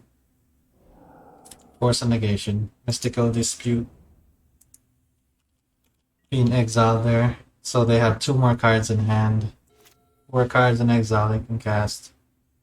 Defense Grid being one of them. Using a Street Wraith, they have Teferi, Mystical Dispute in the exile. And they're about to exile top card again. Chromatic Sphere, Unmoored Eagle. Unmoored Eagle, they can name Sundering Titan. They're probably gonna name Sundering Titan just to get rid of it.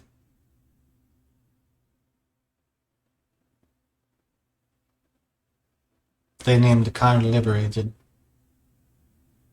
Okay, since they named Karn Liberated, both Karns are gone.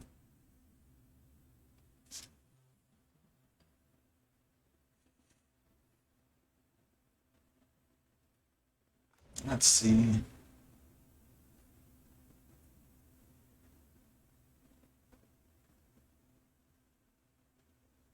Trinisphere, they cannot cast stuff with Tibalt. They can still cast stuff with Tibalt, but they just have to pay the mana cost. They already have to pay the mana cost anyways, though.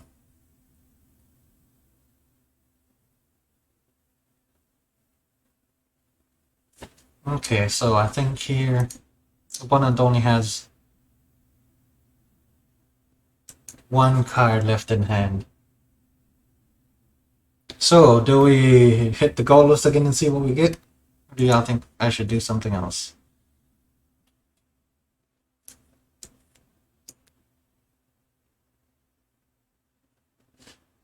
Let's see, sideboard wise. Ah, they just decided to concede. I guess they realized they were in a bad position regardless. Well, they're just going through trying to save time here, which is typically what happens when I go against Rocky decks. They get pretty close to timing out. Opponent obviously knows that, so now knowing what the opponent's playing, I think I'll put Emrakul back in and take Silent Arbiter out. Worm Coil Engine is also an easy target, so let's put that back and get an Architect of Thought.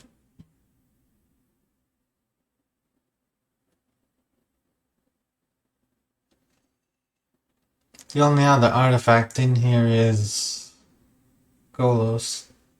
But I think Golos, since he has multiple uses, he's not too bad. Like, first turn he drops, he still gets me a land, which is good.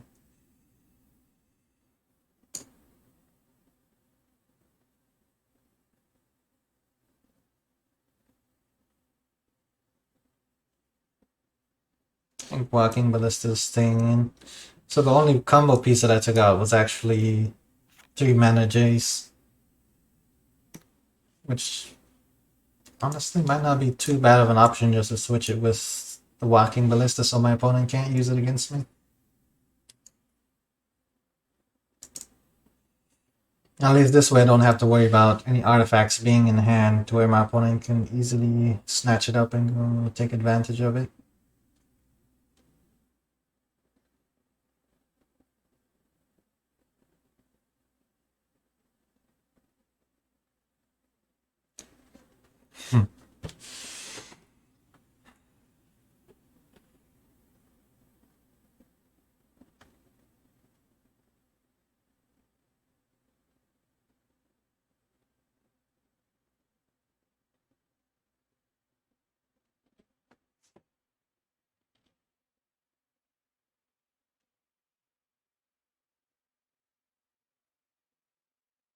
What the heck is Gofo?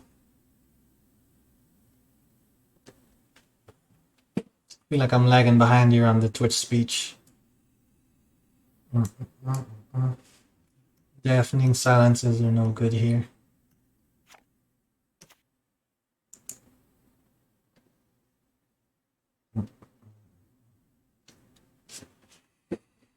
Alright, 10, 9, 8, 7. Oh, okay, I think this is it. Alright, 2 seconds left on the clock. Let's go.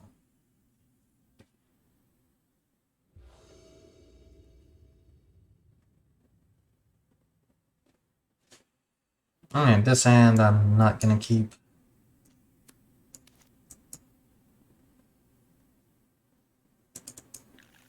Opponent's at 15 minutes, I'm at 17 minutes. Alright, I'm absolutely keeping this hand.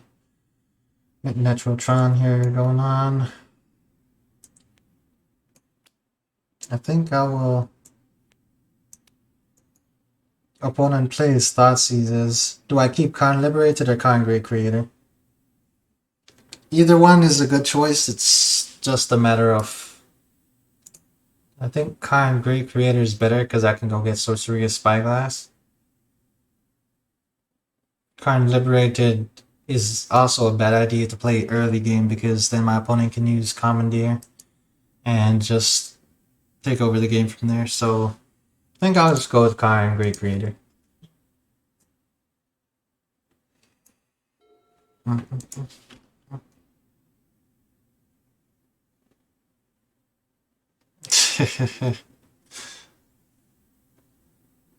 I think most of the people here work at work. Thoughtseize. Well, good thing I have 2 cantrips in hand, so I need to draw into a Chromatic Star, Sphere, or... Okay, Expedition Map off the top. I'll take that. Come on, opponent, no Force of Negation. Nice.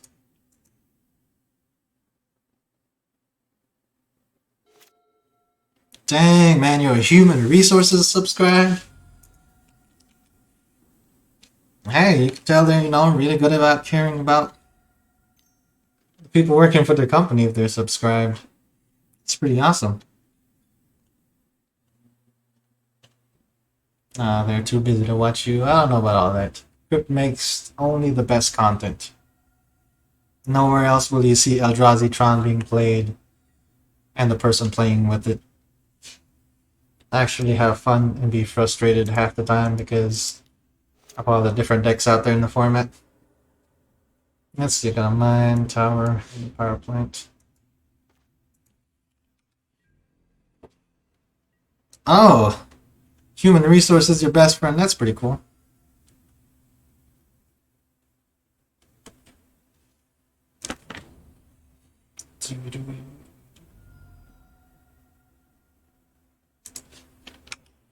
Okay. So I think Trinisphere is what I want to get first here. No.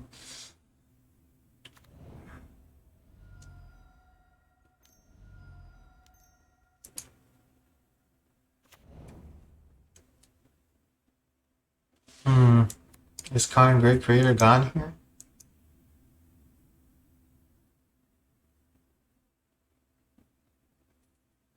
Exile a creature card. Okay, it's just creatures, so it's... Okay, nice, I still have my hand. Okay, power plant. Okay, let's go. Karn Great Creator, do you commandeer it? No commandeering it. Okay. If I choose Valky Cosmic Imposter right now, right off the bat, opponent has no way of using it. But then to capitalize going forward on what I want to do,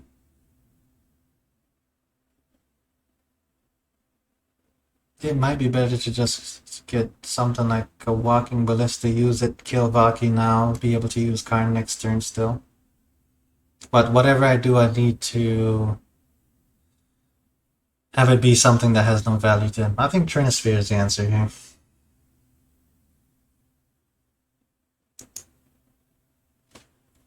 Alright, let's get Trinisphere out there. Can't commandeer that. Counter spells now cost at least 3 mana. He's gonna swing a Karn. Next turn I'll play Serum Powder And then make Serum Powder into a blocker for Karn. But then at the same time, let's see, he can play Teferi. And bounce whatever I do back to my hand. Yep, swinging a Karn there. Opponent only has 5 life. 4 life. Bounce Valky back to hand.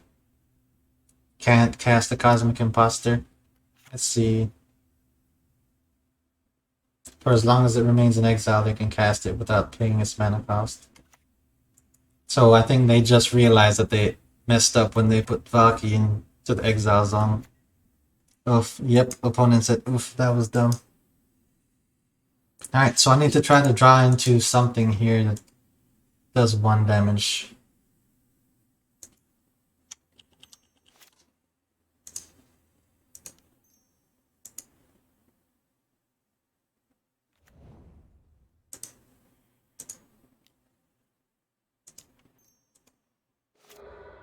Expedition map's not gonna do it.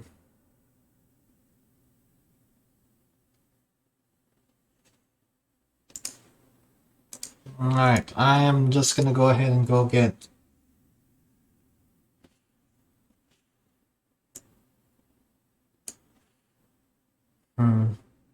Cascading Cataract so I can cast any Planeswalker next turn.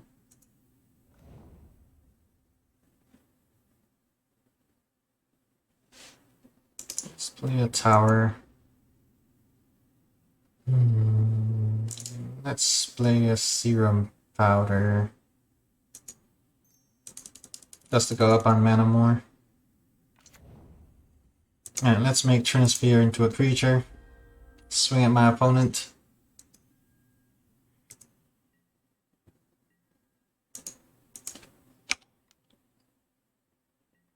Now they're left at 1 life. Next turn I can fetch Walking Ballista and cast it. And when I cast it, I'll only cast it for 1. That way if my opponent commandeers it.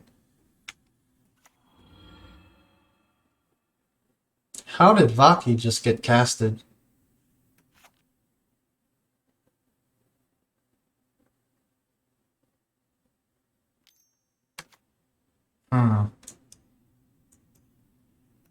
That's weird.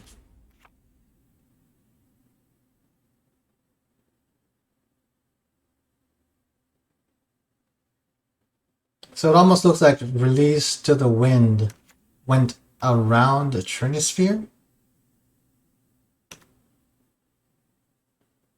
That actually makes no sense. Oh, don't tap Trinisphere. Okay. So it actually worked because Trinisphere is tapped. Okay. Okay, that's something I did not know. In 5 minutes, you'll be mad. You'll read chat. Either ways, though, I don't think I'm in too bad of a position here. Use Disassembler to kill it. Serum Powder into my exile zone.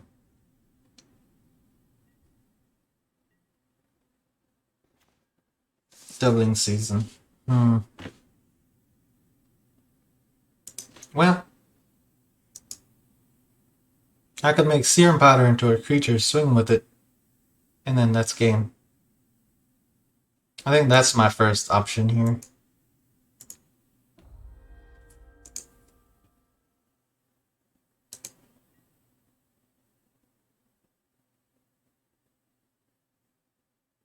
Opponent said GG's.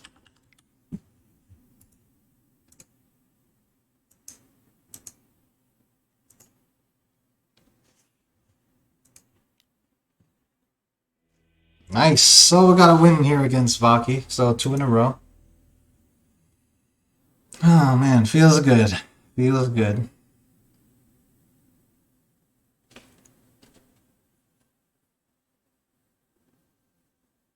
Hey, Serum is... Hey man, I keep telling him from the crypt that Serum Powder is good, man, but to this day he's still arguing that it's not.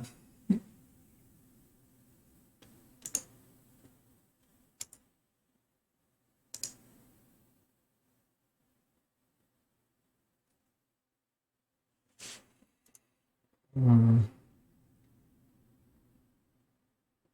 About time it attacks. Oh my gosh. Alright, you know what?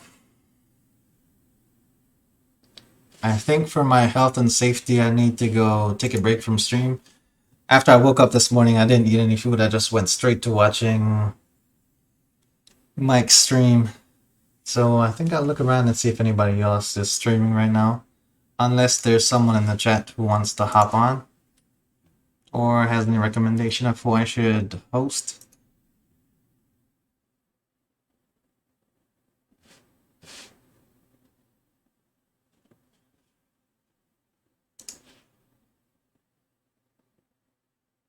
Yeah, Mike streamed this morning. When can we use it as a kill spell your deck has none of?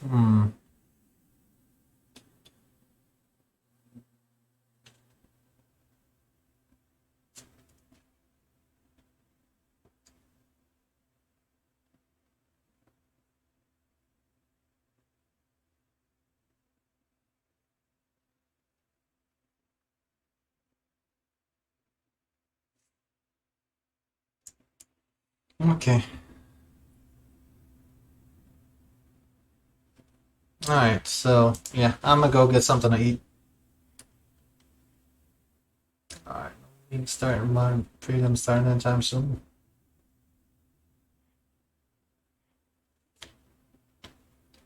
Alright, peeps, so appreciate y'all stopping by, showing your support, keeping the chat nice and lively for all the people that joined us today.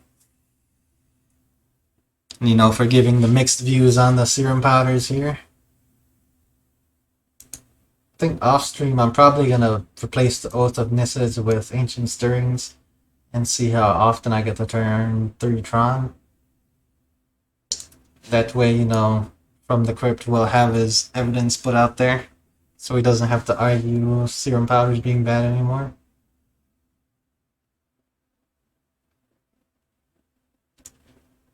It does make me wonder though, crypt. If you're saying that I should take the serum powders out, should I take the powders out in place of ancient stirrings, or what exactly do you think I should change?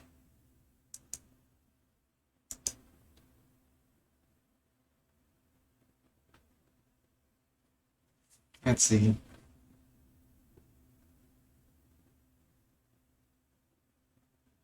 What I'm trying to say is, you need to throw the powders in the garbage. Hey man, the powder is very good when it's good, and it's very bad when it's bad.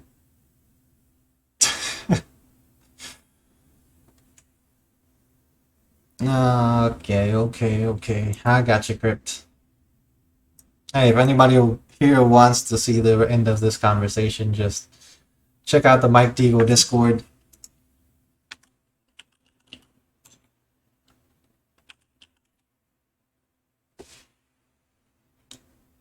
But I will catch you peeps later. Thanks for all the bits, tips, support, being active in chat.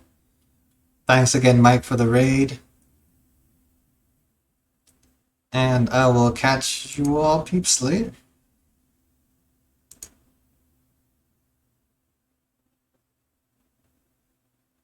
Okay, Crypt, I got you. You're right, you did not say to replace it with Ancient Stirrings. I'm just thinking outside the box here because I don't know how to optimize the deck to work better in the way that you want it to.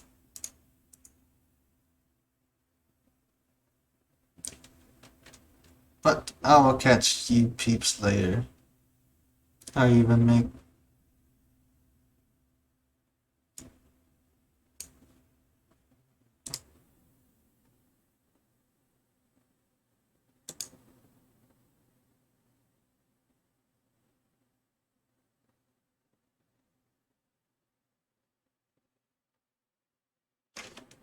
Alright, so once again, peeps, if you want to see our brainstorming about the serum powders, just check out our Discord channel. We have a lot of experienced Tron players in there.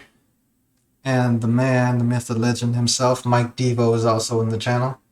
and he also streams. So if you want to check out his content on Magic Online, I would highly recommend you do so. He's a very experienced Tron player, and he also plays a bunch of other decks. So yeah, I will catch you peeps later.